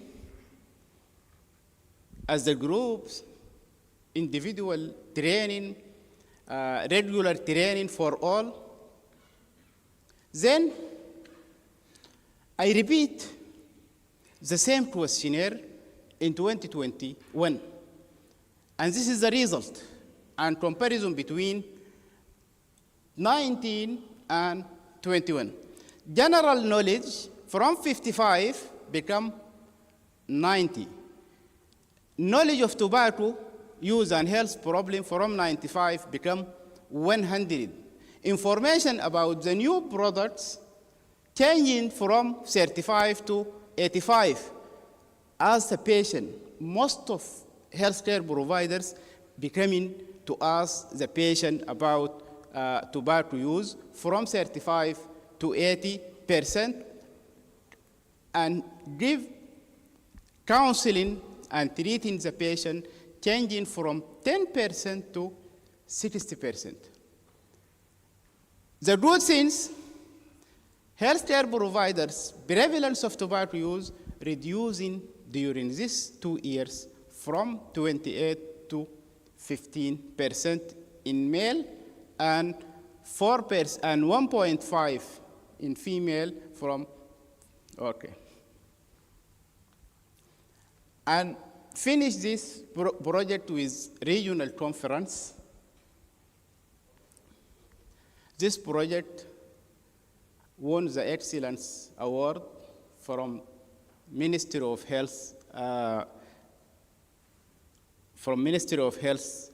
in Saudi Arabia, in Kingdom, Saudi Arabia, and also won the Excellence from WHO 2022.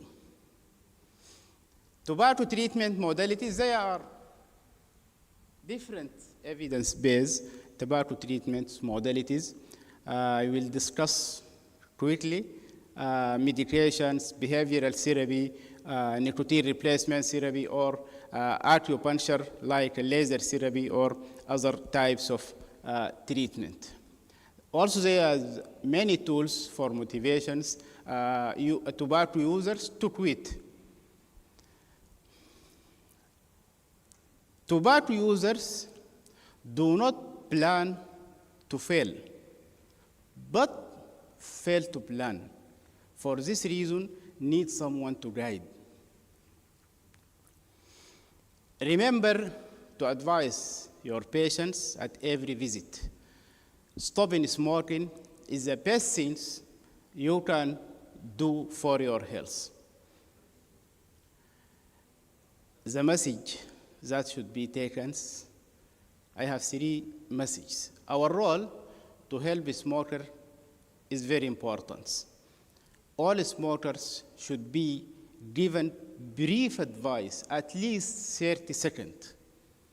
It's never too late to quit smoking for any type of tobacco products.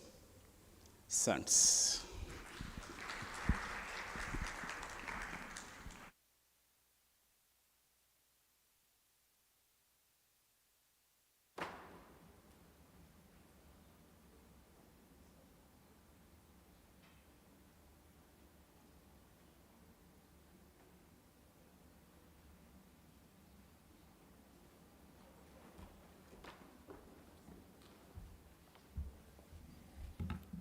Assalamu alaikum. I would like to welcome everybody to join us in our, and I would like to also to thank AlAhsa Specialized Hospital for this effective and well informative conference. I have pleasure to introduce one of our speakers, Dr. Asim Abdul Qadir. He is an American board-certified physician in family medicine, preventive medicine, and public health and geriatric. He is also certified physician executive specialized in health policy and management and medical quality. He worked as consultant physician and assistant professor at Imam Abdurrahman bin Faisal University, and he is also executive director of Family and Community Medicine Center in the university. His research interests include innovation in medical education, cancer prevention, and health aging.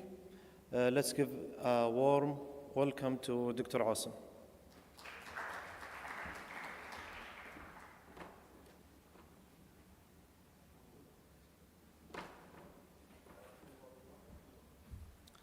Assalamu alaikum wa rahmatullahi wa barakatuh. Good afternoon, everyone. First of all, I would like to thank the organizing and scientific committee and AlAhsa Hospital for having us gathered in this beautiful conference. And also thank you as the attendees here in this hall and online. Before I start my talk about person-centered care, trying to re-emphasize the patient in healthcare, I'd like to make or share some reflection with you. We're here gathering as professionals in the healthcare field. Most or some of us are physicians, nurses, and others. We do take care of patients every day, right? And it seems to me interesting that we have to talk about patient. We do serve patients, right? We do treat patients, but do we really need to talk about patients? To me, that's something that means that we know that this is important, and we know that there is some area for improvement that we need to work on together. So let's start.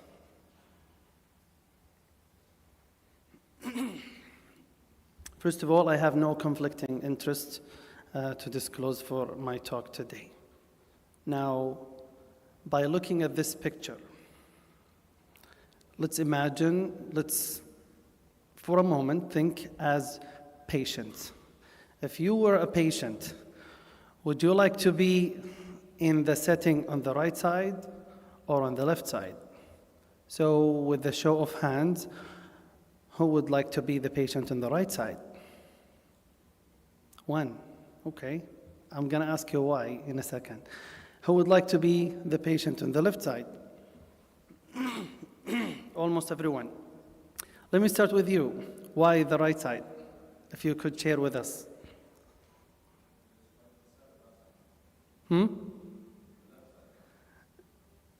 I was asking about the right side here on the screen. So you switched to the left side. Okay. All right. So 100% of us, if we were a patient, we would like to be the one on the left side. Ladies and gentlemen, with that, I conclude my speech. Clearly, we do have some understanding of what a happy patient looks like, right? I'm sure, and for the sake of time, I'll talk on your behalf why all of us chose the left side. The patient looked happy, right? Relaxed. The medical team is around him, right? They're focusing on him, not like the other one. The team is distracted with paperwork and some admin stuff. Patient is overwhelmed on the right side, right? Overwhelmed, carrying a lot of papers, reports, medications. Even the doctor forgot his stethoscope on the patient. They're not paying attention, right? So here we go. It starts with how we look at the patient. Our actions, what we say, what we do, are based on what we believe or how we think of patients. Some of us think of patient as a disease or collection of diseases. Some of us think about the patient as a person. Some of us would think that the patient is a recipient of care. They come to us, we give them. So we are privileged to give them, and they receive, and they go. Some of us think about them as participants in their care, in taking care of their health. In other setting, maybe the organizations or some clinics think of patient as customers, transactional relationship. I'll give you a service, you pay for it, here you go. But others think about patient as partner in their care. The way you deal with partner is definitely better than or differs a lot significantly than a customer. And also we as care providers, especially in primary care, we could deliver care in a customized fashion, personalized care, or just one size fits all. So what is person-centered care, which I prefer rather than patient-centered care, because patient is already a sick person, but we would like to care for a person even when they are well.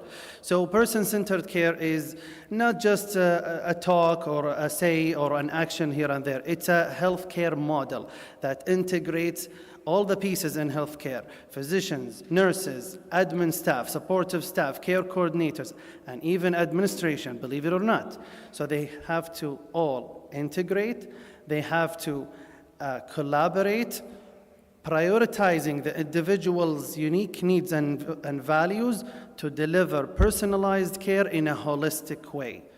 And that only happens if we all empower the patient to participate in their care. We have them as an integral part of their care.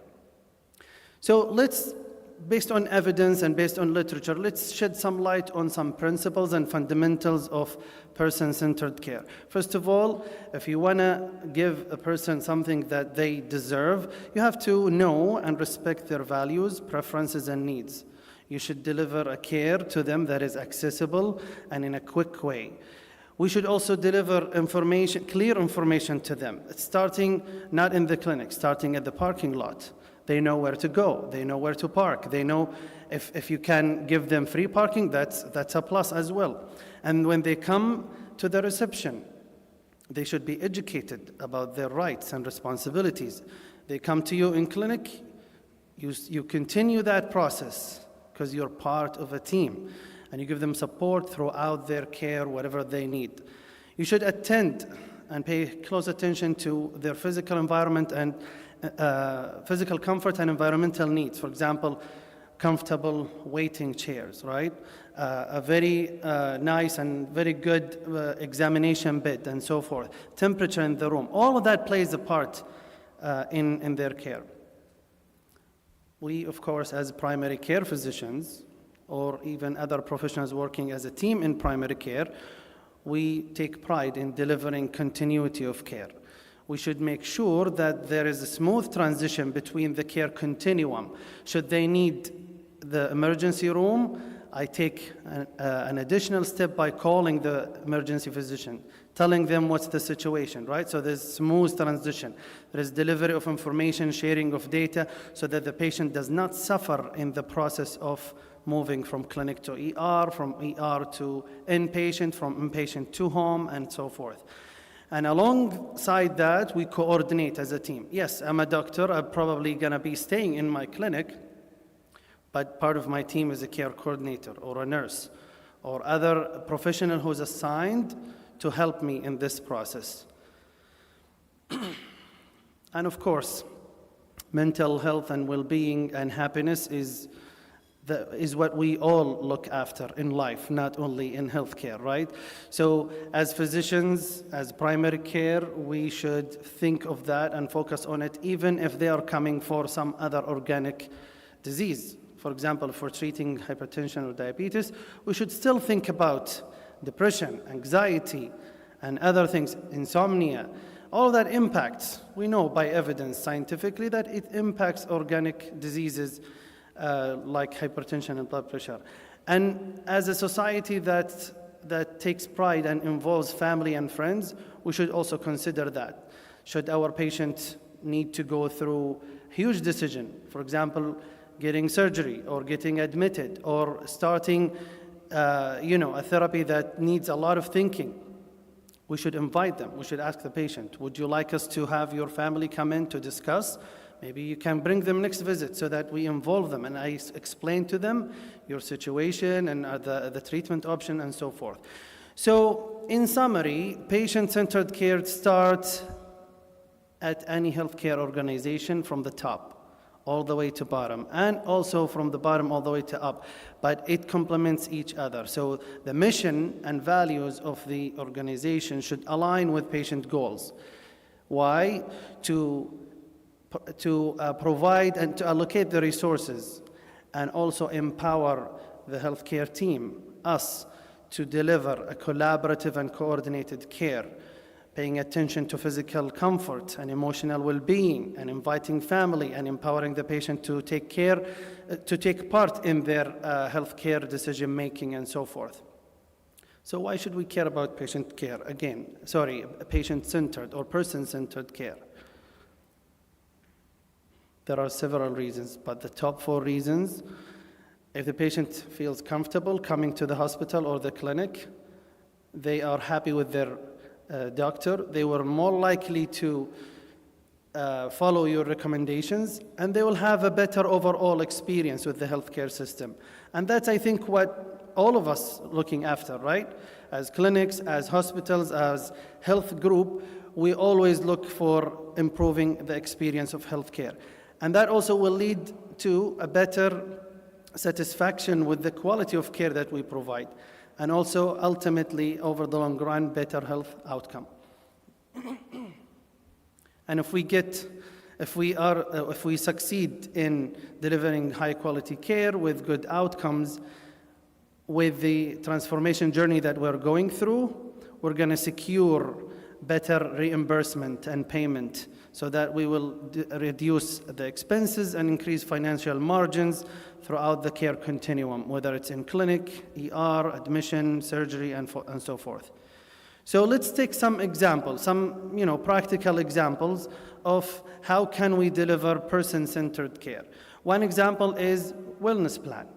The way we think about wellness usually is we have a package for prevention and wellness.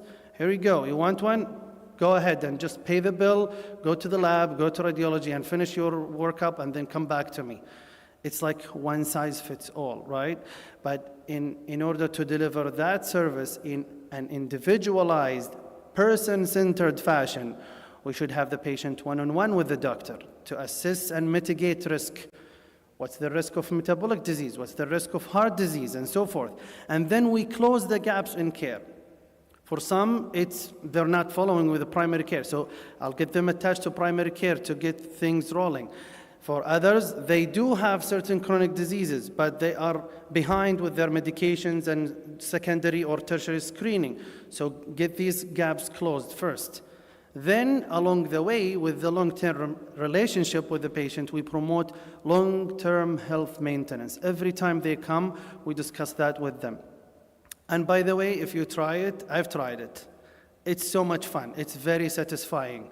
As a physician, when your patient comes back and forth to you, and then the 15 minutes that we all complain about that it's not enough, one day you will have 10 minutes just to talk with your patient, have them, vent with you, and then they will feel better mentally. And then 5 minutes just to finish the, paperwork or orders or referrals that's needed. But the patient is definitely attached to you. They will never leave you. And then along the way, we also encourage healthy lifestyle adjustment. Now, another example is collaborative decision making. Let's say you have a patient who is possibly going for surgery, okay? And then instead of you just telling them, I'm gonna refer you to surgery clinic, go and discuss that with them. You will deal with them, they will deal with you. My role here is done. Instead of that, how about if we tell the patient, you know what? This is a really tough time for you. Surgery is, if this is your first surgery in your whole life, I can imagine that this is gonna be difficult. Would you like me to invite someone to talk about the options first? If they're willing, next visit, bring family or friends. And then you give them the agency, give them the feeling, make them believe and do that they are part in their care. You explain to them that your problem, your medical problem can be solved by medications, for example, injections, or surgery. And then list the pros and cons of each option and let them participate in the choice. I know some of you would say, my patient always tell me, you're the doctor, you decide. I can't. Here is a gap that we need to fill. We have to simplify our language and make sure that they understand what we are saying, because it's their health after all, so they have to participate in it in a way or another. Some patients may prefer that they don't make the decision themselves. They want their parents or brother or spouse, etc. So that's an example of person-centered care, involving them in the decision-making. Compassionate communication and emotional support. Active listening. How many of you have heard about this skill? Listening versus active listening. 1, 2, 3. Okay. I highly suggest that you keep it in your to-do list to kind of read and learn more about it. This will solve a lot of our problems in clinic. We believe that we listen to our patient, but in reality, we're not actively listening to them. If we do, then We will be encouraging them to participate, to talk. We will build a better relationship. We're going to have a better understanding of their family dynamics, spouses or children or whatever. And if we do understand that, we will have better times discussing and reaching a common plan that they will follow. Instead of you throwing orders at them and you tell them, follow up with me in a couple of weeks, they come back to you, they did not understand what you told them. And if they did understand, they did it in an incomplete way, and then your treatment plan failed. So no one gained anything here, right? So spend some time in the beginning, motivate them to be included, and that's another set of skills that I highly suggest learning, which is motivational interviewing. I'm sure Dr. Abdullah is familiar with that in tobacco smoking, tobacco cessation, and also in any change in behavior, like weight loss, stopping smoking, and others. By the way, do you think as a physician, let me ask you this, do you think as a physician we're asking patients to change their behavior every visit or no? No. Okay. Not necessarily. Okay, I'm glad for this answer. Now, when you prescribe a medicine to be taken one tablet twice daily for 3 months, isn't that a behavior? It's a new behavior, right? They have to adopt. They have to time themselves 12 a.m., 12 p.m., or 6 a.m., 6 p.m., right? And take that pill. If they're not convinced, if they don't understand why, if they did not know their options, if they were not included in the decision making, I guarantee you they will not take it every day. And on top of that, if you are intimidating to them, every time they will tell you, yes, I take it, and their blood pressure is going up. Yes, doctor, I'm taking my insulin injection, and their A1C is going up, and you will be frustrated. You're prescribing more, following more, and no one is getting anywhere, right? But if we give them the safety, the opportunity to talk and express how they feel. Sometimes they feel intimidated. They will not share with you that I'm afraid of needles, for example, or I am really bad with remembering things. Let them say that to you so that you can help them with some ideas. Information sharing and coordination of care. I think that's very integral part for us in primary care with other specialties and hospitals.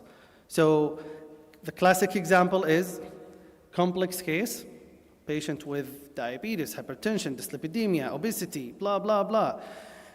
They are already overwhelmed with the disease itself, with the medications that you're giving them, and that leads to confusion in their part. For us, it's easy. Yeah, it's metformin, SGLT2, and this and that, statin for dyslipidemia, and ACE inhibitor for that. All tucked in, everything is good. Next visit, ask them, which one is the blood pressure medicine? They will point at atorvastatin. Which one is the cholesterol medicine? They will point at lisinopril. By the way, this is a real story, happened to me. And when I discovered that, I realized that the patient was very dizzy because they were told to stop a medicine and start another medicine, and they confused the blood pressure and the cholesterol medicine, if you get my point. So always do that with your patient because it is overwhelming to them. Even though it's bread and butter for you, it's an everyday business, no, it is confusing. So that leads to gaps in care because that patient, when they get super high blood pressure or they get high blood glucose and get into DKA, diabetic ketoacidosis, they will be in the ER.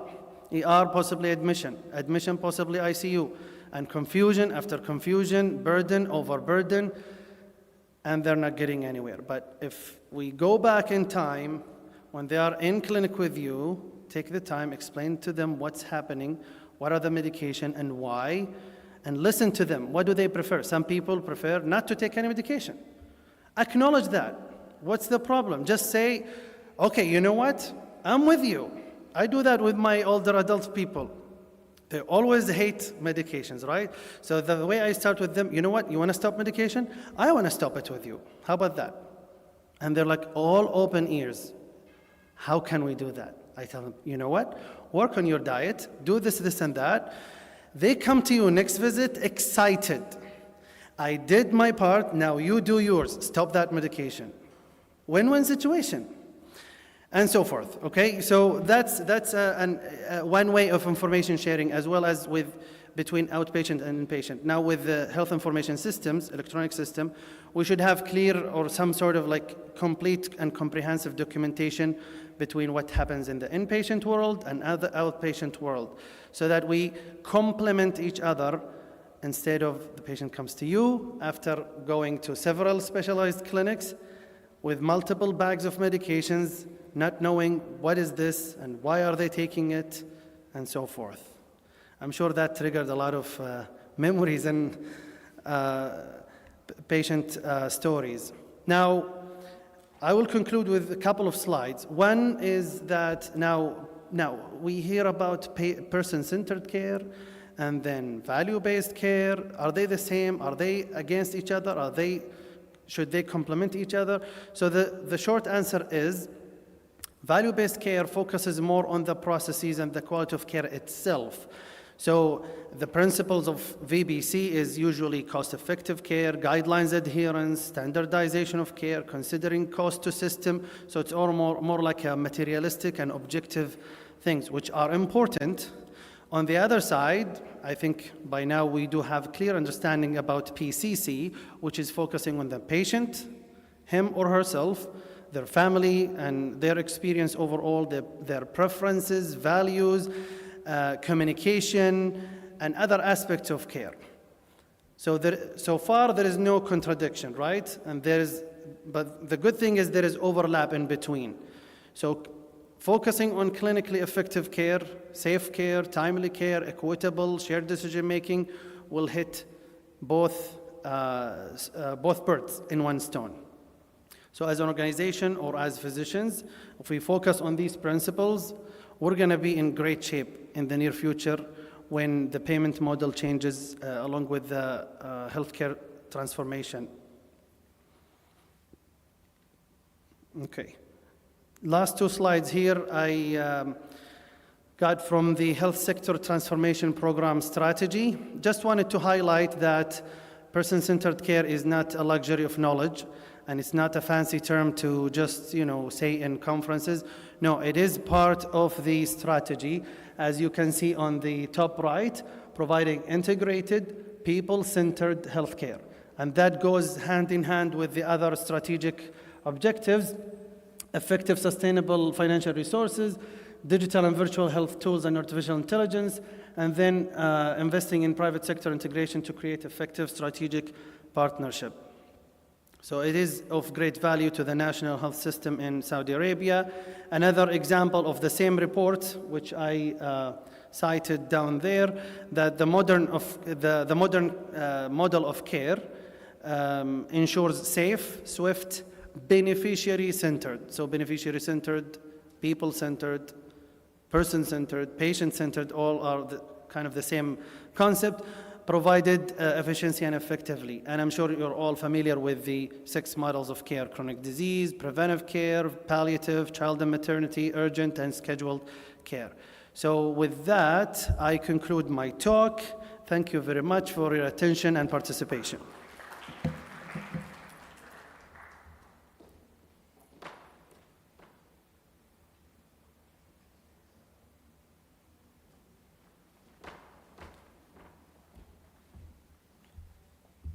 I would like to thank Dr. Asim for his insightful presentation. Our next speaker, Dr. Qasim Al-Jabr. He's a director of primary health care at AlAhsa cluster, and he is American Board of Family Medicine and Geriatric Medicine. Let's give a warm welcome to Dr. Qasim.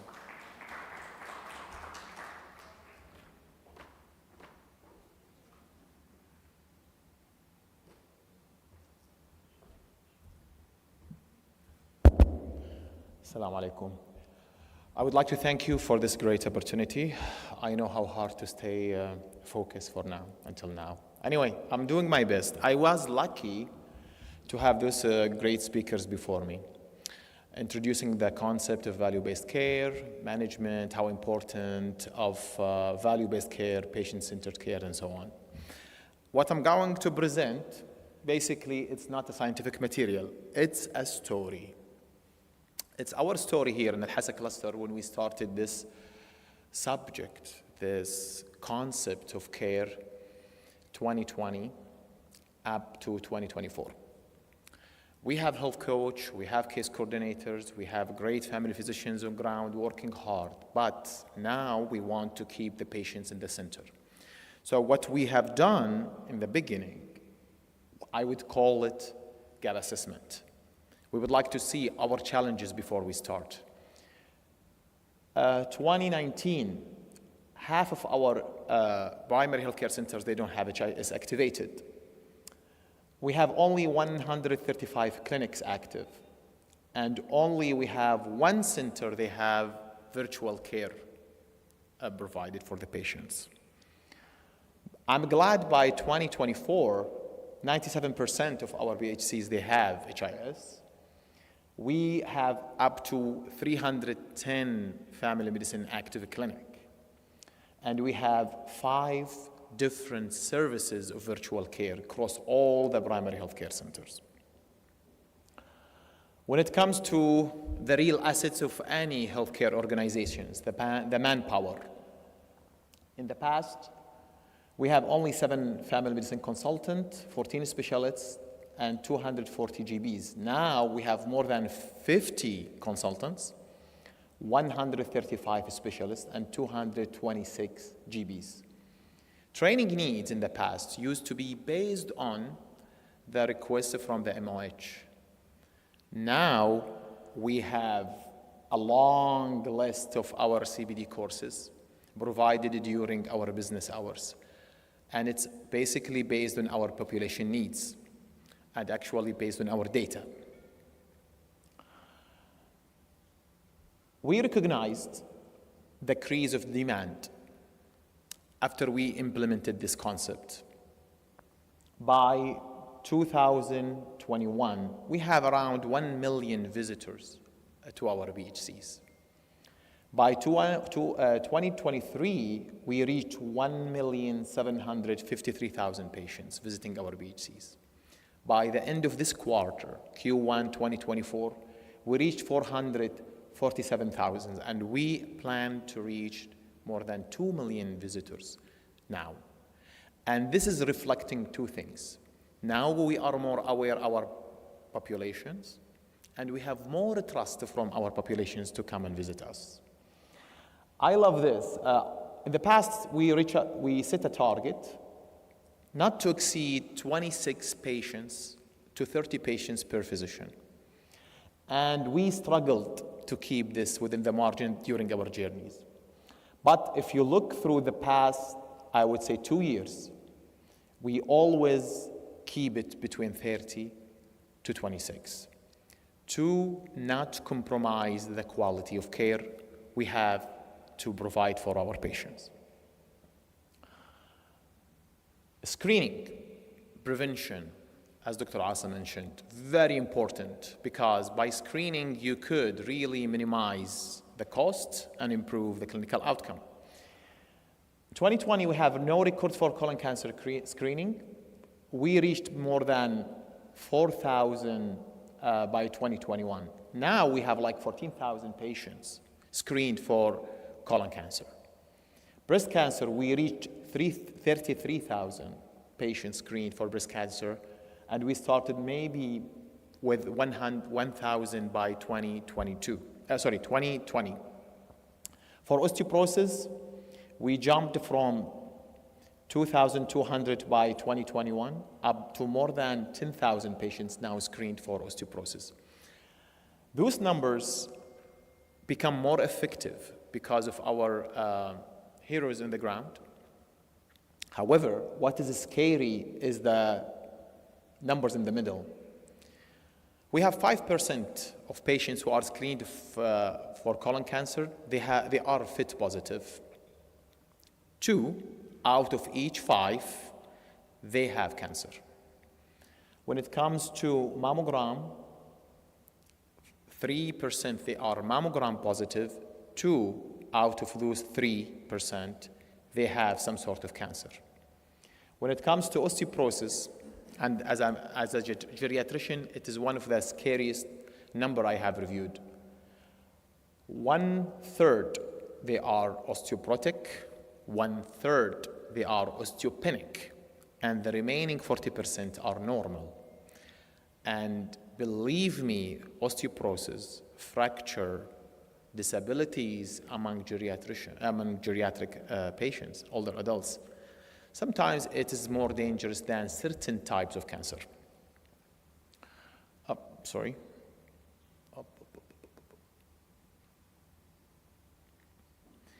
We keep the referral rate as other quality measures, around 6.9%. And we reviewed the source of the referral and the needs of the referral to make sure we have the full journey for the patients guaranteed, that he will ensure access to the secondary level. And sometimes we have a quality improvement of projects to have some of those services pushed from the secondary level up to the primary care centers level to make it more accessible for the populations if it is one of their priority needs.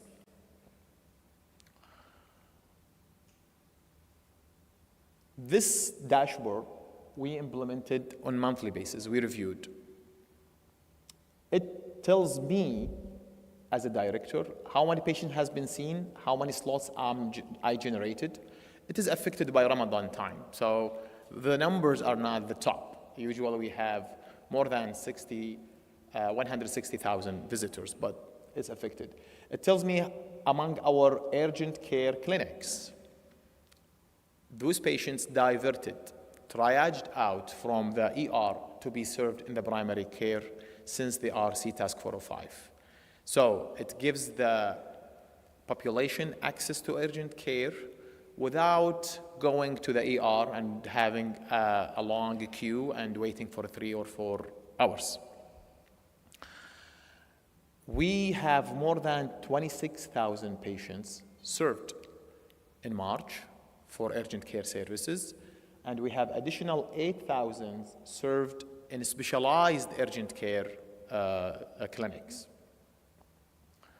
Well, baby visits.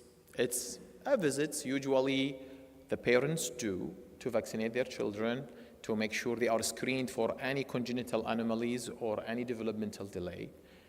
Up to March, we have 24,000 baby registered with 30,000 visits accumulative in the Q1. We set a target for screening to have always a significant percentage of our population screened for certain diseases.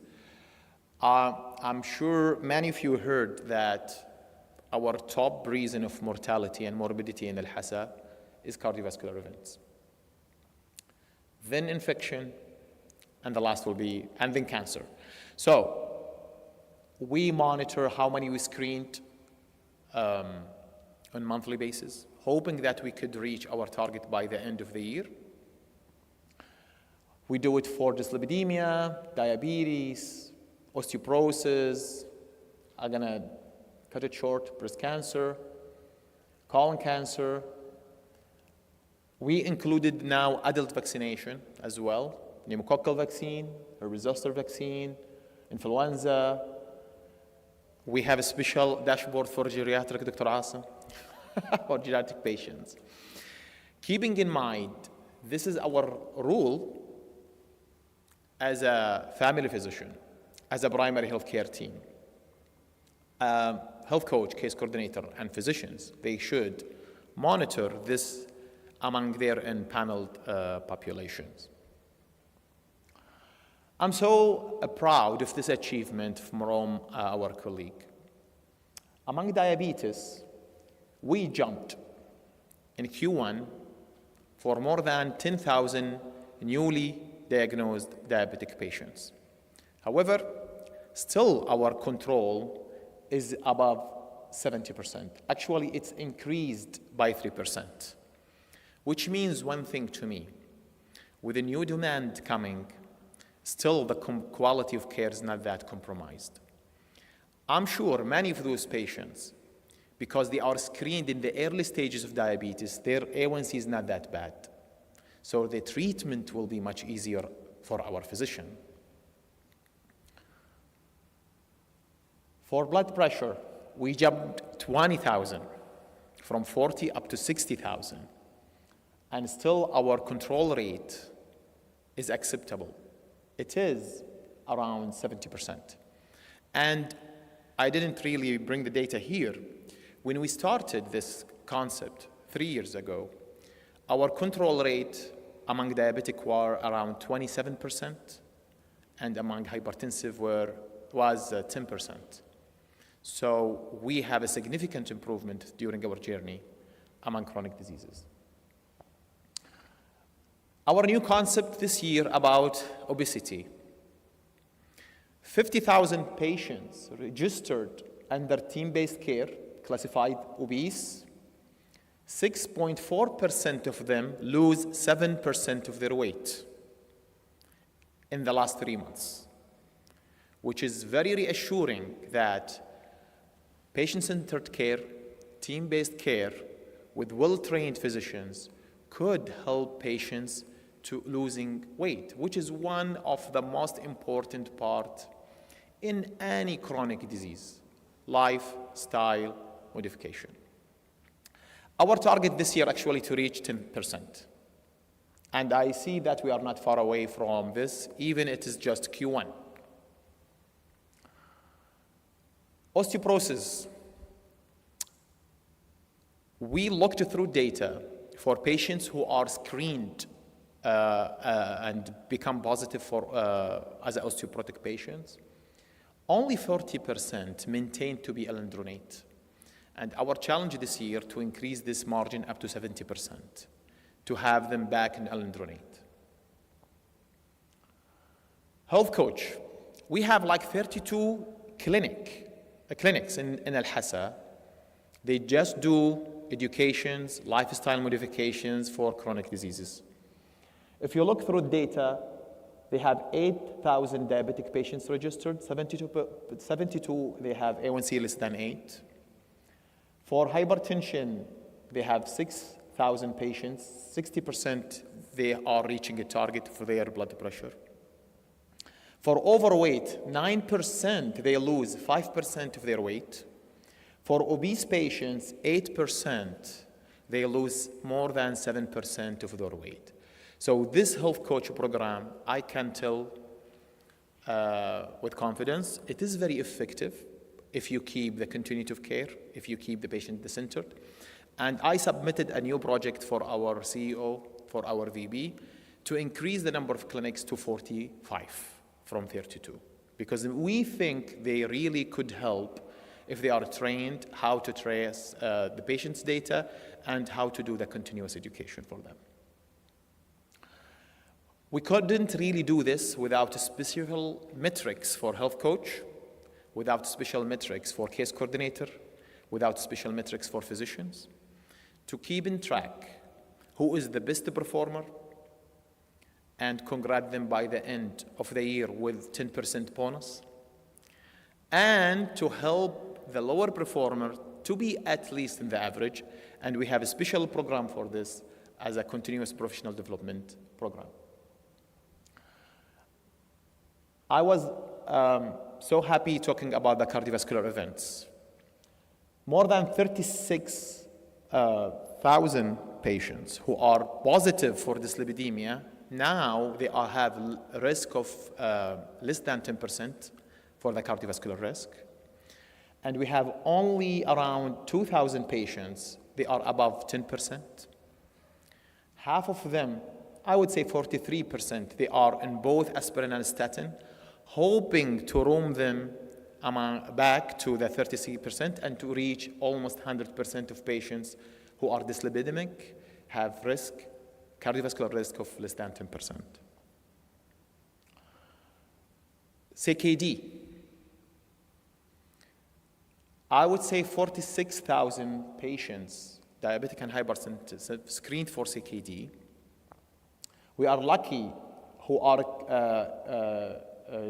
stage 3 and below, 62% of them, they are on ACE and ARB. If you look for patients who are diabetic and hypertensive, 72%, they are on ACE and ARB. So we know by keeping this practice, we are delaying the progression of CKD, and we will have less patients on dialysis in the future. This is a brief about the screening matrix, or they call the prevention matrix for physician. And this is the metrics for the teams, including case coordinator and health coach. And those are the top performer. Usually they receive the special certificate from our CEO. Thank you. I think my message to all of you, yes, primary healthcare physician, they can. It's not about why, it's about how. I have very promising data I didn't present maybe in this event, maybe in the next event. It tells me how valuable our family physician, our primary healthcare providers in improving the health of the community. But they need your support and infrastructure, training, and definitely data. Thank you.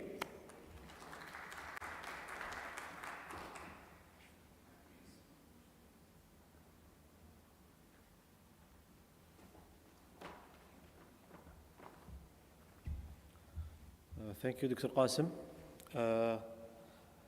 Now, actually, I will introduce two of our speakers, Dr. Iman al-Badrawi. She is an experienced pediatrician with over 20 years of experience in the field of healthcare services. 6 years ago, she joined Buba Arabia, where she dedicated her career to provide highly qualified healthcare services, patient empowering and improving the well-being of Buba Arabia population. Currently, she is acting with the role of executive manager of medical information and population health management unit within the clinical governance department. Also, I am going to present Ms. Dalal Al-Hamid. She has a bachelor degree in biochemistry from King Abdulaziz University and Master of Science, MSc Immunology and Immunogenetics from University of Manchester.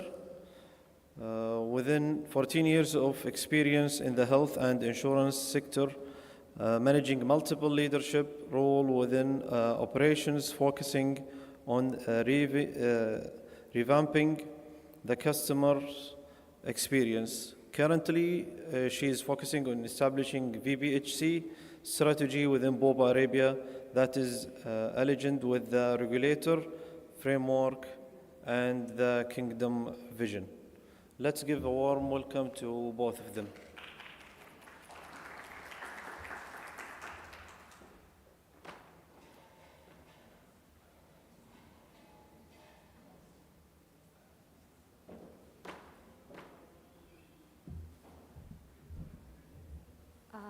Assalamu alaikum jami'an. Hi everyone. I'm Dalal Hamid. Basically, I'm working for Buba for the past 10 years. I used to be a lab technician. I'm immunologist by background. However, I shifted my career, and currently I can say that I'm patient experience kind of advocate career-wise.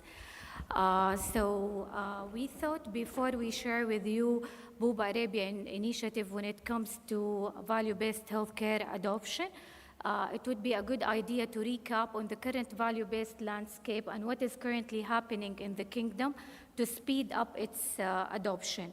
So first of all, the G20 health minister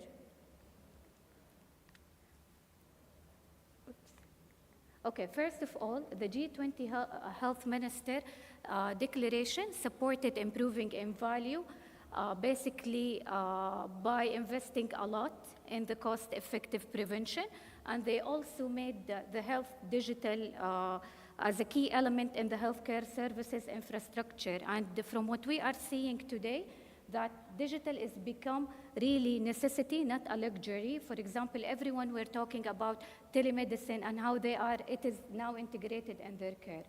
The other thing from also what we heard from different presentation from the speakers, that Saudi Arabia healthcare system is undergoing radical transformation and mainly focusing on population-centered and also providing value-based healthcare in alignment with the vision of the Kingdom 2030.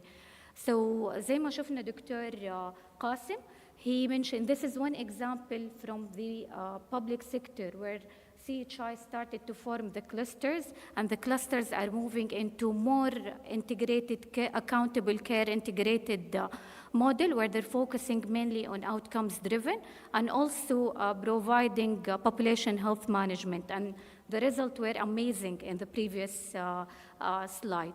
So in parallel and in the private sector specifically, CHI has launched their 4 strategic phasing transition to value-based during the Value in Health conference that was conducted in Riyadh recently.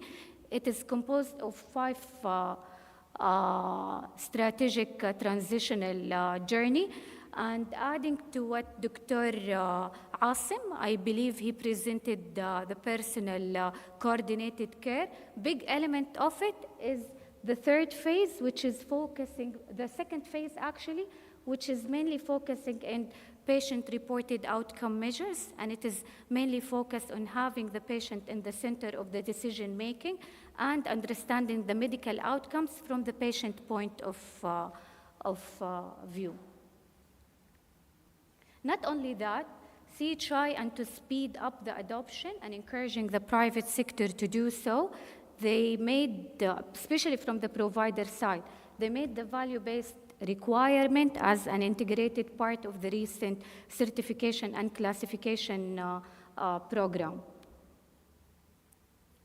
And lastly, just to mention last thing to show the kingdom seriousness about the adoption, there is like international effort led by Dr. Reem Al-Bunayyan, who is leading the Value in Health entity. So at international level, now they are collaborating with the ICHOM. ICHOM, it's an international organization basically focusing on value-based and outcomes measurement, and also the promise to standardize the outcomes measurement for the patient in order to enable future comparison. On national level, كلنا عارفين إنه اتكونت تحالف الصحة الحكيمة from different government entity, including CHI and CIV. And basically their main purpose is to align all the effort happening in the kingdom in relation to value-based implementation. And lastly, what is happening in the private sector on the provider and payers level, where CHI has established the national PROMS strategy, focusing on 4 conditions: maternity, cataract, diabetes, and pediatric surgery. And we can see it coming, the enforcement of the PROMS adoption. So with all these changes happening, definitely as a BUBA, we are making the value-based strategy as a main pillar under our vision for the coming 5 years. So we really want to change the healthcare paradigm by moving from hospital-centric approach to patient-centric approach. And I remember when Dr. Amir mentioned about the care in the provider, where even inside the provider itself, it's still fragmented and not an integrated care. So what we want to really achieve is moving from that model, which is the hospital-centric model, where the patient is actually a passive recipient of the training and treatment, and he's not involved in the decision-making.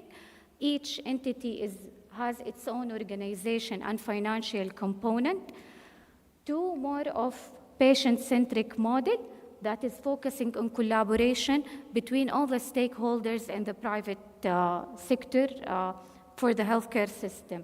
So putting the patient in the middle, make him part of the decision-making, focusing on outcomes rather than input or how many let's say, labs carried out or how many drugs are being prescribed. So all of these components, if we made the transition from the hospital-centric model to more collaborative model, it will definitely solve the financial equation under the value-based, from moving from fee to service to actually outcomes-driven or value-driven.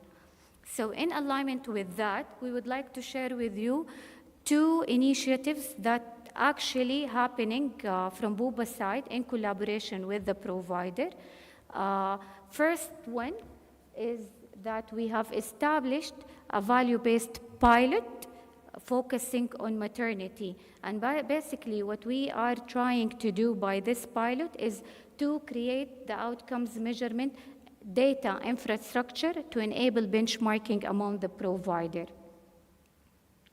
So instead of approaching one provider and start the pilot, we actually engage with multiple key providers in the private sector so we can accelerate the implementation and have good chunk of benchmarking for promise collection.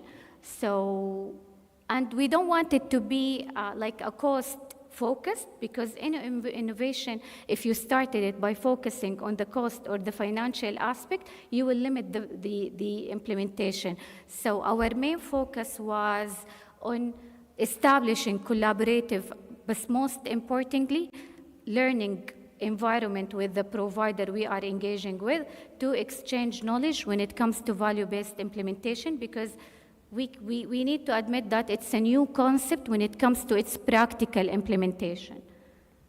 The second thing, we want to roll out PROMS and PREMS for maternity with reliable data that we can rely on it on latest benchmarking. Also enable analysis over time, which will enable population health management. And lastly, leverage lesson learned to scale it nationally and also to scale it to other conditions and share our insights with CHI. So why we've chosen maternity? We have followed 6 selection criteria. Basically, we wanted a condition that has a high volume, a high cost, and also feasibility when it comes to outcomes measurement. We need PROMS available and standard one so we can use it during the project. Maternity has a clarity in terms of its journey and duration, and also the impact when it comes to results, and patient engagement, as we needed good amount of patient response.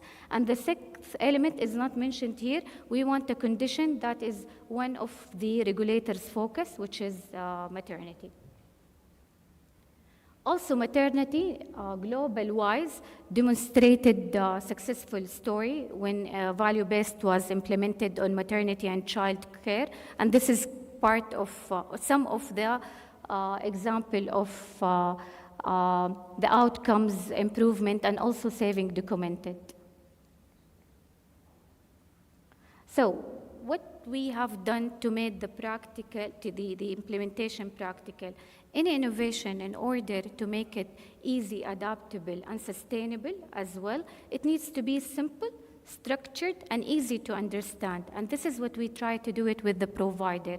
So we engaged with 8 providers, and actually 5 providers are now part of the pilot of maternity. And what we've done with AlAhsa, we've done it with other 4 providers. I just would like to highlight that AlAhsa were the first provider to be onboarded. I was extremely amazed by their effort, commitment, and exciting, and also transparency during the whole journey. So what we have done is that we have identified a dedicated team or site rollout team from each provider who will be working closely with us in the project, including physician, nurses, and case management or quality admin. We started by giving all the dedicated team e-learning module on the value-based healthcare building blocks. Why is that? Because we wanted to speak the same language when it comes to value-based, and we want them to understand the component of it so they know why we're doing it and what is the purpose. We also went through the patient journey mapping for maternity care for each provider, just to understand what's happening end to end during the episode of care, to study the variation between the provider at the later stage, to enable standardization and understand the pain point. And we have addressed multiple pain points by going in details through the patient journey mapping. For example, one of the things that we noticed in 4 patient journey mapping, the lack of digital interaction within the whole episode of care, also the using medication refill, for example, education the member. So these are a couple of the pain points that we have addressed.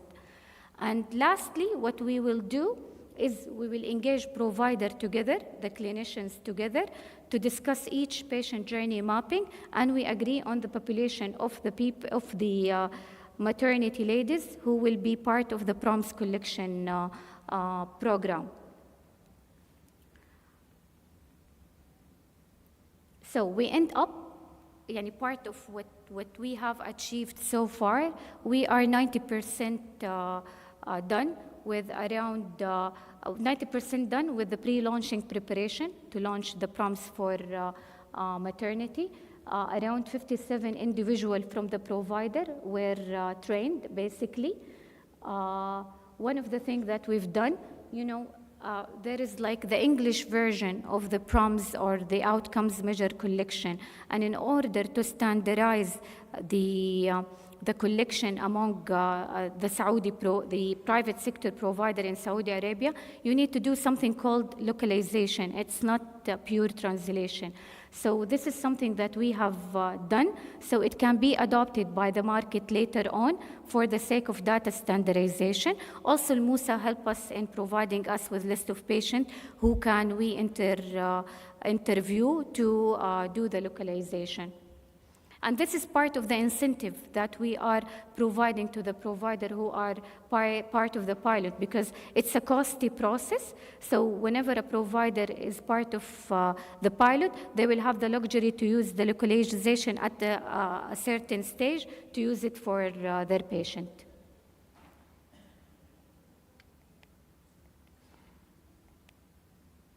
So what is the next step in the implementation? Basically, we will launch soon the actual maternity PROMS collection. We will try to establish outcomes data infrastructure, because at a later stage, it will enable us to do benchmarking among the onboarded provider, and each provider will see where they stand in comparison with the rest of the provider, anonymously, of course, and they can also see benchmarking among their doctors within the same provider. Definitely, we want to share lesson learned with CHI, because our aim is to steer the value-based adoption in the private sector. So maybe we contribute in establishing the playbook for the maternity value-based implementation. And maybe at a later stage, we scale it up to other conditions. And hopefully all this effort will contribute together on the long run to affect the financial model by moving from payment for volume to payment for value that really matters for the patient. And basically, I would like to have a big round of applause for the dedicated team from AlAhsa because of their commitment. They showed up in every weekly engagement session. They were the first provider to finalize every step in the preparation. So hat off to AlAhsa team, big well done. So a big round of applause, they deserve it, honestly. I will hand over to Dr. Iman because she will share with you high-level update on our successful journey for the PHM program.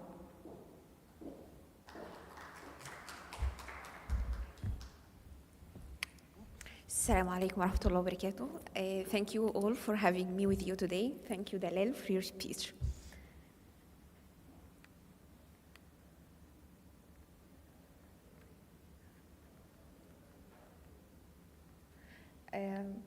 As we agreed all today, the healthcare landscape is evolving, and it's better now than ever to focus more on the health outcome for entire populations rather than a specific group of patients.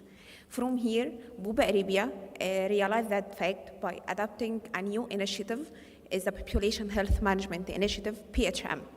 It's the new paradigm in healthcare, which is patient-centered.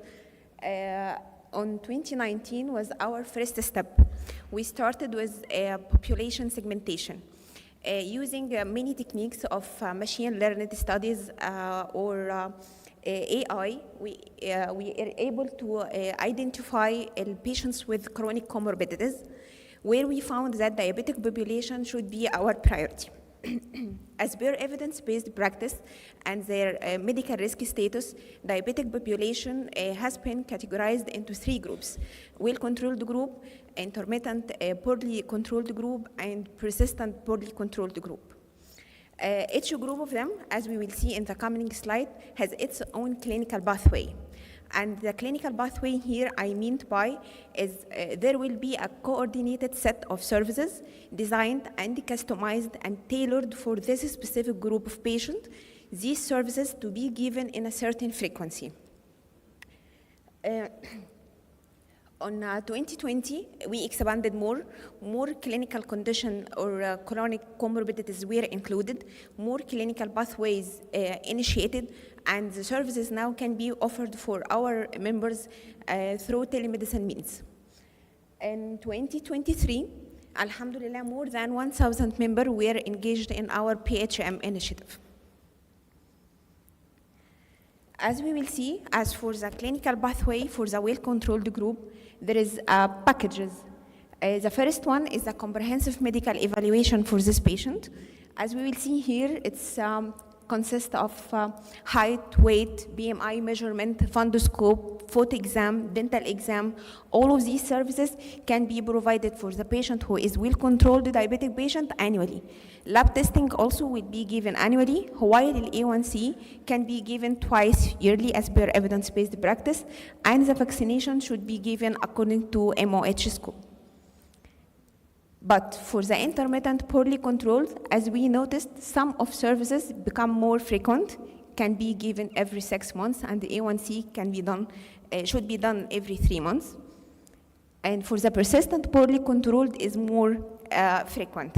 From here, as continue for Madame Dalal said, we are allocating our resource to be serve more the patient who need it more.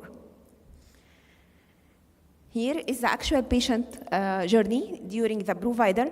Within 2 to 3 hours, while the patient visiting his provider, he will be able to be seen by his diabetic educator, nutritionist, podiatrist. He will see his smoking, he will take his smoking cessation coaching, psychologist. He will be seen by the diabetologist. If this is the time for the dental or for the fundoscope, he will do, then will have his medication, vaccination, and escorted to outside. And this is the most exciting slide, is the outcome. As said by Dr. Asim, I think it's not impossible to do. It's possible, and it's done, and it's outcome, amazing outcome. As we see here, we start in 2019, the well-controlled group was representing about 37% of the population, but now they are 42%. The persistent poorly controlled group was 38.5% for the total population, but now they are 29%. So my message for all, it's not difficult, it's not hard, it can be done. We just to align together to speak the same language for all the stakeholders, for the physicians, for the providers, for the payers, to speak the same language of patient-centered module. Thank you.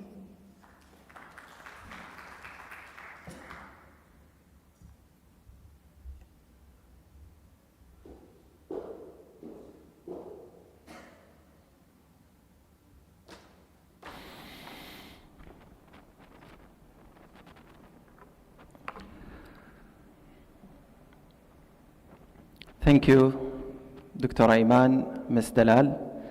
Ladies and gentlemen, I am honored to welcome you to the 4th session of AlAhsa International Primary Care Conference.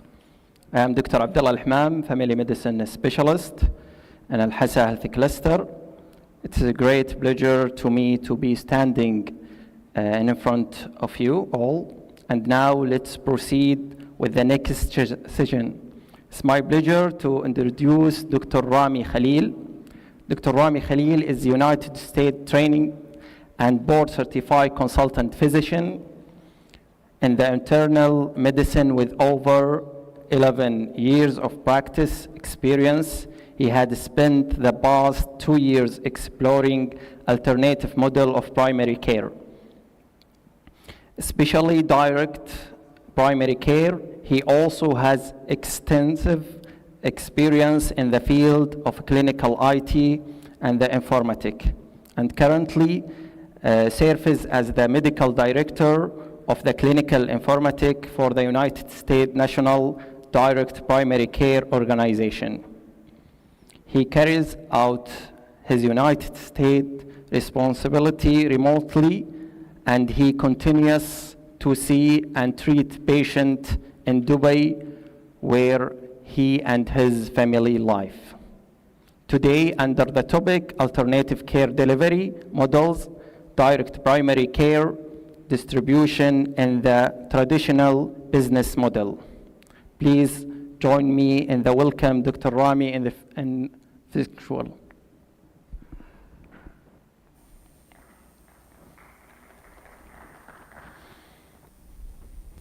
Good afternoon, everyone. My name is Dr. Rami Khalil. It's an honor to be invited to this conference and to be presenting to all of you today.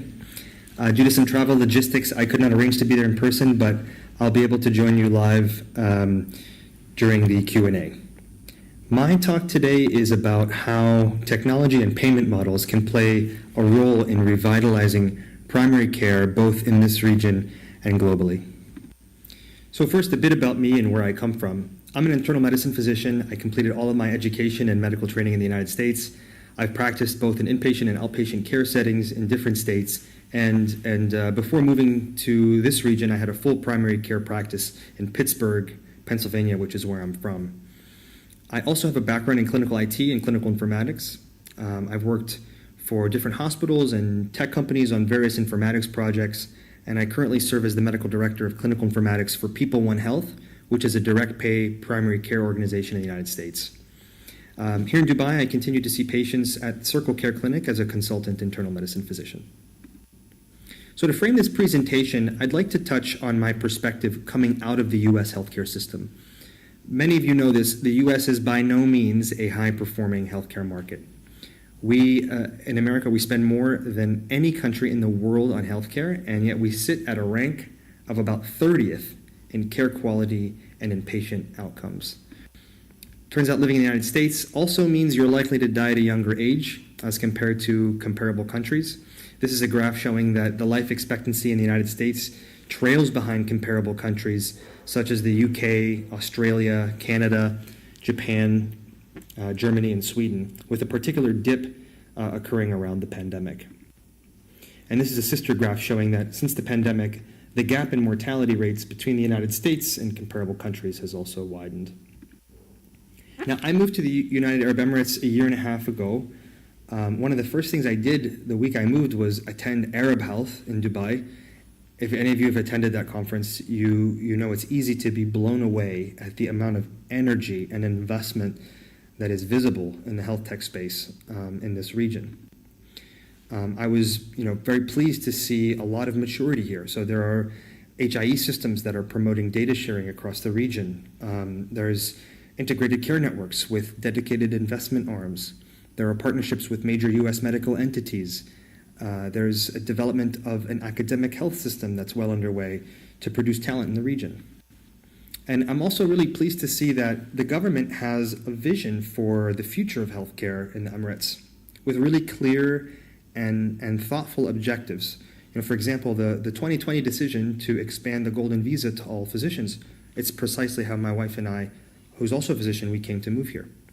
So all in all, as a US physician relocating to Dubai, I'm thoroughly impressed at the healthcare arena here. I find it to have tremendous investment, a lot of density and talent, and most of all, a vision, which I didn't quite find as readily in the United States. Now, unfortunately, the health demographics here are pretty similar, and in some cases worse than in the United States. This region has a really high number of physicians per capita, but despite that, the population is still very much at risk for chronic disease.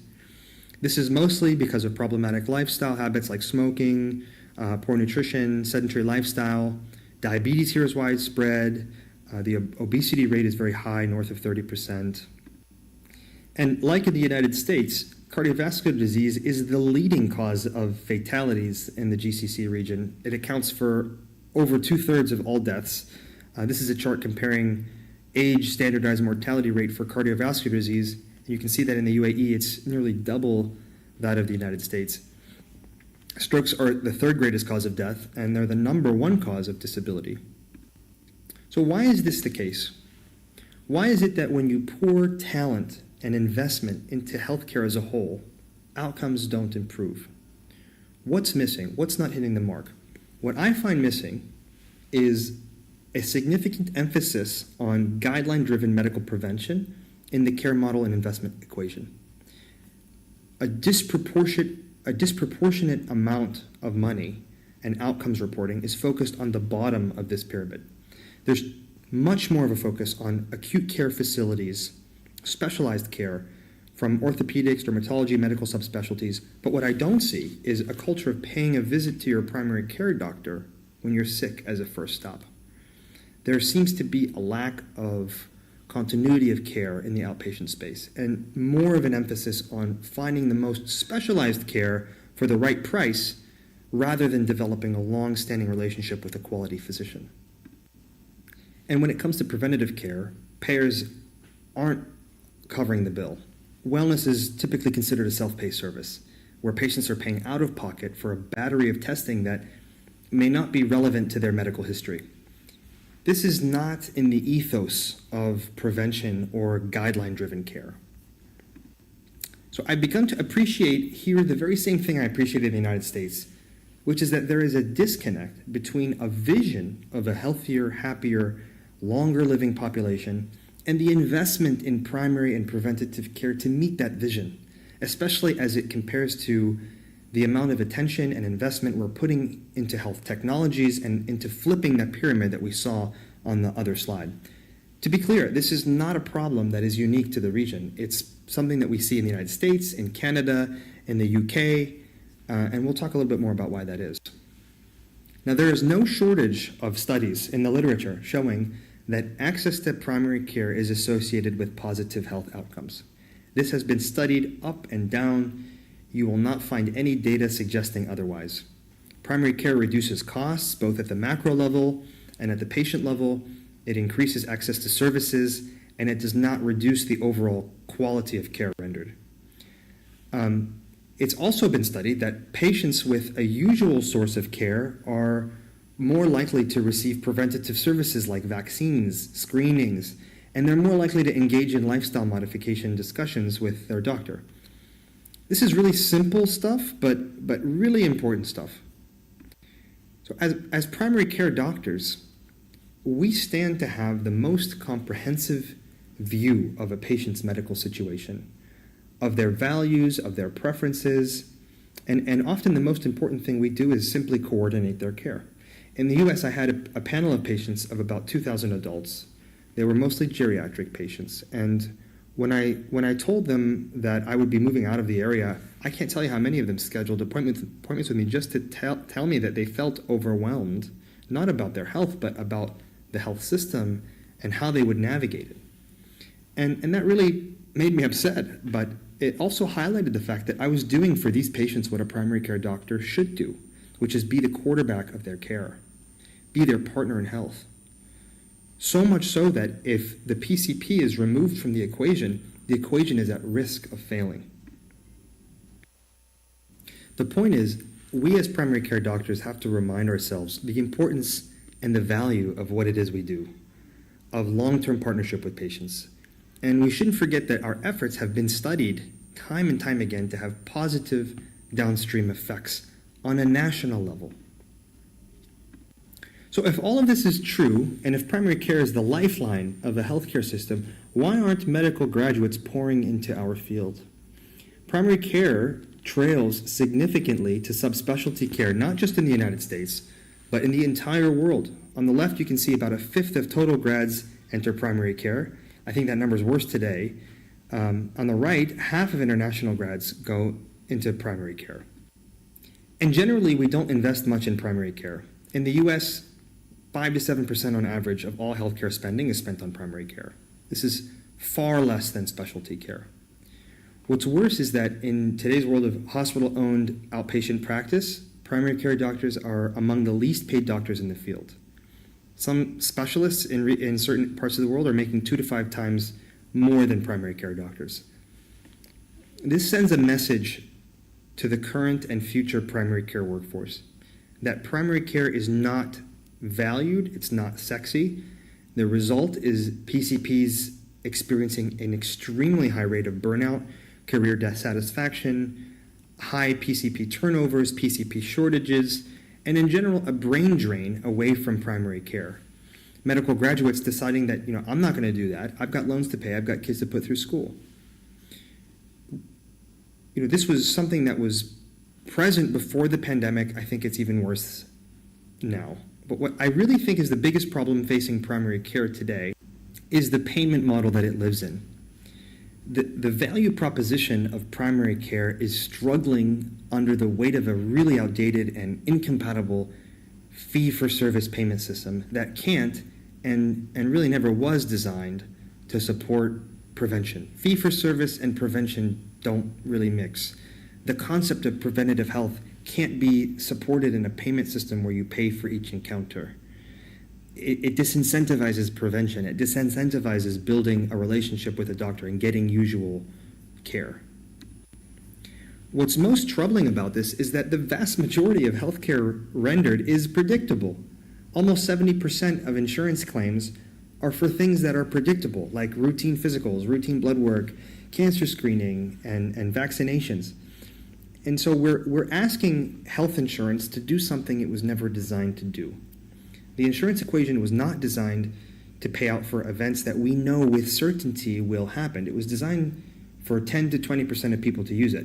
But in today's landscape, almost 100% of health insurance is used, and nearly 3/4 of that is used on stuff that's predictable. Imagine if we treated car insurance like we treat health insurance, where we use our car insurance to cover things that we know will happen as car owners, like oil changes and changing our brake pads and doing a tire rotation. Car insurance would follow the same path of health insurance, where premiums would skyrocket every year at a rate of 12 to 15% increase, and suddenly owning a car would become impossible because getting car insurance becomes impossible for some families. So it's important to note that when it comes to our field, healthcare costs and healthcare premiums are really two different things. Taking care of patients is cheap, especially in our field, but insuring them is what's expensive. On top of the expense, the third-party payment system, this model of insurance, has really become at the center of the patient-physician experience, and I think that's mostly for the worst. We as providers are spending too much of our day dealing with insurance and not enough of it dealing it with patient care-related tasks. Too much of the care that we render revolves around the insurer. As a physician, I've been in many scenarios where the insurer dictates much of what I decide to do for a patient. The first thing that a patient is asked when they get into the office and check in for their appointment is, can I have your insurance card? Insurance becomes our handicap in a way. And again, the current system places insurance at the center of that experience and wraps healthcare around that. This is not how primary care will thrive. So what is our recourse?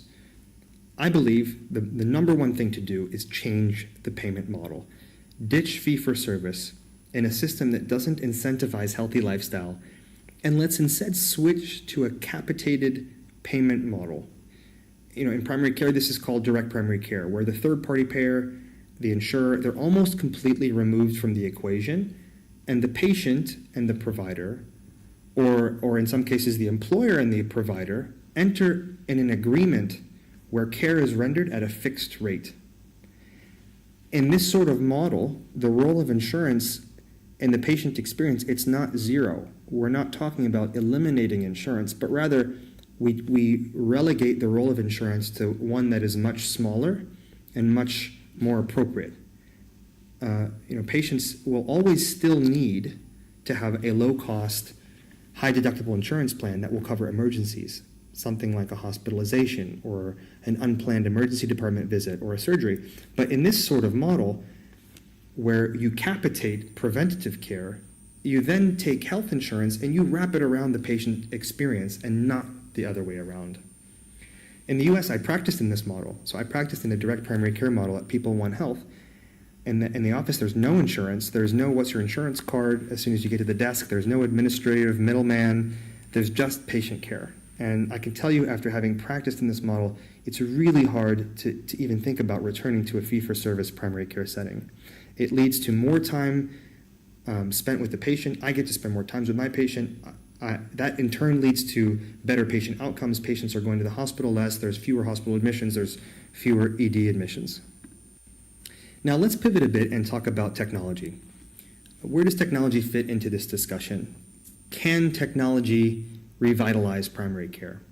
100% it can. I think telehealth is a great example.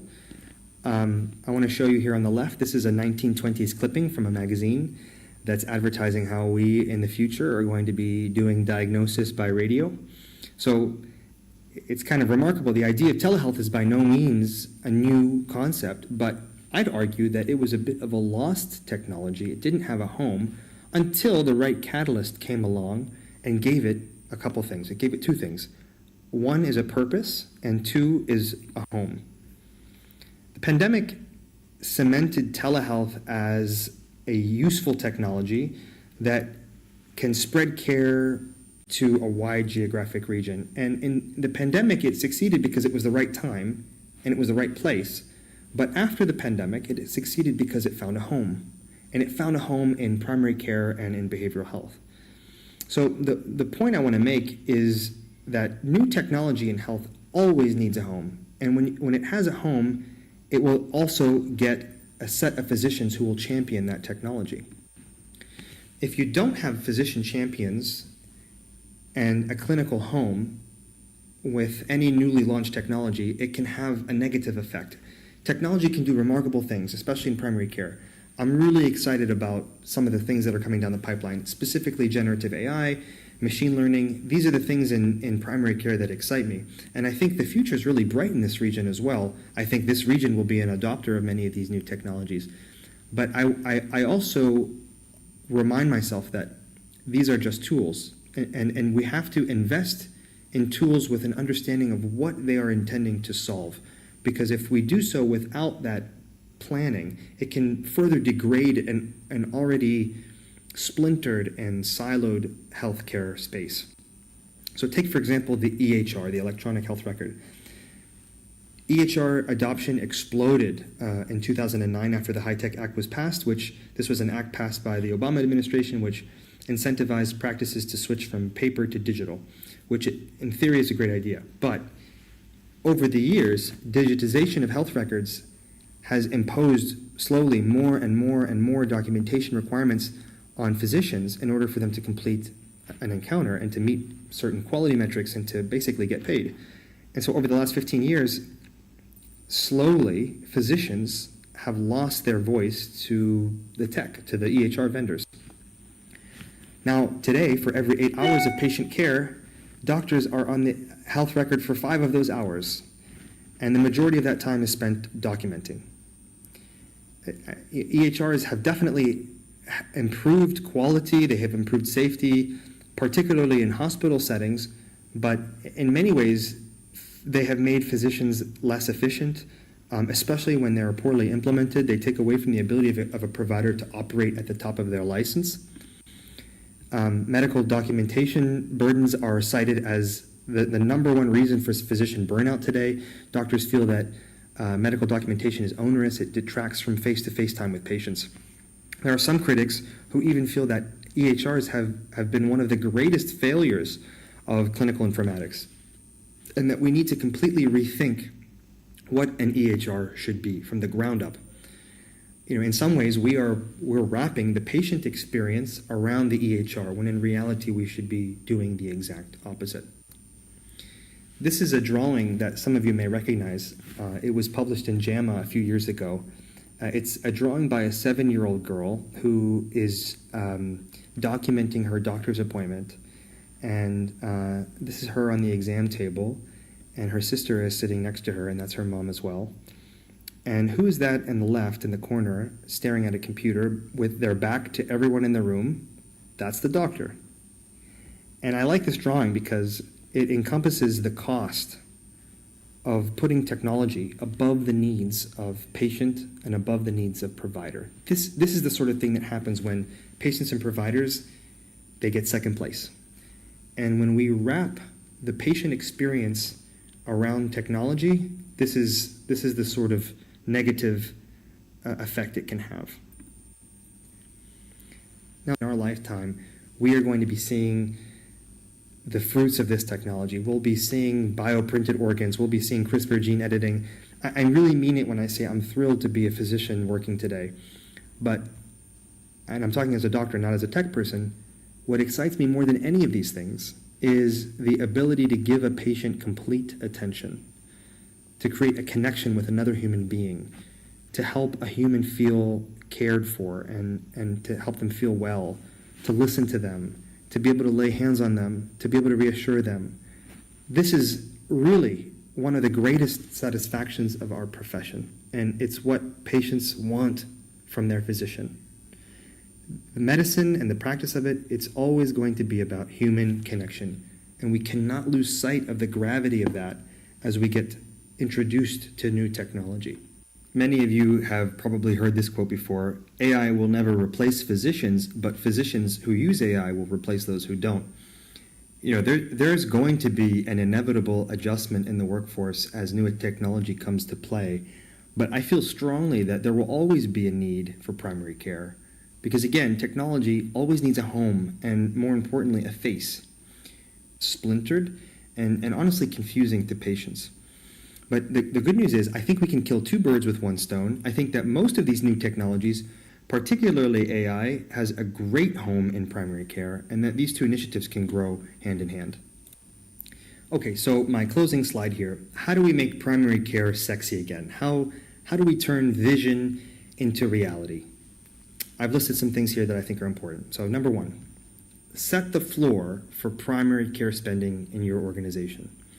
We talked a bit about how we spend a really low amount on primary care. Find out what you currently spend and double that amount. States that have done this in the United States, they have already seen tangible results in patient outcomes after having increased their spending. Okay, number two, as part of that spending plan, there should be a recruitment of high-quality primary and family care physicians from various countries who are willing to relocate to this region. It's tempting to focus recruiting on just doctors who have surgical or procedural talent, but there should be an appropriate focus on primary care, and there should be incentives that match, incentives to bring those doctors that match those incentives that are offered to subspecialists. Number three, I think we need to do this immediately, but this is a bit more challenging. Replace fee-for-service payment with risk policy level. We have to revisit health mandates in the region to permit the introduction of these models that support prevention. So this is something that has to occur not only anything other than a fee-for-service insurance-based care delivery model.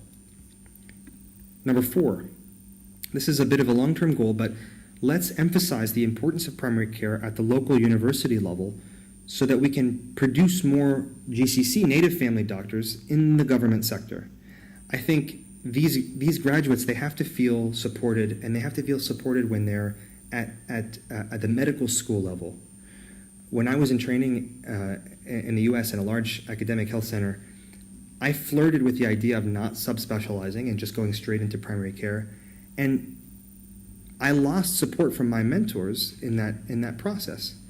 And it made me feel awful, actually. It took me having to match into radiology just to prove that I could do it, and then find out that I didn't want to do radiology and transition out into primary care. So we need to make primary care a sexy option again, and make rising graduates feel like they can pick that option confidently.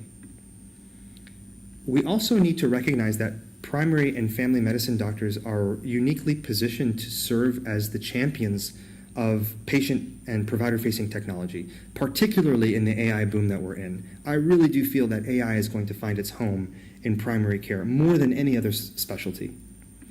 And lastly, any tech implementation that we take on has to be justified in the form of improving patient outcomes. Ask ourselves, are we improving the right thing? Are we investing in technology to improve a process that should be obsolete? Our weakness is that we love new technology. Most people do. But there's a mismatch between our interest in it and our interest in outcomes. So if we truly believe that, we want to improve health outcomes, the answer cannot be tech only. We have to invest in people as well. So that's my talk. I'll finish by saying that I think this region is at the cutting edge of healthcare. It's uniquely poised to do something very novel in the space over the next decade and possibly become a global leader in care delivery. So as a primary care physician who loves technology and who wants to be a part of growth in this region, I'll leave you by saying that while technology is an enabler, the care model must come first. I hope that we will continue to see a restructuring of this investment equation around patient-centered, tech-enabled primary care to ensure that we see a happier, healthier, longer-living population. Thank you so much for having me, and I look forward to talking with some of you in the Q&A. Thank you, Dr. Rami, for this good presentation. Thank you to all our speakers for sharing their knowledge and experience. Thank you also for our audience and site and online for this attention. Now, I will leave the podium to my colleague, Dr. Iman Zain, to complete the introduction of the conference guests. Assalamu alaikum. Hello everyone. I'm Dr. AlAhsa, Assistant Professor of Internal Medicine, Medicine Faculty of SUS Tunisia. I'm co-founder and medical lead of the International Medical Community, an innovative health tech hub.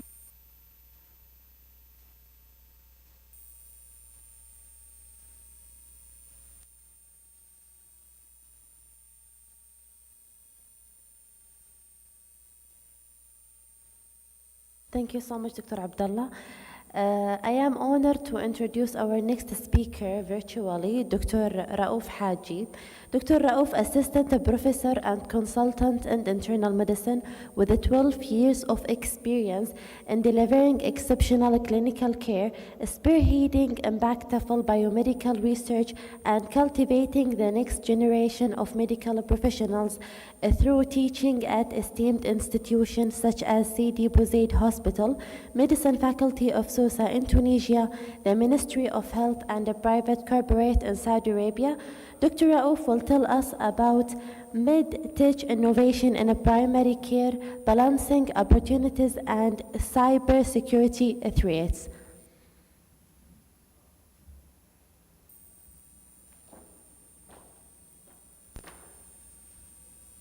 Assalamu alaikum. Tech promises revolutionary solution, but brings also risks that can jeopardize patient safety and privacy. Join us as we dive deep into this dual journey of innovation and security, ensuring a future where healthcare is not only advanced, but such as the COVID-19 pandemic. The center has managed substantial call volumes with significant efficiency. For instance, during one peak period, it had handled over 2 million queries in just 1 month, including medical consultation and healthcare inquiries. In another week, the center received more than 16,000 calls covering medical consultation, appointment requests, and hospital transfer inquiries. Overall, and to improve the service quality and healthcare accessibility. This is an example, a real example of the medtech innovation in primary care. Medtech innovation in primary care are rapidly transforming how healthcare is delivered, offering significant improvement in efficiency, patient outcomes, and accessibility. I will detail the innovation currently impacting primary care. The first one is telehealth and telemedicine, virtual consultation and remote monitoring that allow patients to receive care from the comfort of their homes, reducing the need for physical office visits, and enable continuous care management. Wearable health devices like fitness trackers, smartwatch, and for health insight and share with healthcare providers. The AI, artificial intelligence and machine learning, AI application primary care range from diagnostic algorithms that help interpreting and interpreting medical images and to chatbots that assist with patient management and triage. Electronic health records, digitized patient records ensure that patient data is accessible across different healthcare providers, improving the coordination of care and reducing the errors. Patient healthcare diagnostic, compact portable diagnostic devices enable rapid testing and results and at the point of care, such as in physician office, improving the speed and accuracy of the diagnosis. The blockchain and for health data security. Blockchain technology is being explored to secure storage and sharing of medical mobile health apps, applications that can assist with medication management, chronic disease monitoring, and mental health. Provide patients with tools to actively manage their health. The Internet of Medical Things, connected medical device and Internet of Things technology enable a network of smart devices that communicate patient data to healthcare providers, enhancing care delivery. Robotic and automation. Robotics are used for a variety of purposes in primary care, including disinfection of healthcare environment, delivery of supplies, and even in assisting with minimally invasive surgery. These innovations are making healthcare more accessible, personalized, and efficient, but also they also require careful consideration of privacy, security, and ethical implication. I will give you an illustration of primary care healthcare medtech innovation. I will start by the Apple smartwatch and recently Aura and Galaxy rings are popular examples. They monitor heart rate, physical activity, and even provide alerts for irregular heart rhythm, tracks sleep disorders, contributing to valuable data for patient health monitoring. Artificial intelligence and machine learning. Ada Health offers an artificial powered health platform that enables users to check symptoms using an intuitive app. The app guides users through a series of questions, analyze their symptoms using its vast medical knowledge base, and provides possible explanation for symptoms, suggesting when and where to seek medical treatment. This helps streamline the diagnosis process in primary care and enhances patient management with their health. EHR, Epic System is one of the largest providers of EHR technology. It enhances patient care by integrating records across healthcare facilities to provide a comprehensive view of patient history. Cerner, another major player, Cerner's EHR system are known to their robust functionalities to support clinical, administrative, and financial workflows. Point of care, the Abbott iStat system provides rapid on-the-spot diagnostic results in a variety of settings, helping clinicians to diagnose, make decisions quicker than traditional lab tests alone. The Butterfly IQ, an ultrasound innovative device, utilizes a single crystal transducer and connects wirelessly to smartphone and tablets. Its advanced features include real-time image guides and artificial intelligence. Powered analysis make it a powerful tool for point-of-care diagnostics. Blockchain for health data security. Burst IQ leverages blockchain technology to manage, share, and secure medical data, offering robust data privacy and security while maintaining strict compliance with HIPAA rules. Precision medicine. Companies like 23andMe and Ancestry Health offer genetic testing which can inform users about their susceptibility to certain health conditions and help in customize their health care treatment. Mobile app. My Sugar is a mobile app designed for diabetes management. For example, it allows users to keep a log for their blood sugar and monitor their condition and manage their health data effectively. Internet of Medical Things. Philips Health Suite is an example where multiple medical devices and sensors can connect and compile data into a cloud-based platform, giving caregivers more holistic views of patient health in real time. Robotics and automation. A Moxie robot by Diligent Robotics is designed to help clinical staff with more routine logistical tasks like setting up a patient room or delivering supplies, allowing staff to focus more on patient care. These examples highlight the diverse and innovative application of technology in enhancing primary care services, each playing a crucial role in transforming healthcare delivery and patient management. The MedTech opportunity offers improved patient early diagnosis and allowing the creation of more tailored treatment plans. And this is how it was done. MedTech devices such as wearable health trackers, smartwatch, and implantable sensors can continuously monitor various health metrics like heart rate, blood sugar, blood pressure. These devices and use sensor and internet connectivity to collect and transmit data in real time. This allowed healthcare providers to keep tabs on patient health states without the need for constant physical appointment. And I will give the example. The healthcare monitors device like Zio Patch and by iRhythm allow for continuous ECG monitoring, detecting irregular heartbeats that may require intervention. Glucose monitoring, continuous glucose monitoring system like Dexcom G6 provide real-time insights into blood sugar levels, alerting patients and doctors of potential issues that as they occur. The continuous data stream is particularly valuable in managing chronic conditions such as diabetes and heart disease, as it enables proactive management and can prevent complications. Also, the early diagnosis, artificial intelligence and machine learning algorithms integrated into diagnostic tools can analyze vast amounts of medical data quickly and with high precision. This capability enhances the ability to detect disease at an earlier stage than would be possible with traditional methods.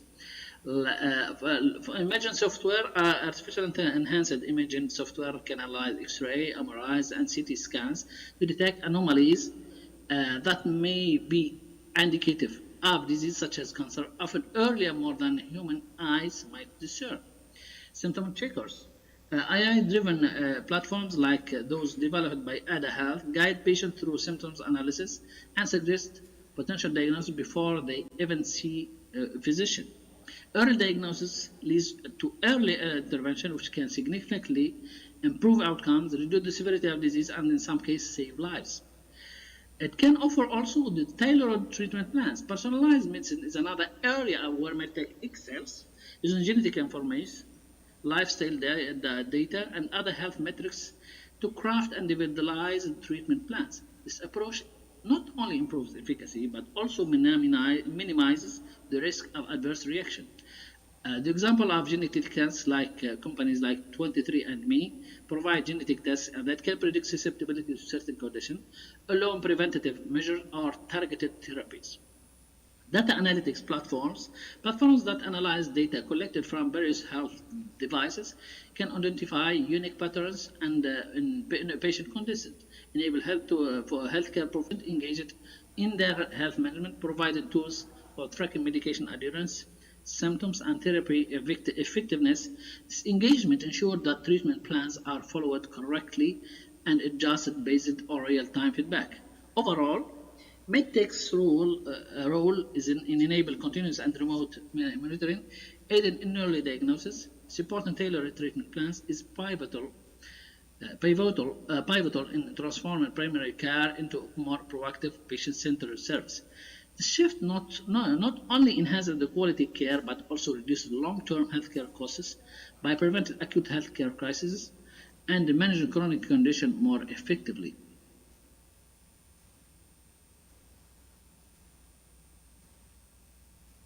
Automation can handle a wide range of routine time-consuming administrative duties, allowing the healthcare staff to focus more on patient care. They include appointment scheduling. AI-powered systems can automate appointment bookings by interacting with patients directly through chatbots or online interfaces, checking availability on the provider's calendar, and even rescheduling appointment as needed. Billing and claims processing. Automation software can take over the processing of claims and billing, reducing errors and speeding up reimbursement. AI can also detect patterns that indicate fraud or errors in billing, ensuring accuracy and compliance. The document management, AI can help in to manage the vast amount of paperwork in healthcare settings by digitizing records, categorizing and storing them efficiently, and making retrieval simple and quick. NLP, natural language processes technology, can extract relevant information from unstructured data such as clinical notes. It can also enhance patient management. I am developed a system helping healthcare providers to better manage patient flow and resources. Disease surveillance and management. Big data enables real-time surveillance and health condition across population, allowing public health officials to detect and respond to disease outbreaks much more rapidly than before. By analyzing trends and patterns on healthcare data such as hospital admission, pharmacy records, and disease registries, health authorities can identify emerging public health threats early and allocate resources effectively. The use of big data tracking influenza trends through a Google Flu Trend and similar tools use search query data to predict flu activity in real time, providing a faster response mechanism than traditional flu tracking method. Predictive analytics in public health. Predictive analytics tools can analyze vast amount of data to forecast where and when health events will occur, will be affected, and the potential severity of the impact. This predictive insights helps in proactive public health planning and intervention. The example of predictive models are used to forecast seasonal outbreaks like dengue, Zika virus, along for targeted mosquito control efforts and public education campaigns before the outbreaks peak. Personalized public health intervention. Big data facilitates a more personalized approach to public health by analyzing data from genetic information, social determinant of health, and environmental factors. Intervention can be tailored to the needs of the states and focus resources where they are most needed. Analysis of big data from EHRs can help to understand the best treatment pathways for chronic diseases like cancer and diabetes, leading to more standardized and effective care protocols. Public policies and resource allocation. By providing a comprehensive view of health data, big data can inform better policy making. Data-driven insights can help determine the impact of public health policies and aid resource allocation and improve health outcomes across population. During the COVID-19 pandemic, big data played a crucial role in informing policy decisions regarding lockdowns, measures, vaccine distribution, and resource allocation. The challenges and consideration. While the potential of big data in public health is vast, it also comes with challenges such as privacy concern, the need for data standardization, ensuring data quality. Effective use of big data requires robust data governance frameworks, advanced analytic capabilities, and ongoing evaluation to ensure that data-driven interventions are ethical and effective.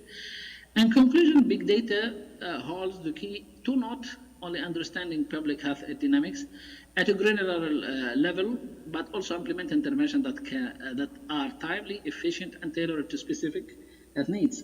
This approach promises to significantly improve public health outcomes and scale, provided is managed with consideration for ethical and privacy concerns.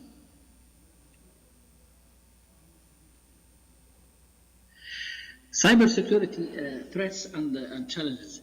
We are most of us has heard about the data breach. The Change Healthcare, a prominent target, has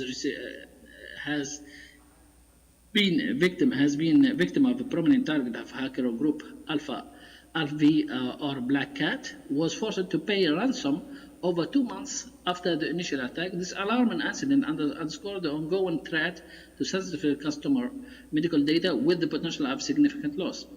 A cyber attack on April 16 severely impacted the Simonville Hospital in Cannes, in France. The situation was contained by cutting off all computer access, activating a crisis unit, and postponing non-urgent procedures. Saudi Healthcare Corporate was the victim of cyber attack a few months ago, which resulted in huge data breaches and financial loss. The statistics shows that the healthcare sector suffered about 295 breaches in the first half of 2023 alone. According to HHS Office for Civil Rights Data Breach Portal, more than 39 million individuals were implicated in healthcare data breaches in the first 6 months of 2023. In 2023, an average of 2 healthcare data breach of 500 or more records were reported each day, on an average of 365,000 healthcare records were breached every day. The average cost of healthcare data breach increased to an all-time high of 10.1 million in 2023.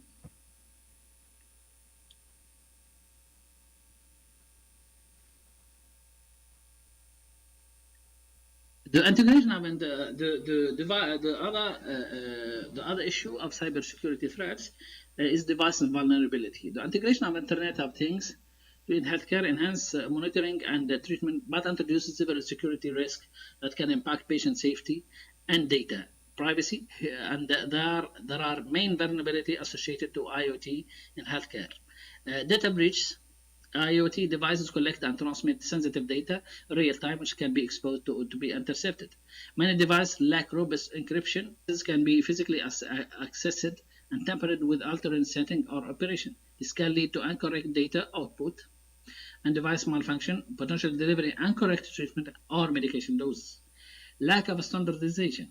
The diverse range of IoT devices, each with its own software and operating protocol, complicates uniform security measures. This diversity creates security gaps that can be sufficient security protections. These networks are susceptible to eavesdropping, eavesdropping and data interception if not secured properly. Software vulnerabilities. IoT devices depend on software that may contain exploitable vulnerabilities. Not all devices are regularly updated or supported, leaving them vulnerable to new threats. Denials of service attacks. IoT devices can be targeted by DOS attacks that can overwhelm system with the traffic, making them inoperable. In healthcare, this can disrupt critical devices like heart monitor and or emergency alert system. Resource constraints. Many IoT devices are designed to be energy efficient and small, which may limit their ability to run complex security software and advanced encryption. This constraint makes them more vulnerable to cyber threats.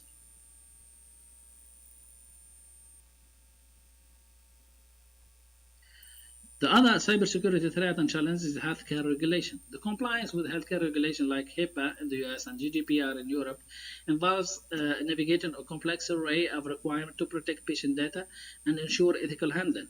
HIPAA compliance in the US there is many rules. The first one, a privacy rule, regulates the use and disclosure of protected health information, requires strict control over patient data flow. The security rule demands comprehensive administrative, physical, and technical safeguards to protect electronic PHI. Breach notification rule requires notification to affected individuals, the health and the human service secretary, and sometimes media about breaches and secured PHI. Enforcement rule imposes penalties for non-compliance with fines up to 1.5 million per violation category annually. GDPR compliance in Europe. Data protection principles include requirements like data minimization and ensure data integrity and confidentiality. Rights of data subjects grants extensive rights such as access to data, correction, the right to be forgotten, and the data portability. Data protection impact assessment (DPS), necessary for high-risk data processing, requiring risk analysis and mitigation. Data breach notification obligates reporting to authorities within 72 hours of breach likely to risk individual rights and freedom, with notification to affected individuals if high risks are posed. Cross-border data transfers. Strict conditions govern the transfer of health data outside of the European Union to ensure protection levels are maintained. Challenges of compliance, continuous monitoring and updates. Both regulations require ongoing monitoring and updates to compliance practices. We need staff training. Extensive training is necessary to ensure that all personnel understand and comply with data protection law. Investment in security. Significant investment in security technology and procedures are crucial to meet stringent regulatory standard. Navigating dual regulation. Global healthcare providers operating in both US and Europe need to comply with both sets of regulation, often adhering to the stricter standard uniformly. Effectively implement each of the sections of from this discussion, the risk management strategy and investment security and ethical consideration. We need to implement risk management strategies. Starting by identify the risk, by conducting thorough risk assessment to identify all potential security threats and vulnerability in medtech systems, including software, hardware, and data interfaces. Develop policies and procedures to create detailed security policies and procedures that address identified risks and routine specific mitigation strategies. Regular tests and audits. Implement regular security testing and audits to evaluate the effectiveness of existing risk management strategy and identify areas of improvement. Employee treatment. Provide continuous training to all employees to the latest security practices and the importance of following the established protocols. How to ensure investment in security. We need to allocate a budget, secure a dedicated budget for cybersecurity initiative, reflecting the critical role of security in healthcare technology. Update technology, invest in the latest security technology and systems that offer advanced protection against the cyber threats. Hire experts, employ or consult with cybersecurity experts who can provide specialized knowledge and insights into protecting complex healthcare system. Continuous improvement, recognize the security and is an ongoing challenge and commit to the continuous evaluation of enhancement of security measures. How to address the ethical consideration. We need to develop clear consent forms, create clear and comprehensible consent forms that inform patients about how their data will be used, ensuring they understand their rights and what they are agreed to. Transparent data policies. Establish and maintain transparent data policies that clearly define who owns the data and how it is used and who can access it. Protect patient privacy. Implement strong data protection measures to ensure the patient data is kept private and secure and minimize the risk of unauthorized access. Engage with stakeholders. Regularly engage with patient, healthcare providers, and legal experts to discuss and address the ethical concerns in the use of medtech, ensuring alignment with the best practices and legal standards. Implementing these sections effectively involves a combination of strategic plan, resource allocation, and continuous engagement with technological and ethical standards. By addressing these aspects, healthcare organizations can enhance their medtech innovation while safeguarding patient data and maintaining trust in their systems.